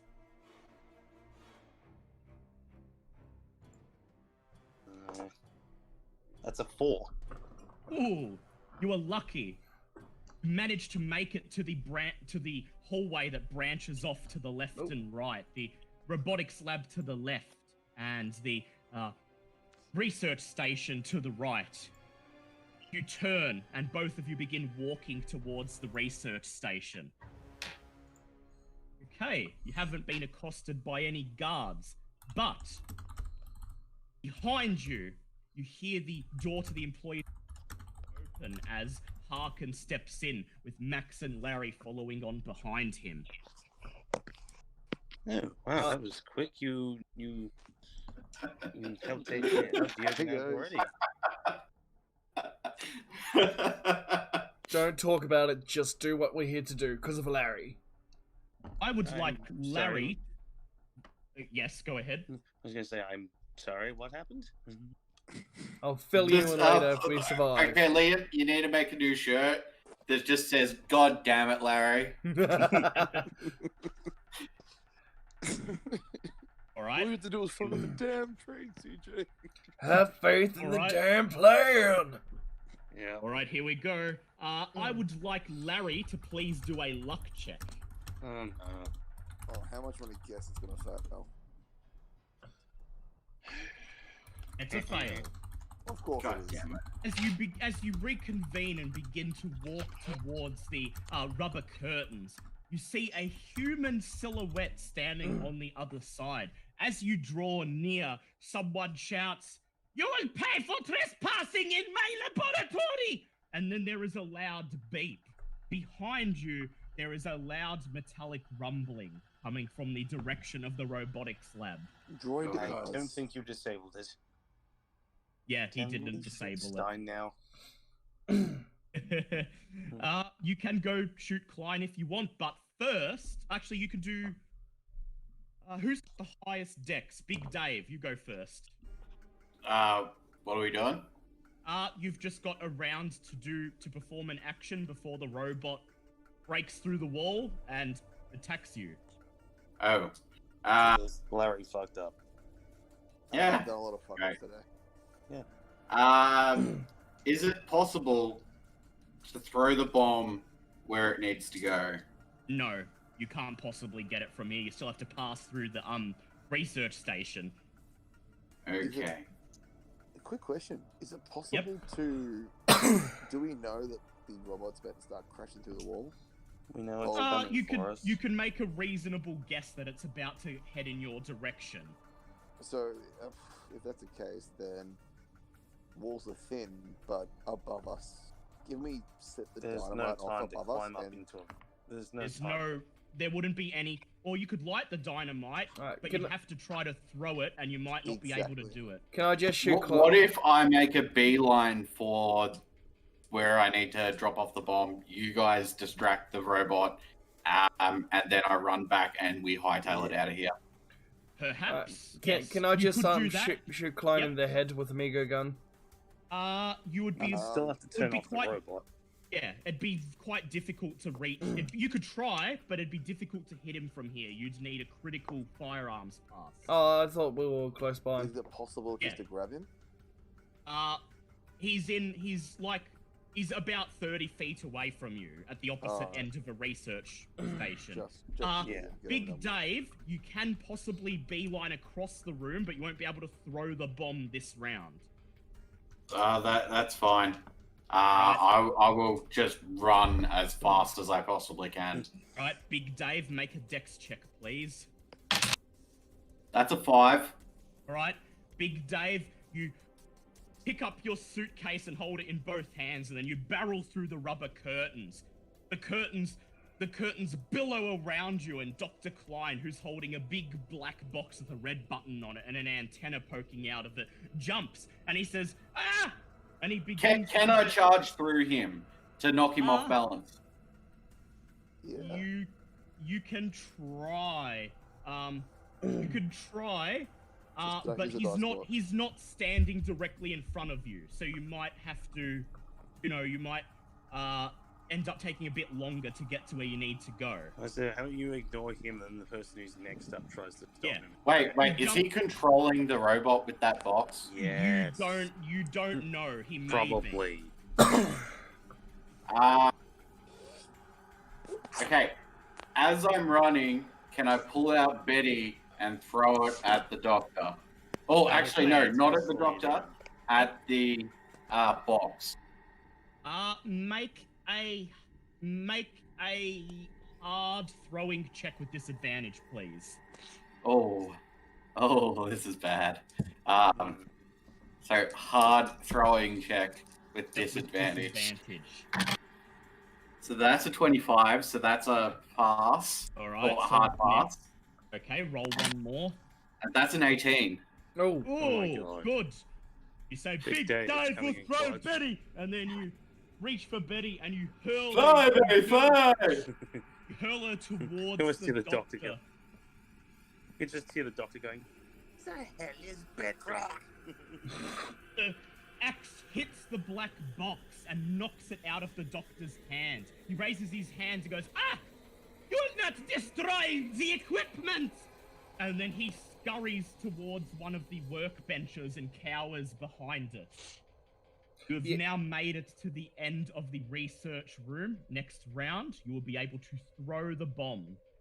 yeah. Okay. I want to keep going towards that's Klein, isn't it? Yes. Yeah, I want to go keep just keep move towards Klein and shoot him. I was Right. gonna say, are you up next? Max, what's your dex? My dex is 55.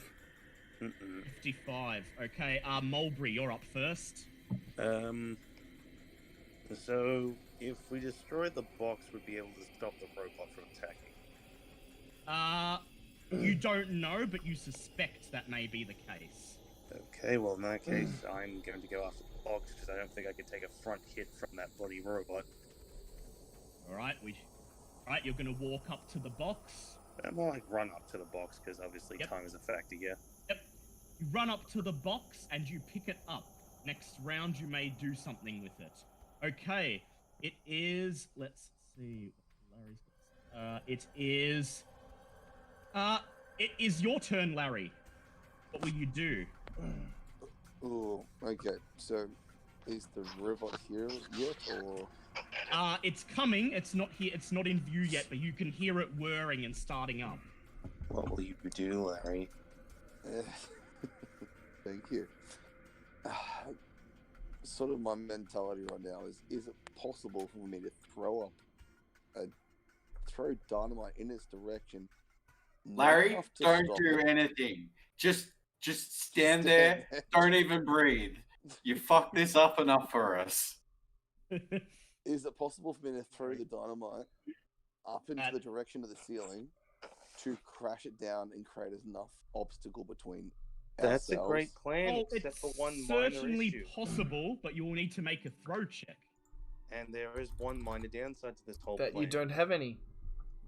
Not Yeah, what good I was point. going to point out, no. Mm. I thought I did. Sorry. Oh, he does Oh, have a thank you. dynamite. You gave him one. No, not dynamite. The throw Oh. check. Oh yeah, no, he has a 25. No, no. You That's guys are horrible. Guys, you guys are forgetting something. Yep. If he did decide to do that, if he fucks it up, he could basically blow up our one way out. Yes. And that robot is probably designed to go over harsh terrain, meaning he would essentially be locking us in with. It has a mega gun. It could disintegrate the rubble. That is also true. Sometimes Maybe the best I won't actions are disintegrate. just to do nothing. Just take Stand cover. there, look pretty, and hopefully be a decent meat shield. Maybe. Just try to it take cover, maybe. Does the mega gun only disintegrate organic matter? No, it will disintegrate. It will disintegrate inorganic matter too. Okay, so diamond, steel, concrete, gone. Yeah. Ah, well, that's. Yep. Stand Yep. still. Although maybe and not all in one wait. shot. All right. If that's the just gonna case, try and take cover and. let's take up defensive positions because this is Alright. the only way out. You scurry into the research station and take a defensive position behind the door frame. Alright, it's Harkin's turn before Max's, and he runs into the room and points his stands beside the door frame and points his magnum in the direction of the robotics lab. Max, it's your turn. Yep, I'm going for a shot for Klein. All right, you sprint through the rubber curtain, and as soon as you reach the research room, you raise your gun. Make a hard firearms check, please. He's cowering behind a workbench. That's a 5. Oh, he's dead. Ooh, it's a 5. All right, You still get to do a dodge roll, Okay. Yep. Okay. which he did not pass. Good. Okay, for damage, please, and double it. All right. I've actually got something planned here. Actually, no, Yep. wait, no. First, I'm gonna do the damage first and just make sure he dies, which is pretty Yep. much. So that's the D8s, isn't it? Where did I put my D8? Oh yeah, right here. 5, and oh wait, it was 2 D8s, wasn't it? Yep. Yep. So that's 6. So and- that's 12. Yep, Is that a death shot? that's a death shot. Okay, okay, hold on. Hold Hold An on. intellectual like me, you won't have that much. Alright, I've actually got something planned here. Alright, Yep. so as I go to fire the gun, my eyes roll in the back of my head. You have failed us for the last time. Wait, does everyone Yeah. in the room hear that? Here they do. Everyone in the room hears that, so I would like everyone present to make send checks, please. Yeah, great. And that's 16, so I pass. Great. Pass. That's Okay, if you 46, pass- so I passed by 1. Yep. And that's a fail for Larry. That's Good. 1d3 sand loss for everyone who failed. Ah, okay. So And after that happens, after I see Klein hit the ground, I collapse. I fall unconscious. no. Oh, come on, really? You see? Alright, so that's 3 sand down for Larry. He's at 45. Okay, you see Klein stick his head out from one of the workbenches. He opens his mouth to say something, and then a bullet hits his skull, shattering it like a watermelon. Max's eyes roll back in his head, and he says in the strange voice, "You have failed us for the last time." And then he drops his gun, falls limp, and collapses unconscious.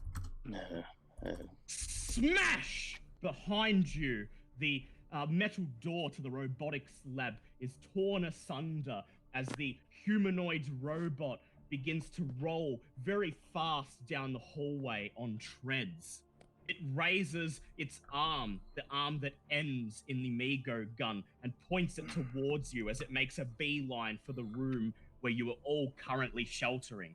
All right, What's everyone's luck? 42. 42, 86. 86. Larry's is 47. Harkin's is 50. What's Mulberry's? 28. All right. Mulberry, make a dodge check, please. Oh, splendid. Where's my dodgy dodge at? Yeah, that looks dodgy enough. That looks dodgy I enough. spend 3 luck points to successfully dodge. Combat roll. Oh, Can't, well then I fail. unfortunately. Nice knowing you You all. fail. Okay, the robot raises its arm as it rolls through the rubber curtains into the room.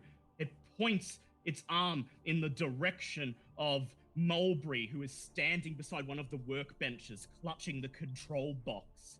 And you see a blue light begin to heat up inside the gun barrel, and then pew, fires. Now, because it has the gun barrel, it gets to roll with advantage. Question is this the one I pulled the wires out of?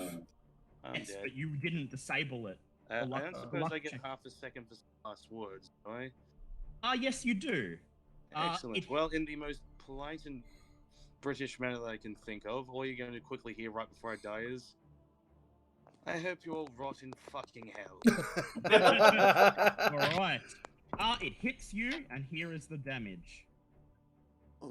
16 Bye. points of damage. Bye. In front of your eyes, Mulberry disintegrates, and To the dust. black control pads that he is holding goes along with it. Almost immediately, the robot shudders. There's a mechanical lurch. It lurches forwards. Its tire tracks spinning out of control as it begins to wheel itself into the room.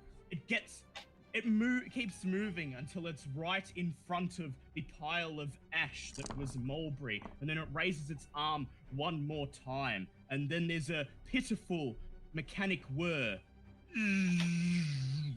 and its limbs sink. Its head lurches forward, and it ceases to move, the control Larry? box having been destroyed. See, Larry, that's how you fuck up. All right, Big Dave. What do you do?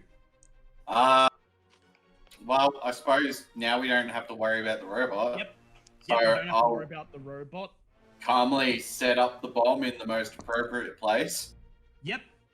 and I'll give us, I don't know, 10 minutes to get out. You reckon that's enough? Yep. I would like you to make a mechanical repair check, please, to make sure you don't botch setting the bomb. That's a 16, so that's a pass. Well, Okay. hard pass. You head into the secret lab. You look around and you place the bomb right in front of the vat of liquid, and you set it for 10 minutes. You spin the dial on the alarm clock, make the big hand point to 10, and then you turn around and shouting, "Big Dave set the bomb!" You begin running in the opposite direction. Is anyone going to wake me up? Yeah, yes. Probably good, yeah. That's kind of your own fault. But, seeing as I'm dealing with that, does someone want to grab a Yeah. smelling salt off me? Harkin simply steps forward. What's your size, Max? I've got smelling salts. Oh, yep. Harkin says, "Here, give them to me." He takes the smelling salts and he rubs them under Max's nose. Max, make a constitution check, please. I can do that. My con is... That's a pass. That's... Max, you begin to awaken, finding yourself on the hard lab floor. The last thing you remember is pulling your gun and walking towards Dr. Klein. After that, it is all blank. What happened? Harkin grabs you by the scruff of your shirt and he pulls you up. He says, "No time, place is gonna blow." Big dice have run! On your Explosives feet, on the soldier. robot. We... Yes, you can. Would you like to leave some dynamite on the robot? It's probably wise to just destroy any sort of evidence. That's a good idea. Make a dex check, please, Larry. But did I? Was Larry, it- God damn it. Check, Larry. Well, it is a good idea. He's going to destroy the wreck of the robot just in case. No, Larry needs to palm off the. Nope. Okay, he No, passed. let this happen. Okay. He passed. Okay. He That's lights not the what dynamite. happened. He lights Don't the trust dynamite and anything. inserts the stick of dynamite in a gap at the top of the robot's left arm, and then begins sprinting down the hallway. Okay, I would like all of you to please make dex checks. To see if I know how to. That is a pass. That's a 38. Oh, holy shit! That is a 69. Bye, Dan. 69. That is a solid failure. Bye, Okay. Dan.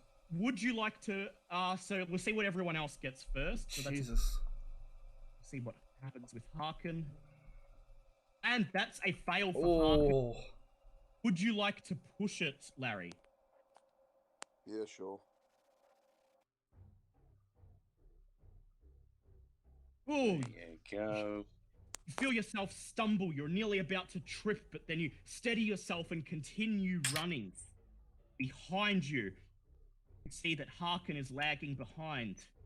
And just as you're about to round the corner, there is a shake as the entire building begins to rock probably from structural damage from the either from the robot's shot or the door being broken, and you see Harkin fall face first down onto the floor.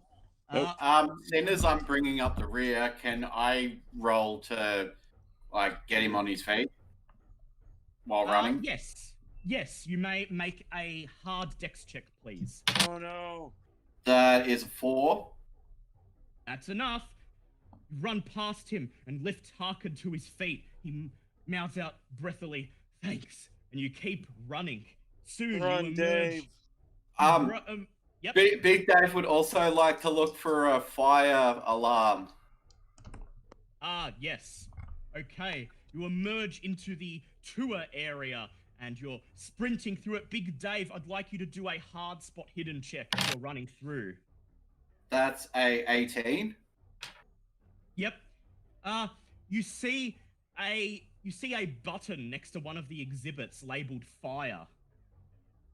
I'll hit that on the way past, I guess. Yep. Slam your hand down on it. Immediately, a fire alarm begins to ring throughout the facility. You guys continue sprinting past the exhibits towards That's the your lobby. only set of guilty conscience. We've And already then said. you hear the sound of running footsteps coming from the other end of the tour area. 2 guns, body armor, rounds the corner, pointing Mego guns at you. "Stop!" they shout. I would like everybody to please make dodge checks. That's 48. That's 47. That's a 48. pass. Pass. Oh, here we go. Oof. Ooh. Nope. Let's see what Harkin gets. Harkin has passed. Would you like to push it, Larry? Yes, please. Right. Just need to get under 60. Ooh. Yes! Oh, Damn it. Right. You see the guns begin to light up, and you keep running. You burst into the lobby, and then just as you hear the pew of the guns firing, you slam the door shut behind you. A hole appears in the metal doorway as the Mego gun strikes it, disintegrating it, and then you continue to run. You burst out of the front doors and continue and sprint as fast as you can across the parking lot. "Hey, stop!" you hear from behind you. A guard has emerged from a gatehouse. He's pointing a rifle at you, and he's about to fire, but then bang! The bomb goes off, and the entire building, in almost one fell motion, explodes, throwing the guard across the parking lot, where he lands at the foot of a car, his body skewed in a terrible, unnatural way. And you watch as what is left of the facility turns into dust and rubble that begins to that begins to gather in the air above you. Some sort of dusty cloud that turns the skies grey. Can I make a Okay. photography check? Yes, you can. Go ahead, What? make a photography check to Oh. catch the shot of it going up in smoke. Oh yeah. Would you like to push it? Yeah, sure, why not? D100. Yes! Just as it explodes, as when the fireball is the largest, you see Larry lean over and he says, "Yeah, that's it!" And then he snaps a shot, catching the building I'm mid-explosion, so sorry, M2. immortalizing your Pyrrhic victory. And that's Yes, the end of the victory. climax part of the scenario. Victory. Yeah. I will now get Don't music worry, you only for murdered the- 2 people. You only murdered 2 people in cold blood and got a teammate killed. It's not your fault. Yep. Oh wait. Will be. Okay. That you have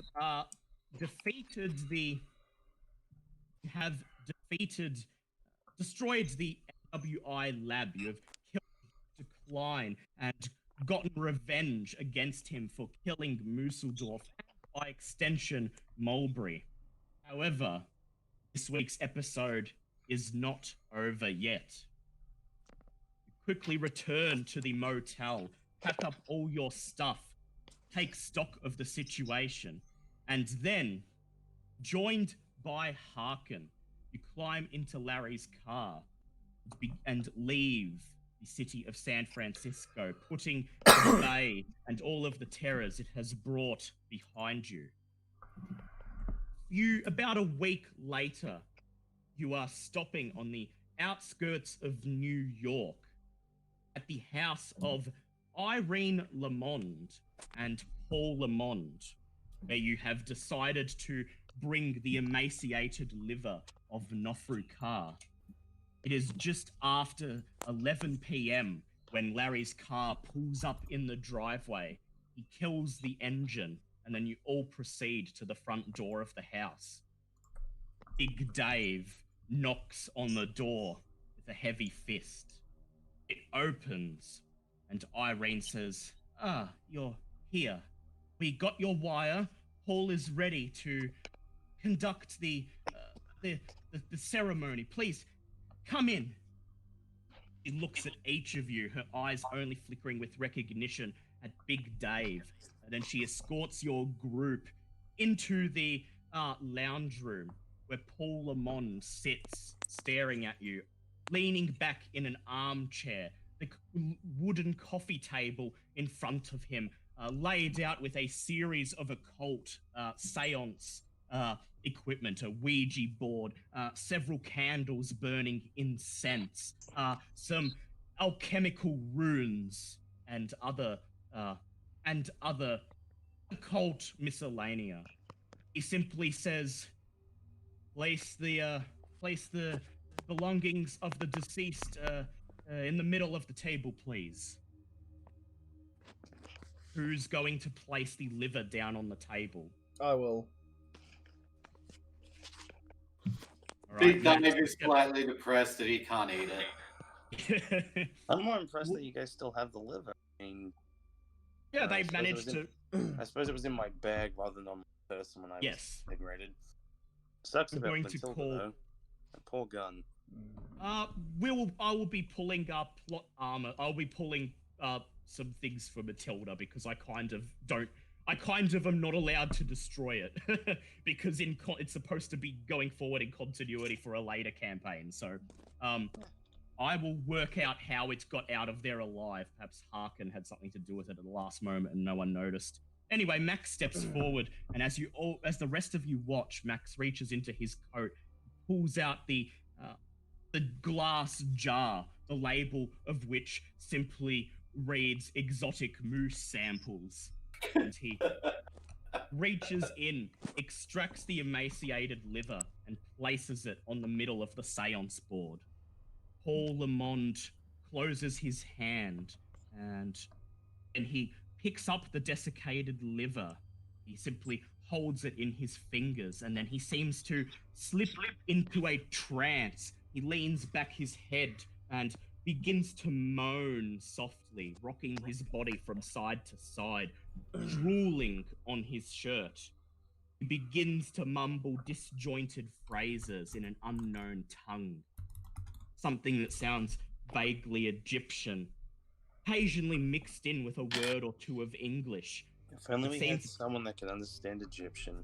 Yes. Whoops. It seems to take a moment or two for Nofrukar's spirit to adjust to this strange body, and another minute passes as he closes his eyes and probes Paul Lamont's brain for the neurons that will allow him to speak the correct language. Then, a few minutes later, he opens his eyes.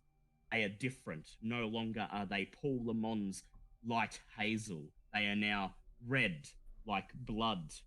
And he begins to talk.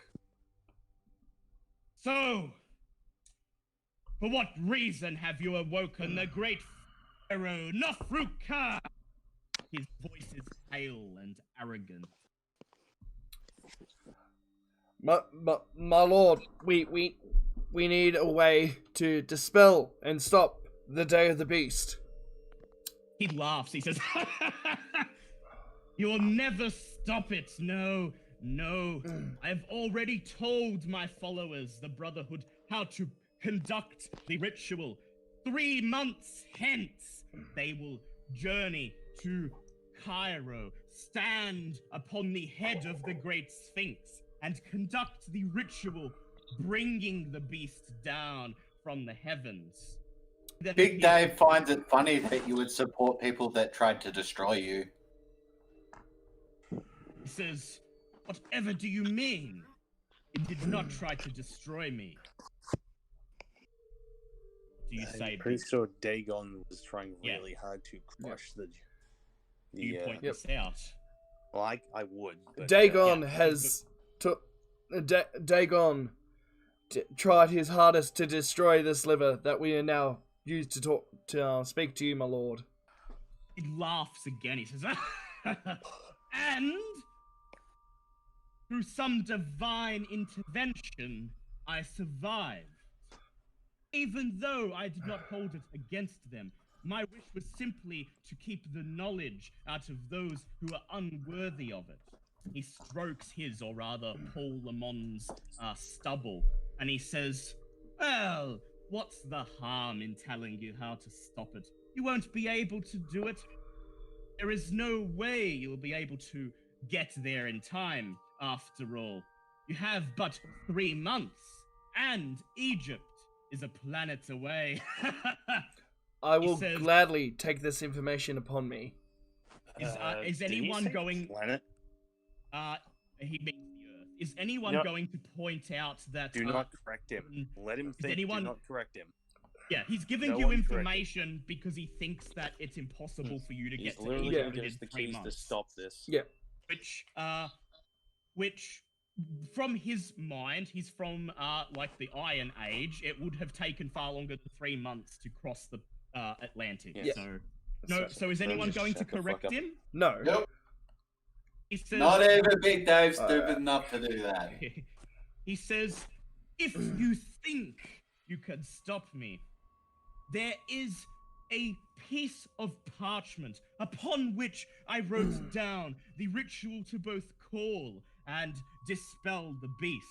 I will not be so arrogant as to recite the incantation for you myself, as I did to my followers, but I will tell you where you can learn it." His And- eyes seem to glimmer. Max, what do you say? And where is this, O great lord? He says, "The great library of Salino." He says, "And you will never get there. If you have no chance of getting across an ocean, then getting across the stars is impossible." Is that all the information he's going to give us? He simply folds his arms and he says, "Now, I demand you release me from this body." Big Dave steps forward with a crooked smile, tilts his head, picks up the liver, and says, "We can quite easily get to both those places very quickly, and then proceeds to eat the liver. Oh, Jesus Christ. Oh my god. If you just throw Big out going, Dave, you're gonna need to make a hard constitution check, please. And Bring maybe the a civil send thing. check for eating a raw liver. No, I That's a Thousands 29. of years. You Okay, are he eating passed, a he's liver fine. that is thousands of years old, but somehow it has like no beef ill jerky. effects. You place it in your mouth and begin to crunch down on it with It's your like teeth. the ultimate forbidden beef Yeah. jerky. It is the ultimate forbidden beef jerky, despite being literal centuries old. And there is the Yeah, new there t-shirt is a t-shirt. design. And A liver. preserved. the new t-shirt As- design, a picture of a liver saying the ultimate forbidden beef jerky. As you crunch down on it with your teeth, Paul Lamont's body jerks up, his mouth opens, and Nofru Kar begins to scream in pain. He shouts, "You shall not defy me!" And then he runs across the No. room to the fireplace. Oh, And shit. as Big Dave crunches down on the liver, he arches back Paul Lamont's head and begins bashing it over and I said over someone probably should into have the held him edge down. of the mantelpiece. What do I care? I'm dead. I don't give a shit. Does anyone do anything? Elder sign. Max. I will continue to be dead. Max, would you like to show the elder sign, or or would you just like to see what happens? I'd like to watch what happens. Oh, okay. Then Wow. Big Dave will restrain Paul Lamont. All right. Big Dave, you are also eating the liver. The quicker you eat the liver, the quicker you'll get Nofru Kar out of Paul Lamont's body. So you can Big either Dave can do restrain- both proficiently. All right. I would like you to make a hard strength check, please. Okay. That is a 10. Oof. Leap across the room, and as Paul Lamont continues to bash his head against the mantelpiece, you reach out and grab him. Grab him, and you wrestle him to the ground as he bashes his head once more upon the tile floor in front of the fireplace. And then he squirms, continuing to bash the front of his head against the ceramic tiles. Meanwhile, you continue to chew and savor the liver. You swallow the last piece, crunchy. and you feel it go down your throat. Make a luck check, please, Big Dave. That's a 31, so that's a pass.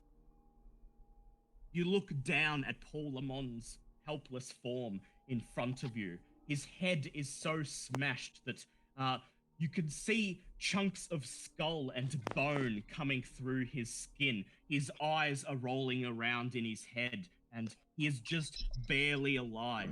He looks up at you, opens his mouth. His mouth is filled with blood, and he simply mutters, and then his body goes limp. Can I perform emergency first aid? I don't think you're fixing that, Chief.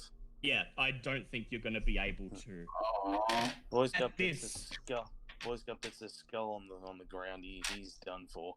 Irene Lamond chooses this inopportune moment to enter the room. She Good job. screams and immediately sinks to her knees, weeping. Weeping So- like you've never heard before. So And- between Max, Harkin, and Larry, we now have 3 mostly innocent people dead. Yeah, That's by the way, at Yep. this point, Big Dave, out of sheer spite for what Max has done, is now going to chop off Max's hand. Ooh. All See- right. Fighting brawl check, please. Yeah, and Dave. I will do this on the thing. Yep. I would like to point out if Mulberry was still alive, he'd probably just pack it in and say, "No, I'm going back to I'm This going probably home." would have killed the last of his sanity, to be perfectly honest. That is a pass. That is a pass. Okay. Max, make a dodge check, please. Oh, would he even get the chance? Yeah, he still gets a chance. Cause Yep. Oh, shit! Max, you dodge away as Big Dave swings at you with Betty. The axe buries itself in the floor. And then As the night grows darker outside and as the candles slowly flicker and die, you are left in the silence, save for Irene Lamont's tortured sobs and Big Dave's growling in anger and regret. And somewhere in your head, a voice whispers, "Well done. Well done, Max." And that is the end of the scenario. Poor Parker. Yeah. Park. I will You all grab fucked the. up. I will grab the The re- outro. And the rewards. Yes. What reward? You fucked up. You all fucked up. You guys shouldn't get that damn thing. Well, someone gets a, You'll I get- don't know, yeah. a bag of empty dust. Right. No. So first of all, for the death of Paul Lamont, you all lose 1d6, San. That That's is a 4. 2. Indirectly responsible. Yep. Well, you didn't do anything, so. For the death of Jurgen, you each lose 1d6, San. That's a 1. That's also 1. I am dead. I am dead. Dead, dead, dead, dead. Six. Alright, I'm going to update M1's sheet. He's now at 39, San. For destroying the NWI lab and killing Dr. Klein, you gain 1d6, San. Oh, that Three. was my life in the process. You're welcome. Oh, man. Wow. There we Wow. go. And what about, we're doing luck checks? Yes, you may conduct luck checks now. Come on, fail. Nope, I gain nothing. Yep. I will roll for Harkin. So Harkin is down to 51. Harkin's down to 48 sanity, and his luck is up to 52. Larry, did you fail your luck check? You did, so you gain 1d10 luck.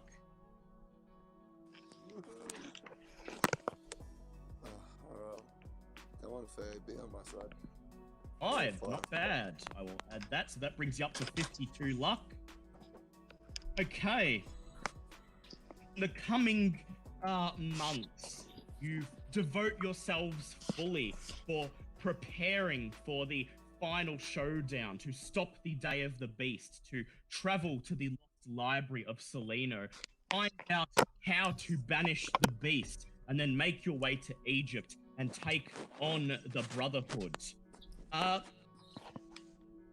As you do this, as you spend the months preparing, in an office in New York, an office that you visited almost a year ago, a certain mobster takes a puff from his cigar, looks down at the intelligence report that he has somehow got his hands on at his desk, leafs through it, and then he takes a sip of his Coke, takes a sip of his Coca-Cola, puts out his cigar, and then reaches for his coat and hat.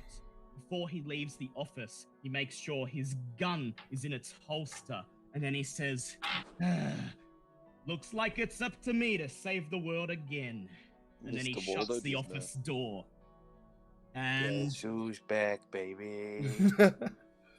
okay, first of all, Larry, you have the photos that you got from the lab. Would you like to study these photos? I think it'd be wise. Yes. Okay, make a photography check, please. Your camera catches fire. You're now useless. Where are you going? Ooh. Ooh, that's good. Okay, I would like you to lose 1d4 san, please, first of all. Wait, what? Lose 1d4 san, and then you'll get a benefit. Oh, nice. 1, not bad. Not bad at all. 31, I think. Flick, you spend several days, maybe even a week, looking through the photos. They are photos of animals and humans with various portions of their anatomy removed and replaced by mechanical devices. These appear to be Klein's early experiments into mechanics and aesthetics. You gain 10 to your mechanical. You gain 10 points of mechanical repair, bringing your mechanical repair up to 20, and you gain 5 Cthulhu Mythos points, bringing your Cthulhu Mythos up to 30. Alright, cheers. Thanking you. All right, Max. Mm-hmm. Would you like to gather? You're going to need to use the star vampires to get to space. So during the downtime, would you like to get some blood prepared to feed them? I would. Okay. So what kind of blood are you looking for? Are you they going? They You're take. gonna trust that they'll take animal blood, or would you like to not take any chances and get the real thing? Yeah, I'd like to go to a blood bank. I was gonna Yep. say, failing that, you could always ask Big Dave to help take that hand off. Yeah, Big Dave is going to be trying to kill Max pretty profusely next episode. But he doesn't know You that. got to remember that Big Dave saved Paul, Yes, he did, and And the he's now fact- dead. that Max did nothing after he asked him to use the Elder Sign. I would like Max to please make a credit rating check. Yep. That is a 36. That's a pass. Okay, you managed to get a line through some rather scrupulous connections of some blood packs that you will be able to use to pacify the star vampires. This is not cheap, however, and will cost you $300. That's fine. Big Dave, what would you like to do in the downtime? You have enough space mead to carry all but one of your party with you. Would you like to brew the last bottle, or fuck Max, he doesn't deserve? Yeah, don't think Max is going to be alive by the time we go to space. Being honest. Maybe just keep that last goal just to be safe. Mm-hmm. Yep.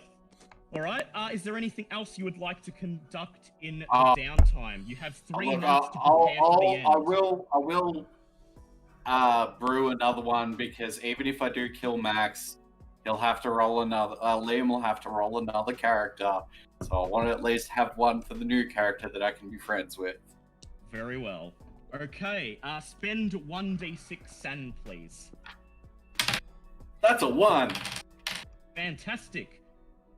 Over the coming months, you pour 20 of your magic points into your concoction using the leftovers from last time, and you manage to brew one last bottle of space mead. You hold it in your hands and look at it. You certainly hope. In fact, you'll probably be making sure that Max doesn't drink this one. Can I brew them in the asylum? Yes, you can. While you are in the asylum, I would like you to gain 1d10 sanity, please, because you're spending 3 months in there. Yep. That's an 8. Ooh, that's good. Plus, you also go through their physical regiment. So I would like you to add 1d6 to your constitution. That is a 4. Fantastic. And you are prepared to take on the Brotherhood in the final episode next week, Day of the Beast. Are we doing luck rolls? We already did. Yes, quickly do yours if you Oh, forgot. I This week completely blanked out. This week had some character deaths in it. You ain't seen nothing yet. Yes. Well, that is a 43, which is literally one more than my luck. Yep. Yeah. So unfortunately you didn't. We'll have to wait and see. The only one who gets skill points this week is Harkin. And Harkin and Larry, they both get skill points. Boo. Everyone. I'd like to apologize on behalf of Larry. What was how much luck did I gain? 1d10. 1d10. Yep. So Larry gets 15 skill points, as does Harkin.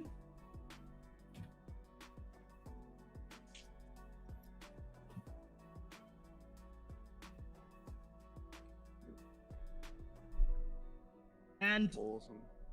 the rest of you do not get any Cthulhu mythos, because you're right at the end. However, M2, depending on what you wish to do before next week's episode, I may or may not, I may allow you to increase a certain skill. So what is our old friend going to be doing while he prepares to save the world once again? I suppose he'd be focusing a lot of his operation making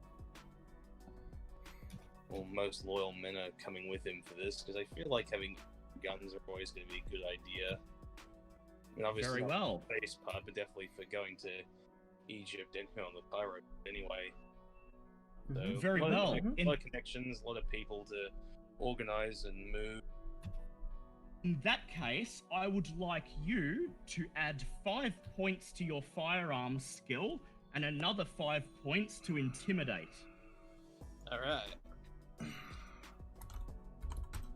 And you manage to make you tell your men exactly what they're getting in for? Yeah, Or I do you can't keep really. No, I'm pretty sure over the course of like setting up my push to the Empire, like where I am now, I'd be keeping like, or at least letting the people closest to me know about this sort of shit, because I can't really like this sort of thing. It's not Very pleasant. well. Do you have that character sheet available? Alright, well, if you guys are just going on like this, I'm going to end the stream. Very well. Fair enough. Thanks for coming, stream. Thanks. Thank you. Hope you had a good time. Alright, there you go, guys. That was episode 7 of Day of the Beast. It was a good one. It was a good one. Made some enemies along the way. Next week is the finale of Day of the Beast, and with the return of Smithy's character Morgan. Should be a good one. As always, thank you everyone who's joined over Twitch and YouTube. And as always, hit that like, sub, and follow button, and come join me on the Discord. And I will see you guys hopefully tomorrow. Until then,